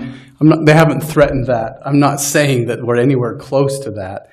But if we have a fundamental disagreement about the interpretation of what should or shouldn't be in the agreement, at some point, if that doesn't get worked out voluntarily, there's one other way to get it worked out, and that is that a judge tells us how to work it out. So again, I just want to be clear too, that I have not heard a whisper of litigation from the applicant. That's just, I'm looking down the road to say if these things can't be resolved, we could take a strong legal position, they can disagree with it, and then they can do with that what they want. Far better is for us to see if we can at least come to some kind of compromise, agreement, halfway point. Maybe we can, maybe we can't, but I think it's always in the best interest for the parties to figure it out themselves than have a court impose the solution on the parties. I guess I just want to clarify. So just for understanding, Councilmember Lockhart, are you good with everything in the current agreement? Are there edits that you suggest? Yeah, I hear you guys, and I like Heather's suggestion. Absolutely, like I really liked the language change she made or suggested to make. My concerns just come from this. In some of the emails I've seen and some of the dialogue we've had, there's been attempts to delay in our last meeting and things like that, and that's where my heartache is coming from. Is I think in the last meeting, Councilmember Harrison, you said something about like even after May, right? So and I remember saying, hey, we gotta not delay. So I'm just voicing that I'm concerned about that, but I'm not saying the agreement's perfect. I'm saying we cannot allow being new to be a reason for not getting it done. Well, I don't think it's new, and I have no intention to delay. If I could do it now and pass this thing, I would love to do that. What I'm concerned about is, are we fully confident that all of the language is in this legal document that represents the citizens of Lehi? This is the most significant agreement we will sign on the council, no matter how long we're on here. Yeah, that's my opinion. That's why I said I hear you and I accept everything you guys have said. At the same time, I can hold two truths at the same time. I can agree with what you're saying and also be concerned that we're dangerously close to a line. And let's be aware of that as we go down this path. Like I'm capable of holding two truths at one time. Okay. So I'm sorry. I'm going to take issue with some things. We're not delaying. We want to make sure this is done right. I have an obligation. I was elected by the people to fulfill my job, my duty. What time is it? Yeah, so it's not delaying, it's making sure it's done right. And Heather and I have been here the longest, and again, this is this year that it's come, well, I guess Heather got it before me, but the first time I saw it was when it was on the agenda or proposed to be on the agenda in December. The second, as far as vested property rights, yeah, the area plan gives them the 1,800 units. They can go build that anytime they want to. What we're talking about here is tax dollars. And again, when you take tax dollars, there's strings attached. You don't just get it. And so I want to make sure, again, again in state law, that we are to implement the proposal. So I want to make sure that we take the time to do it right. It's not delaying. Believe me, I think I've read all of this stuff more than anybody else here. I want to be done with it as well. But it has to be done right. And it has to be both sides. Okay? You don't just get what you want. We need to make sure that you deliver what you said you would. So if you want us to go spend the time tonight to do that, we can try. It'll probably be messy and ugly, but Can I make a suggestion? So I think we're clear on the one issue where there's still a disagreement. Should those things that are in the proposal be included in the participation agreement? Let's set that aside for just a minute or two. Okay.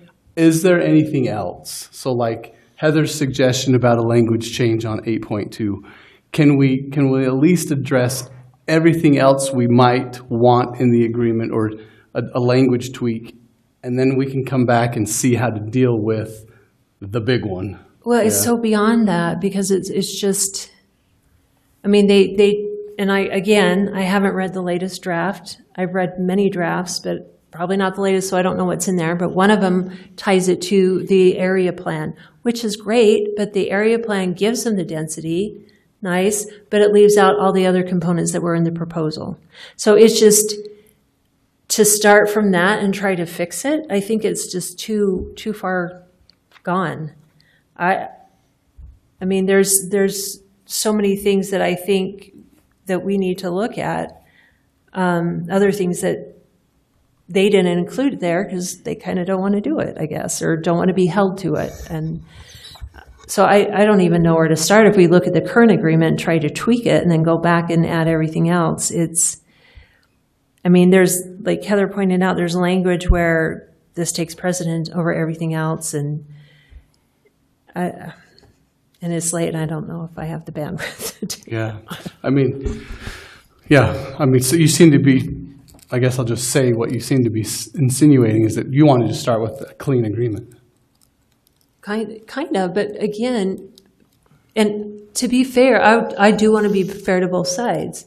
There's things in that proposal that I don't like. The base year, starting in 2024, that's terrible for Lehi City, right? But that's in code. I'm okay. Let's honor that. So yes, maybe start over and look at the proposal and for real how to implement it. And I'm okay to work with you guys to recognize there's marking conditions. I mean, in the proposal, you talk about a grocery store, and talking with Marlon, he's like, you're never going to get them to commit them to build that. I'm like, okay, I'll back off. It's in there. Commissioner Amelia Powers Gardner, she's like, oh, I really like the grocery store. Okay, so that was one of the points that she voted for. But if we have to back off that, okay, we can do that. So I'm not inflexible, but I want to make sure that at least you deliver on at least most of what you promised, and how we go about it. I'm open, because I don't want you guys to have to build retail and then have it fail and have an empty building there. That's not going to benefit either of us. Again, let's hold to that proposal and see where we can go from there. Do you think that it has value? I mean, again, and I don't jump in whenever you want to, Lamont. It seems unlikely that issue is going to get resolved tonight, as far as the retail component. Yes, Commercial component. I'm not hearing that there's been any movement towards the middle, so to speak. So, would you rather give us a motion and say, "Hey, this is what we want. Now go see if you can work that out with the applicant. We'll try to do that. If we can't get you everything you want, we'll come back with the best we can do, and then you'll either approve it or you won't." We can try. I mean, I'm just trying to kind of brainstorm what the best path forward would be that tries to accomplish what you'd like to see in the agreement, but I don't know if we want to negotiate it from the podium and from the. I don't know. Do you want to negotiate it from the podium? Yeah, I don't want to speak for you. Like I said, I think we agree that we can, if we add in the component of we build 3,200 square feet of retail on our parcel, we're willing to do that. Or 33,000. Thank you. We're willing to build that in. Again, what we don't want to do is to say you have to do it at this particular time, because what we want to say is we will do it when the market dictates, knowing that we benefit as much as you guys do when we build the retail on this, right?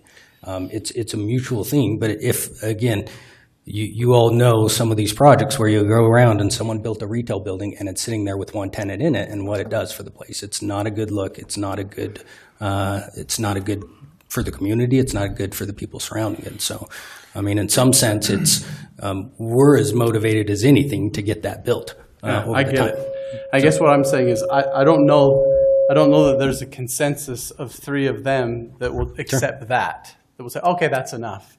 And so do we want to negotiate it right here, where you go back and forth? You say, well, we'll add 32,000, and then somebody up here says, well, I want a trigger at this many units. And you say, well, that's too many. And they say, well, that's too few. Like, would you rather do that tonight, or would you rather have us get direction from the city council and then we try to hash it out and bring back the best thing that we can. I really appreciate the conversation. I understand what you guys are trying to do. I would like to just know what else is there besides the retail. I'm wondering about page 2 under M, 2.1 M. The participant may transfer real and personal property in the HTRZ and retain your right to receive tax increment and proceed of bonds issued under this agreement. How does that work?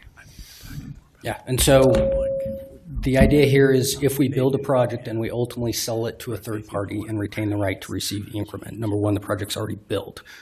They are buying a project based on what's built and the revenues that are in place, and we're still recouping a lot of our costs in doing that. And so it effectively works it out through a market standpoint, which is we continue to receive the increment, we've built it, we've got it taken care of, we might sell it to someone who says we're going to pay you a different price because you're retaining that increment. Can I give you a real life example? Yeah. In Mid-Bell, we did this, and we built a huge road, Bingham Junction Boulevard, right down the middle. And we sold something, but we retained the reimbursement rights so we could reimburse ourselves for the road. It's simple as that. So it just means that we can sell the property and retain those reimbursement rights if we want to, or we can sell the reimbursement rights with the property. It just gives us the option. That's all it is. Okay. I don't know. What are we doing? Just keep. I think there's. Yeah, I think we just want to answer some questions out there because we're with you. We just want to hear them all. I'm not saying I can answer them all right now. We have another partner who's not here, and he'll want to weigh in on this. And so I just want to know what everything is so that I can at least, because we keep talking to Marlon, and he's doing his darndest to make it happen, and I know you guys are too, and we just want to hear everything that there is. Okay. I do want to clarify the square footage so we understand, because you're right, there are other property owners, and I know UTA, there's like a set number of units and then the office space and retail that they're committed to, right? So what your portion of the 80,000 square feet of retail is in your parcel, and I'm assuming you have 1, 2, and 3. I need to pull it up. And there's the soccer field that I'm hearing has no retail there. It's all residential, right? So how many square feet of that? Again, I'm thinking it's 80,000 square feet of retail and then 70 for the gym. All we're trying to say is we will do the 32,000 like we've said in the agreement. That's what we're willing to do. And, okay. And we'll say we'll do it over the life of the HTRZ. We want to do it faster than you do, I promise. I promise we want to. We want to develop this faster than you guys do.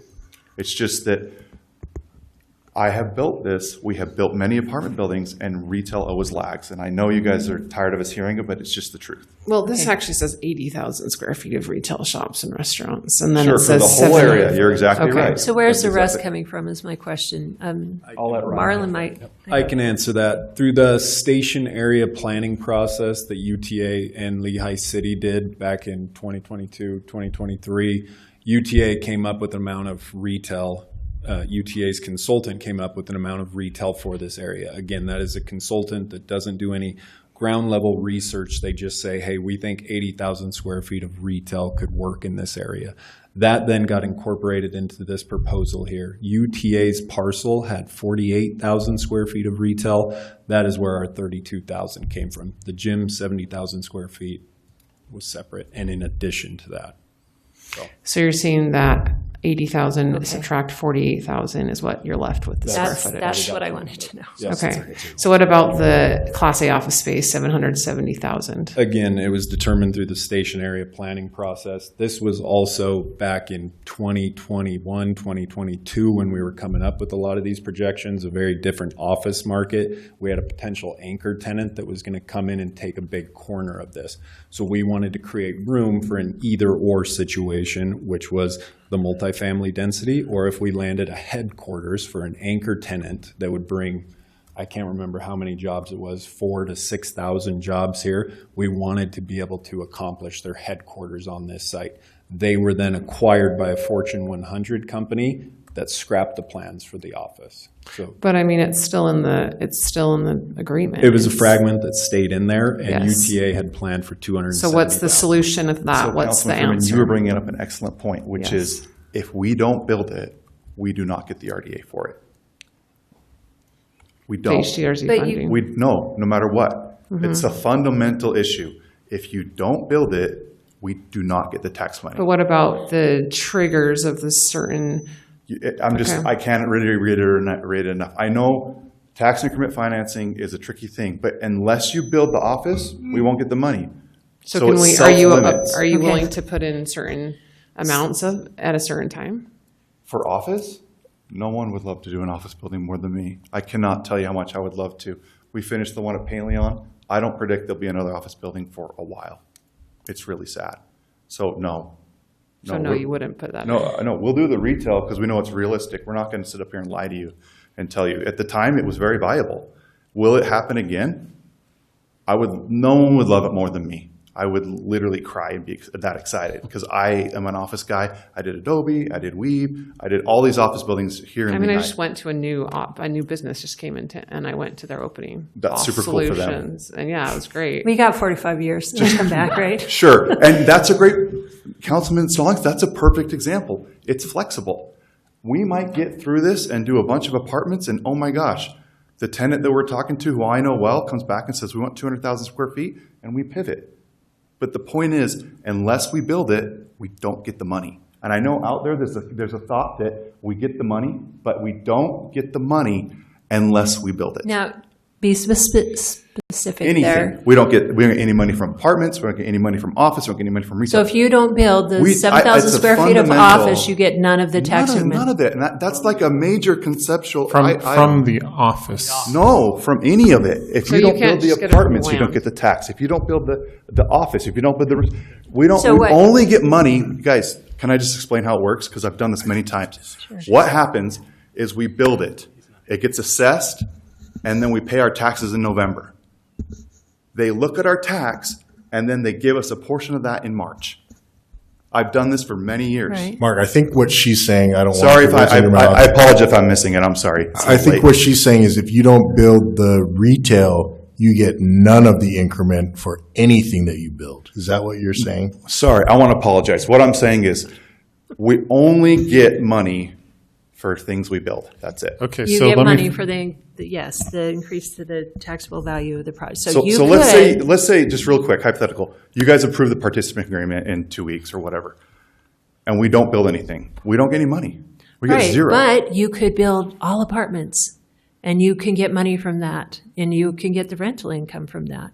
And that's what I want to hold you to, because it is supposed to be by law mixed use, right? So a non-residential Yep. part in and there. I hear you, and I'm just saying, what are the other items? I've heard you for loud and clear on the retail. Totally. Well, with in you. the office or whatever. Sorry. Couldn't you just get money on the land?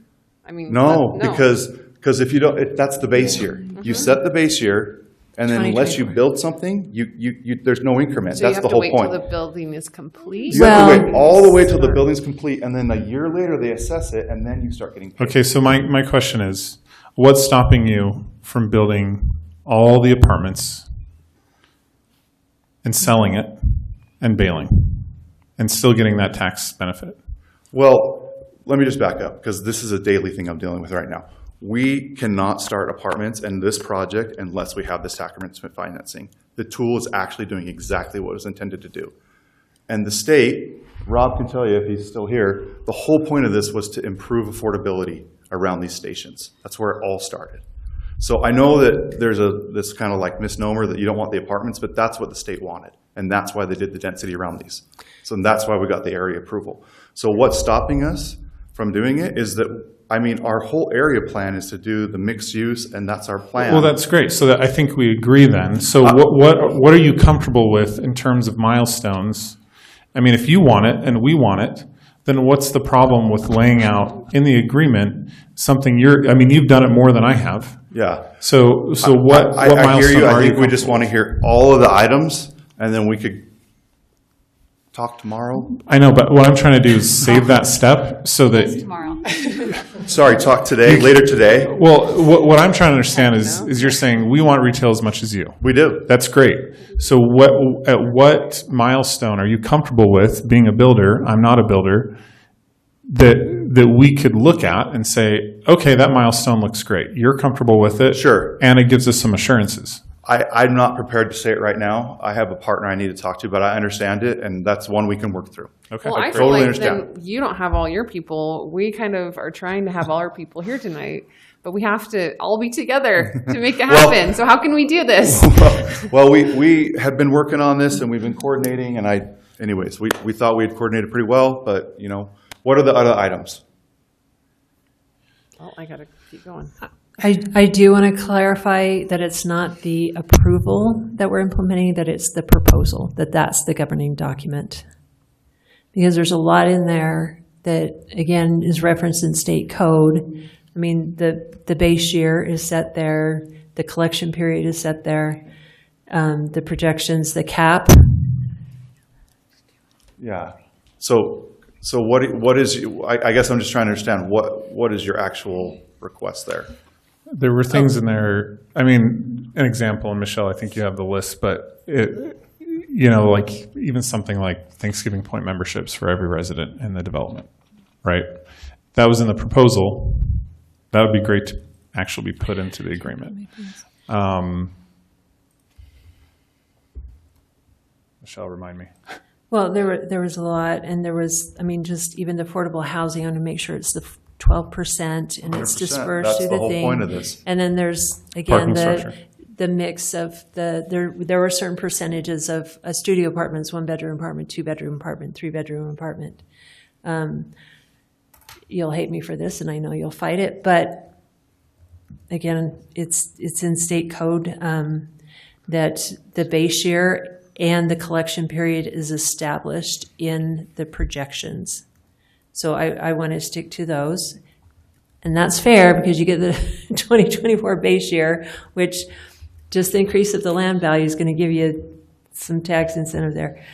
The retail's the big one. I kind of want to pin down the phases. How many, I mean, again, when Marlon presented this, he said 3 to 4 phases, and I look at the master plan and the proposal, and there's like 9 of those. I want to understand that better because you could really work that system to do the unlimited phases. So for our protection, and again, it's the 25 years is tied to per parcel. So I don't want you to see you coming in and subdividing every little parcel so you can get another 25 years, another 25 years, or whatever. But that's how a project works. That's the whole point. That's exactly how the project works, is you come in and you do a project and you tie it to the 25 years. That was the whole point. Mm-hmm. A parcel. Like right? a whole project, like each project's like a couple hundred, 300, 400 units with retail and commercial and other things like that. But that's how we've it works. we've done other CRAs where it's. But this is an HCRZ. That was the whole point. It's a similar thing, right? I mean, no, I respectfully decline. Like, the whole idea was that it allowed for these triggers so that we could extend it and capture that full 45 years. And since then, the state legislature has realized there's a problem with unlimited phases and unlimited 25-year collection periods. Sure. So, I mean, it is an issue, and again, you could work that, but I'm just saying that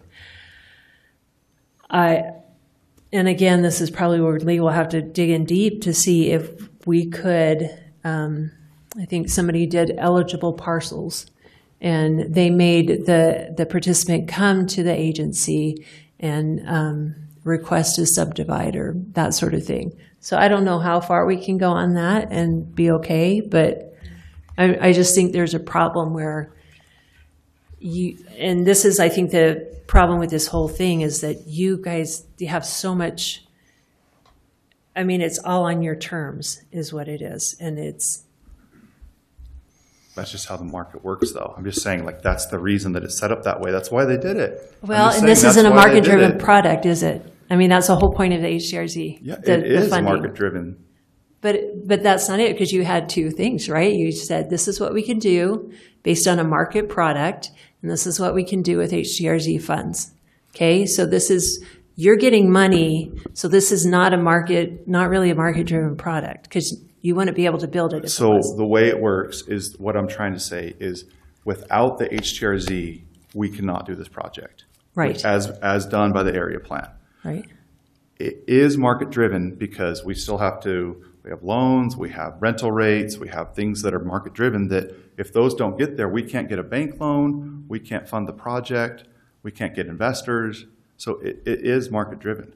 Right, and that goes back to the milestone issue with the retailer or whatever. But I'm just saying the collection periods, if we can have less of those, that would be better. And you can have a bigger parcel and a lot more, and that again is 25 years, right? I think originally there was 3 collection periods, right? No, it's no. When the statute was, or when the approval was given, there were no limitations on collection. Okay. So and the state legislature this year has even gone so far as to be very clear that the statute in place when the approval was given is what controls. Okay, so you're saying the proposal as the basis of the agreement. Is that what I understand? Can you put that as an exhibit? The date the approval was issued, which was November 13th, 2023, is when they gave us the right to create the HTS. So are we saying it's the minutes? Are we saying it's that goes back to that question. Yeah, but I looked up and I saw these slides that were presented at that meeting. That was the proposal. So that's what I'm not sure on. I would like to see that. I would have clarification on that. I think the minutes capture the proposal, but if do you have any issue providing us the supplementary document of the PowerPoint? Oh, sorry. I think Exhibit A captures the what they were proposing. That's the point of the minutes. But if you can include the PowerPoint presentation as a supplemental document, that's what I'm talking. To Exhibit A, I think that's what would satisfy her desire to have it be. No, we need to.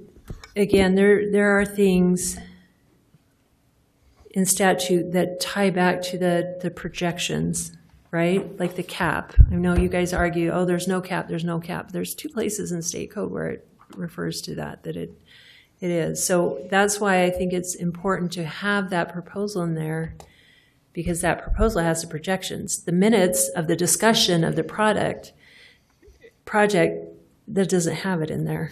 Yeah, and to be clear, we agree where the statute specifically says the proposal on this governs, we agree with that. And if there's something where you all think that doesn't happen, we're happy to look at that. But those areas where it specifically says the proposal in this instance controls are pretty limited throughout there. Okay. Well, so that's what you need is... Can I get a copy of the PowerPoint presentation, please? For sure. Thank you. No. Not now. Can I just ask, the parking structure, so the UTA lot next to the station, a lot of parking, right? And that's going to be a very expensive structure, right, with no real tax benefit to it. At what point are you going to, I guess for that parcel, at what point are you going to develop it? And the UTA parcel? That's a different. We won't. Okay, sorry. So, or at least but you are building the parking structure for the residents, so right? Part of that is understanding what we can get reimbursed for under the Act, right? And what it is it's enhanced costs, which are the increased costs we incur because we're building the higher density structure. So from going from a squatty building to a higher building, having to build the parking structure, those are the things that we can be reimbursed for. So to Mark's point that he was trying to make, which is you have to build the increased density to get the reimbursement in the first place, because it's not you get everything that you build reimbursed, it's these particular costs that you get reimbursed. Okay. So one of them specifically is a parking structure. Okay. So you asked me. I found one in my notes. Okay. I think one of the disagreements was the 45-year collection period. When does that start? Mm-hmm. And I know you say that starts when you trigger the first 25 years collection. Okay, this is 63N-3-604 1AVII 8. Subject to the approval of the Housing and Transit Reinvestment Zone Committee as described in section blah, blah, blah. In order to create a housing and transit reinvestment zone in municipality or public transit county that has a general land use of blah, blah, blah, shall prepare a proposal for the Housing and Transit Reinvestment Zone that establishes a base year and collection period to calculate the tax increment within the Housing and Transit Reinvestment Zone. So what I read that as is that those projections, they set the cap, they set the base year, and they set the collection period, and what is in the proposal that was approved starts it at 2024 and goes up, and I have to look to whatever 2050 something or 2060. So what I want to see is that 45-year period start in 2024, which is the base year. Yeah, so that's something we disagree on, because what the statute specifically says is the commencement of the collection of tax increment for all or a portion of the housing in the transit reinvestment zone will be triggered by providing the notice described in the statute. Okay, that's the 25-year collection period, not the total 45, right? The commencement of tax increment for the very first period is based on that first trigger notice. So that starts both the 45-day period and the first 25-year period. But then I guess there's a contradiction in the code, because it says prepare a proposal that establishes a base year in the collection period. Mm-hmm. Which it does. And again, the statute at the time set the base year as the time the approval was given, which would be November of 2023. Well, the collection period, the base year starts in 2023? No, the base year is 2023 when the approval was issued. And Okay, the well, this collection one, period again, is in the statute. proposal. So Ryan, because I'm reading it, the proposal establishes a base year in the collection period. What section? Where 63N-3-604, 1A8.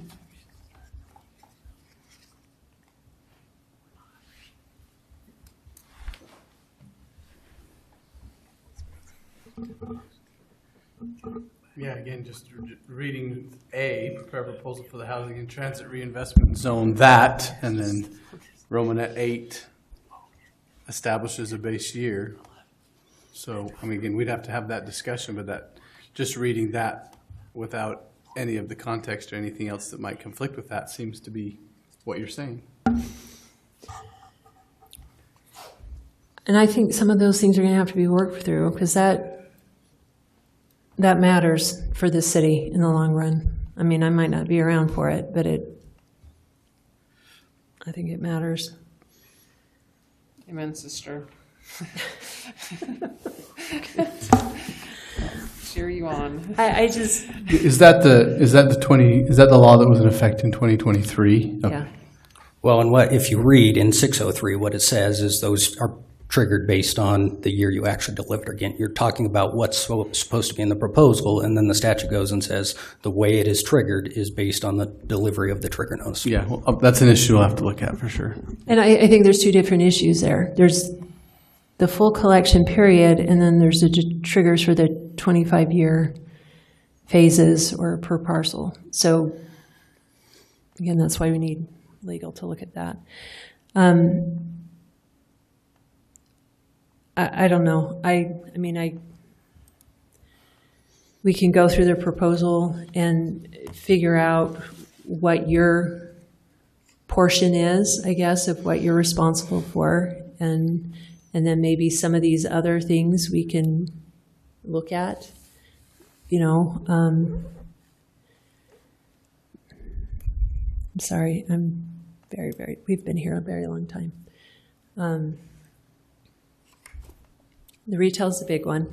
And if you don't want to tie it to have a milestone for the residential, so many residential, and then you get the retail, do we tie it to the funding?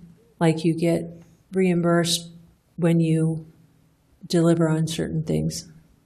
Or if you don't, you got to pay back the funding. I mean, those are some of the things that I've seen in these agreements.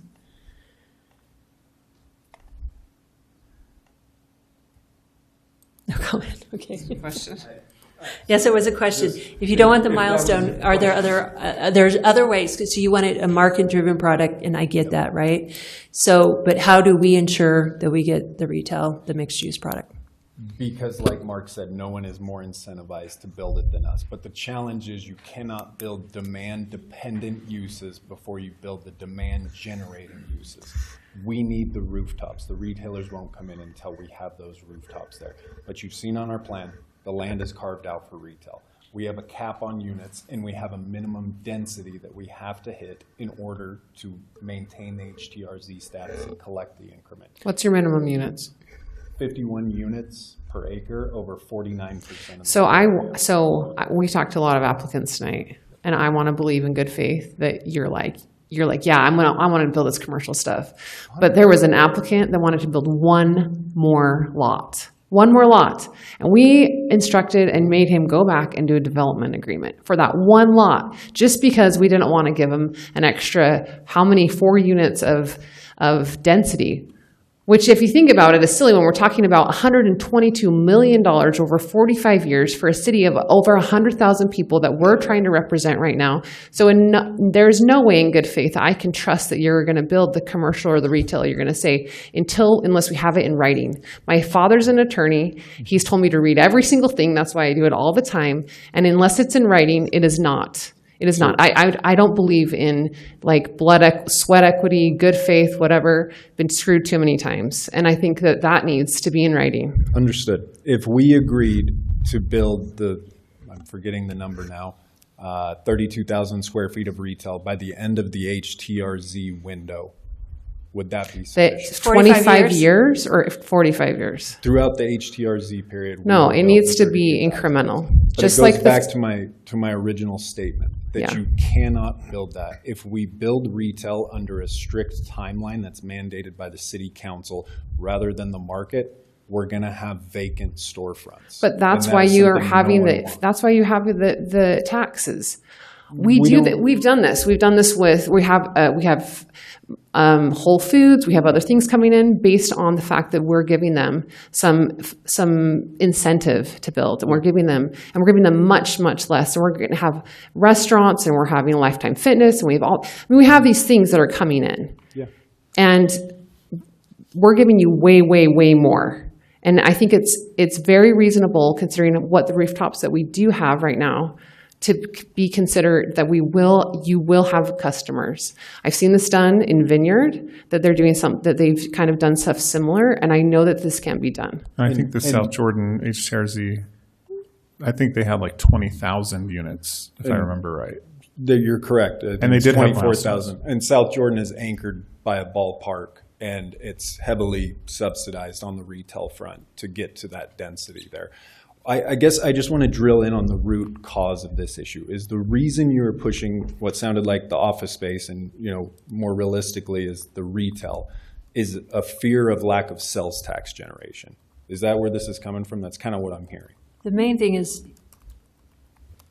state law requires this to be a mixed-use product. And it will be, yes. Okay. Well, you say that, but we've had experience with mixed use. Mm-hmm. So let's write it down. Let's write.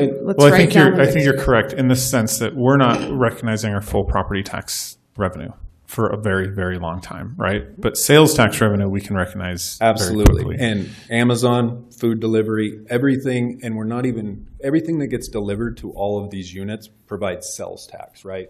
And that is something that's new and has been harder to quantify for cities, right? Because Amazon deliveries, that is sales tax. Residential households produce sales tax. In fact, there's been cities making presentations throughout Utah County on how they are actually generating more sales tax through their residential components than they are through their anchor big box stores. Yeah, but what we need is we need commercial. We need commercial, we need retail, we need that. That's what we want, and we want it. And we want it in writing. And I understand that. And we're open to that discussion if we need to go there. And that's where I'm just trying to understand the bounds and work within the market dynamics of this here. Okay, so that's why, first thing I do need to point this out, that we do need the money because the total is 2,000 units, right? That's a lot of people you're putting on us with us getting 20% of the property tax we'd normally get to pay for services for those people. And fair point. And that's a big pressure on our city. That okay? is also a lot of people that'll live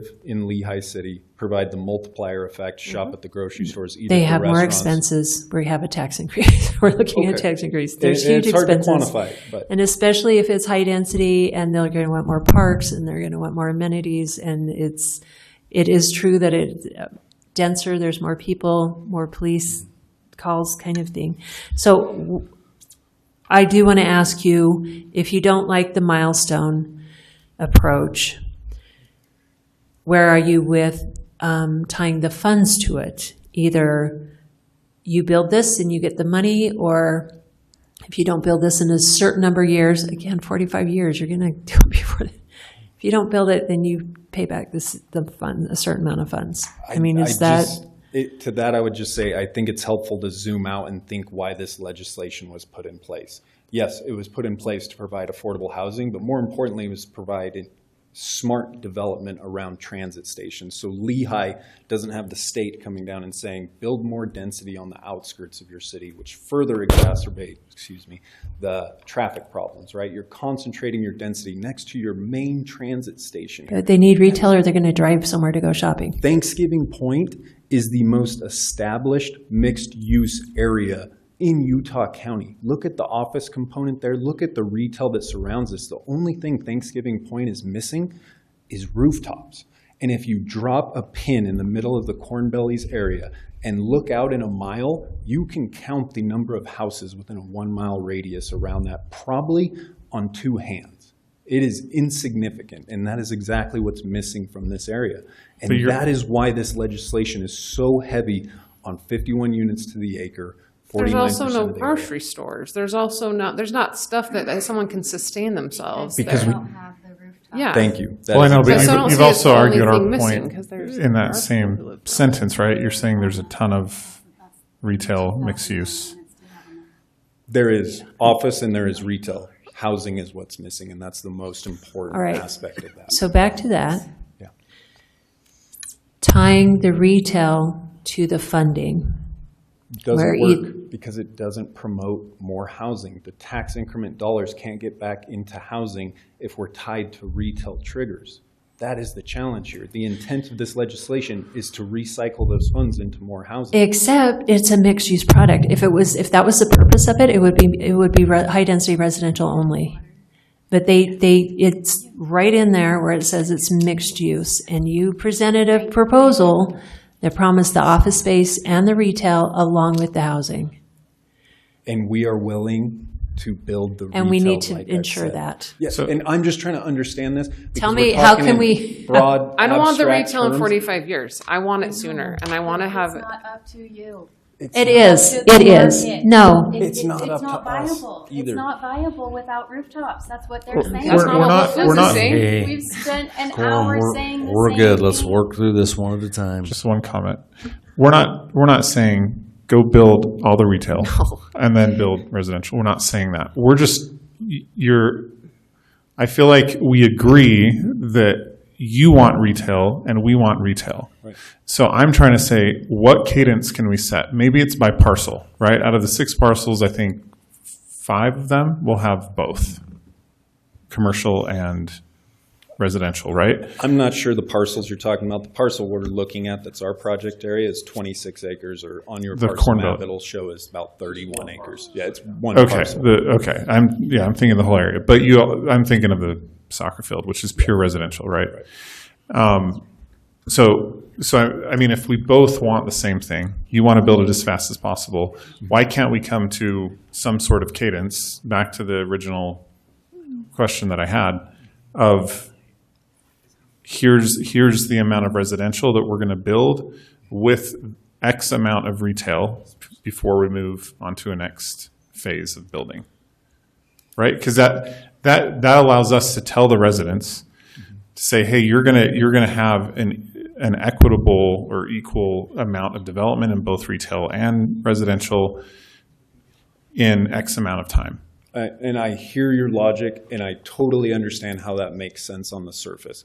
But at the ground level, we cannot dictate the cadence of the retail. And one phase is not enough to bring on X square feet of retail. It doesn't work. You can go look around the entire state of Utah and look at ground floor retail uses and how vacant those spaces are. It's over 50% vacant in downtown Salt Lake. But if you're building vacant, so that... Because again, it was required by the city to put that in. That's why it's vacant. Right, and it's mixed use, to Michelle's point, right? So you essentially have to build it, right? You And have to build. this is what I would tell you we absolutely can do.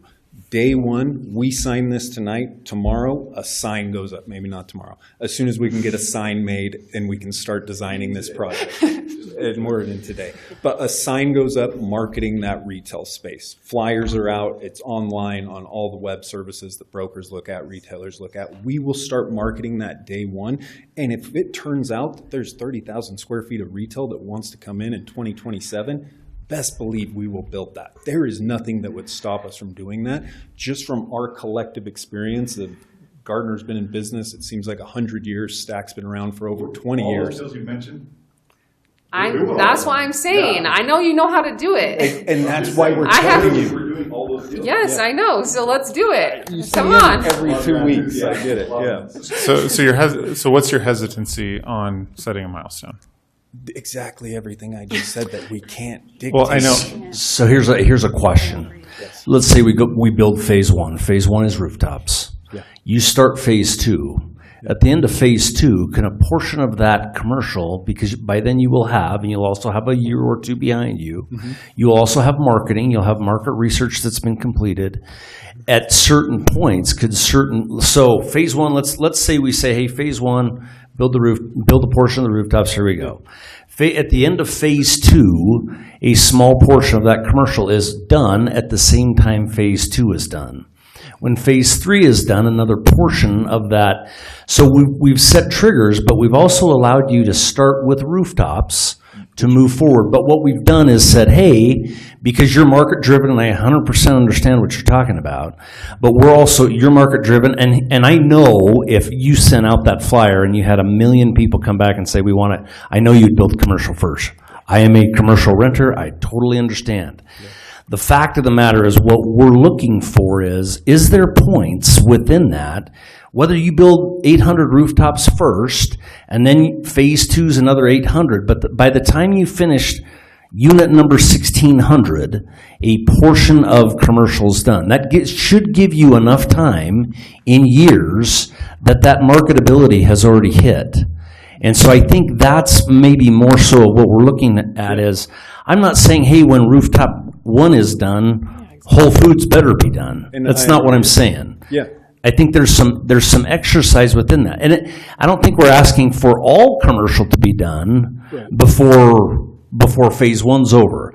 I believe we want to work with you in, hey, as phase one comes to an end, as phase two begins, part of phase two will be finishing a portion of phase one of commercial, if you will. Yeah. And I totally understand that we're going in a circular reference here, and I apologize for that. And I wish I could give you a number of, we hit 700 rooftops, we can lease 6,000 square feet of retail. I wish I could tell you that. And in other developments that are more suburban of nature, Vineyard, for example, right?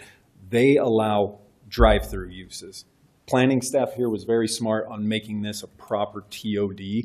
There are no drive-through uses allowed in our TOD zone, okay?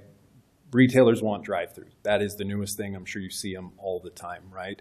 Our retail is a village concept that's tucked in the back of the project, as you've seen in our plans. The reason for that is because you create synergy with Thanksgiving Point. You know, the people, the patrons at Thanksgiving Point can make their way into this retail. The residents there can make their way into this retail. And there's just enough parking that Lehi residents can also make their way to this retail, right? But it's tucked back in there. It's not on the street frontage because that's not good TOD design. And I think Kim would echo that from the rooftops as well. So our retail is a cooler, for lack of a better term, but much harder product to deliver because we don't want the eyeglass store. We don't want the just token Subway, the Domino's Pizza. We want cool restaurants that Lehi City is proud of. And I've said this since our first approval meetings. We want this project to be the place the Christmas tree goes up in our acre-plus park in the center there that people come and gather, and there's programming and there's activity, and this is a family-oriented place, but it's a fun place for everyone to be there. And the reason it becomes that is because it is a fun place to be, that people feel safe and they enjoy being there. The reason we've kept our streets private, we've kept our park private, is so we can get those retailers and restaurants that we couldn't get if it was a public park, if it was publicly maintained streets, which are all at our significant cost to do that, because we want to do this right. So when we put these triggers here, you're pushing us to Domino's Pizza, rather than, the cool restaurant that is only found in Lehi that you're excited to go to, once a month or something like that. That is our vision, that is our intent, and that vision started a long time ago with a very significant individual who saw this project as something more than a money generator. And that is literally what we have stuck to from the beginning. But if Domino's called and wanted a spot, you'd lease it to them happily at a fine lease rate. So if we had, and trust me, if the local farmer's agent called you and the lease rate was right, you'd lease it to them. So you can tell me about Domino's and Jimmy John's all day. All I'm asking for, and you know what, I think right now we're even willing to say, hey, by the end of phase 3, but at some point, you're going to have 1,800 rooftops. Not on this site, but within the general area. Okay, within the plan, right? And I know, I'm smart enough to know that you're going to build this out within probably a 7 to 10 year period, because I know that money talks and you want to get out and get yourself sold and move on down the road. Trust me, this is business 101. That would be fantastic. 100%. So at the end of the day, we should have a tie, whether it's phase 3 and whether it's what if you just said, hey, you know what? We can guarantee a very small portion of square footage. At least we would know that a small portion was available. And right? I think you can even go further and say non-residential. Yeah. I mean, if you want to spread it out and say this and this, I see you have 10% studio, 52% one-bedroom units, 35%. I mean, you have this mapped out. I think maybe you just need a plan. And to tell us the plan, we can agree with you. We hear you. And I want to say, I can't thank you enough for doing this. I think I've heard everything. I really do. We'll come up with something. And I don't want to say what it is right now because I want to caucus and make sure I say it right. Is there a legal way for us to meet with one of you so that we can hammer all these other items out? You can meet with 2 of us at a time without an open meeting. Who would you like us to meet with so that we can just sit down and thank you again for everybody being here. It's 1:13 in the morning, and I got to wake up to run carpool, and so do you. And I'm going to Domino's Pizza at the new rental place. I'm going to State Farm, Just kidding. so I get it. We have Jimmy John's with us. Jake from State Farm. They're open all night. So I'm with you. But who would you like us to coordinate with so that we can actually, instead of coming back and being like this draft and that draft, like we can sit down and hammer it out, and everybody feels like it's a win-win? Who's the right person on your council, or the 2 people? Or what's the rule? I don't remember the rules. You can have two members of the council plus the mayor. Yeah. You could, if there's interest in everybody to be part of this, is do 2 at a time and different times. If it's okay, I understand. I would almost, if it's okay, I would prefer we just grab the mayor and 2 of you, and you guys be the spokesperson so that we don't keep having to, I would give it to Ben's. I'm happy to sit and I'm happy to schedule that with you. I can work that with Jason and our team. But I think we've got the major bullet points, and we do want to get it done. And we appreciate your willingness to also say you want to get it done, and we appreciate that. So I would say one thing, if whatever you do with the meeting, that all the council members can have a stab and submit their thoughts or somebody to whoever, the mayor, I guess. Couldn't agree more. I want whomever your spokesperson is, we're not trying to hide anything. We want it transparent. Guys, I've been here for 20 years doing projects here.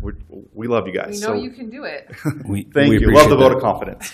So with that, where's the council with if we can put some meetings together? Are you guys okay with all of that? I think we're ready for a motion. Are you guys okay with Councilman Member Newell? Are you okay moving in that direction? That's perfect, yeah. Councilmember Harrison, Councilmember Stallings? Yeah, I would like two city council members to accompany you, and then have all the council members be able to give you or whoever. Right, and then we will come back at an open meeting, and we'll go from there. Councilmember Freeman, you're okay with that? Councilmember Lockhart? Yeah. So I would need, what we need at this point, we do need a motion. Obviously, we have three things here that are all tied together. You have 2A, 2B, 2C, that all tie to this. So we would need a motion. BCD, actually. Sorry. A, B, C, and, yeah, you're correct. BCD. BCD. Yeah, we already approved A, sorry. So it's BCD, and I will honor a motion. What the heck? No, I can't say that word. Can we put them all together? Can you put them all together, Ryan? Table them all together, yeah. At 1 a.m. you can. Okay. Mr. Mayor, I move that we table resolution R 2026-2, R 2026-3, and R 2026-4 with the plans that we are going to meet over the next 2 weeks to make discussions on this and reconvene. So I have a motion by Councilmember Newell. Is there a second? Councilmember Newell, will you add to your motion that Mayor Benz is leading out on the discussions and is the key point of contact? Yes. Okay, I'll second that. Are we, first question on the motion, is it a timeline of 2 weeks? Is that what is that what you said? I think we have a conference that we're going to, and We will be, yeah. most of us Are will be in we- St. George from, is We it have the Tuesday? budget Tuesday to Friday, conference. Jason? Wednesday to Friday. Wednesday to Friday next week. So we do have Monday and Tuesday. We're next still week. meeting on the 28th, right? Correct. Yeah. 8 a.m.? Yeah, we'll be We'll here. we'll schedule those meetings accordingly. Okay, my second stands. Second, Councilmember Lockhart. Any questions? Any other questions on that? Okay, so we'll start with you, Councilmember Freeman. Yes. Councilmember Lockhart. Yes. Councilmember Newell. Yes. Councilmember Harrison. Yes. Councilmember Stallings. Yes. Okay, we look forward to meeting with you. It's way too late. Good night. Have a great night. Thank you. Thanks. We appreciate it. All right, we are now back into, we're done. I don't think Kim would mind. Can I just add, are we going to pass these quick, or can we table these city items? Wait, do we have to close the RDA Oh, we have meeting? to- Motion to close the RDA meeting? Mayor. Second. So a motion to close the RDA meeting is second. Second. All in favor? Aye. Okay, that's We done. have to table 14 also. Motion to table everything else on the agenda till next time. That works too. So 14 would be tabled automatically with the, As long as there's no more applicants. There's none, right? It's Lehigh City is the other one. Yeah, So. So it's sorry. Kim. Sorry, Kim. I don't know Yeah, what I'm going to say on this. but- whatever you choose to do. I know there's somebody from the Kim's public ready on to the go. line. You, Okay. Oh, you have an Oh, she application? stayed. Okay, Let's do 16. she stayed the whole time. okay, so let's motion for 14. I need a motion for 14 to table also. Table 14, but, so I'm going to amend my motion to table everything to only table 14 and 15. 15, and we will keep 16 on the agenda. It's 16, right, Kim? It's for the buffering. Yeah. Yeah. Okay, Oh, so I so have then a- it should be 15 then. So I have a Your motion. buffering's 15. 15. Oh, yeah. Yeah. So you're I right. would, Sorry. we're going to skip 14 and 16, table those for next time, and we're going to hear 15 tonight. So I have a motion from Councilmember Lockhart. I have a second. Second. Have a Councilmember Harrison. All in favor? Aye. Okay. Item number 15. Consideration of ordinance 19-2026, approved a development code amendment to chapter 12 to require the buffering and screening requirements for existing residential homes in non-residential zones. Mr. Kim, hope you're awake. I am now. No, I don't think I have a lot to add. I think the description says it all. This is just that one simple adding that the buffering would apply even if it's zoned residential, but if it's a residential use, or excuse me, zoned commercial, if it's a residential use, we'll still require the buffering. This was that low-hanging piece that we thought we could just handle. And this is mostly like State Street, right? This is where it's more Yeah. common. Yeah, I mean, it could And a little be bit in historical. Non-conforming Yeah. uses, Right. where, yeah. Yeah, Main Street, State Street. So, yeah, that's all I have. It's just simple text change. Oh, public comment? Would you like to make a comment? You guys are sitting here. Nope, No. you're good. No. You have We 3 will minutes. have- You've sacrificed we some honor just you. got on to hear from you. So. Well, you guys are troopers. I wish I'm we had impressed, known. man. You do this regularly. It really is, the area that is affected is that 400, I don't even know if it's north or what at this point, 400 to 1,500. That's mixed use right now, but in the master plan, it's supposed to be zoned commercial going down the road. And the lot behind me is zoned commercial. And so I'm the one kind of going to bat, but all my neighbors are also like, yes, yes. They have mixed zone behind them. But my one request is an 8-foot fence. It really is for safety. Yes, it does block that visibility some, but really it's a major safety issue. So I would ask that you would write that into whatever it is, not the amendment, the code, the whatever. That would be my request as a citizen. So. Thank you. No other public comment? Okay, we'll take it back up here. Mayor, I have a question for staff. Go ahead. Kim, I agree with the 8-foot standard. Is there a type of material that would accomplish the purpose but not be extraordinarily expensive for a business to build? Yeah, I know they make 8-foot vinyl, and then they make 8-foot precast. I think if we want to stick with the precast material, it does get costly, but. Right. Kim, I'm trying to remember because this came up before, and I think it's on Pioneer Crossing, where they did like a 2-foot cinder block base and then rhino on top of that. And that was a significant cost savings because they could get their fence up high enough, but the entire product wasn't cast. Yeah, that's true. And I think it is in the draft that we would accept a 2-foot stem wall is kind of what you'd call that. Yeah. And then a 6-foot fence on top, as long as the total height was 8 feet combined. Yeah. Yeah, really, that's, I guess, for future consideration. Tonight, the only thing in your packet in the draft is just to deal with that The non-conforming, existing, yeah. residential Well, and I uses. think, can I clarify, what we talked about in the work session was buffering between commercial and residential, and this appears to be mixed use next to residential or in agriculture, so it's different. Yes, Is that what you were, that's what I'm reading here? No? Mine's commercial. That's what you're- But that whole section in the master plan is slated to be, Mixed use. yes, it's slated to be commercial. Okay. It was all mixed use, and then they rezoned that one lot to be commercial, because it's in the master plan. So Okay. eventually, all along State Street, that mixed use is scheduled to be. So my request is, hey, for commercial. Okay.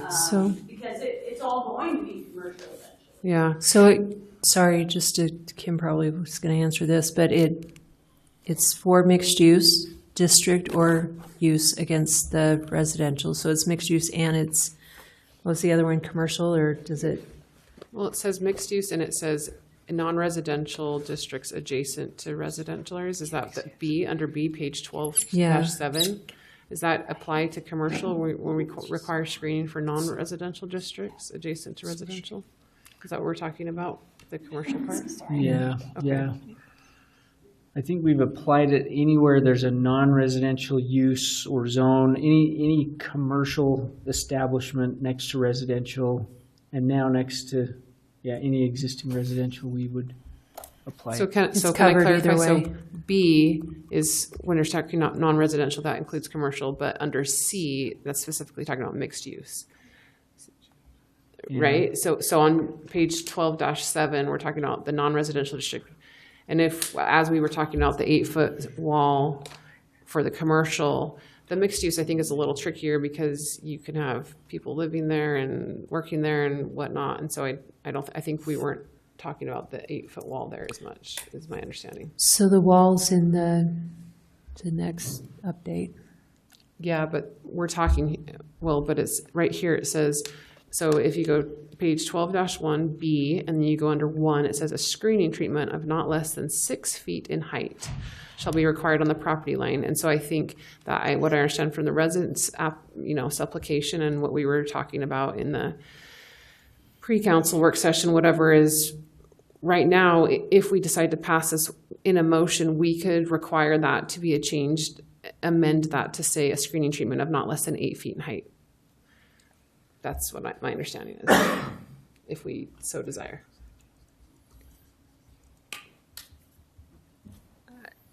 I'm happy to think take it a was motion more and try it. detailed. Well, I think it was too. I'm just, my brain is, that's what I And I guess where we've advertised that section, if they wanted to make additional requirements as part of their motion. Wasn't in the draft? It's not that. Right. As long as the notice on the agenda gave people the opportunity to come and speak on the issue, yeah, they can add stuff even if it wasn't redlined in a draft or something like that.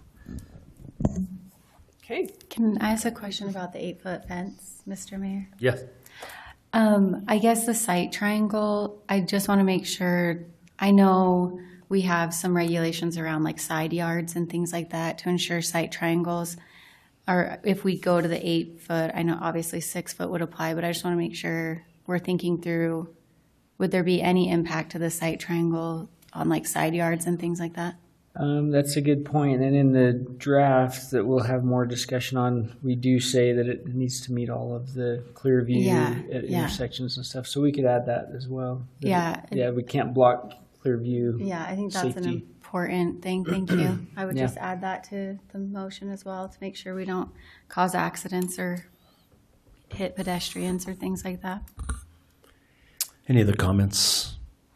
So with what we were talking about before, I know you had specific non-residential zones that you were looking at to put the buffering and all those things. So is it better to just kind of let that go through DRC, Planning Commission, come back to us as is, and then that'll be enforced, that's at a later date, and just worry about, I'm just trying to figure it out. Yeah, that was our intent tonight, to just deal with the language about existing residential in a commercial zone and deal with all that other stuff later. But if you feel strongly enough, we can add more into tonight's.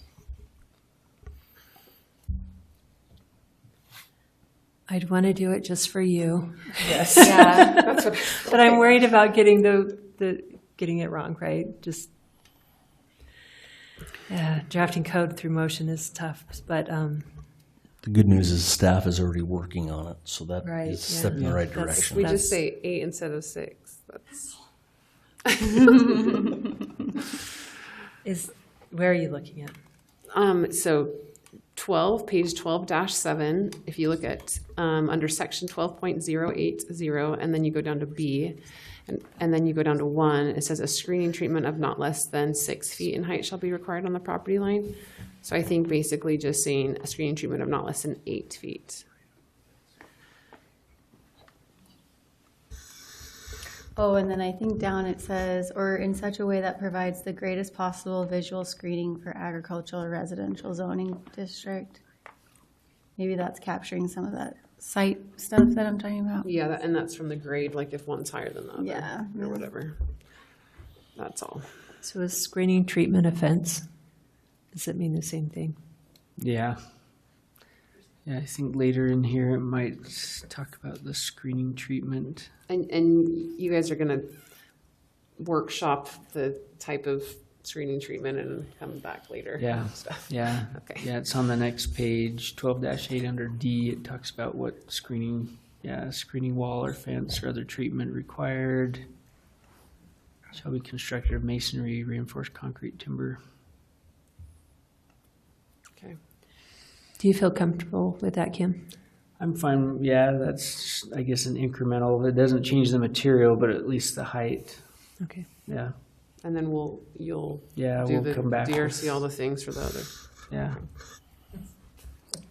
Happy to take a motion.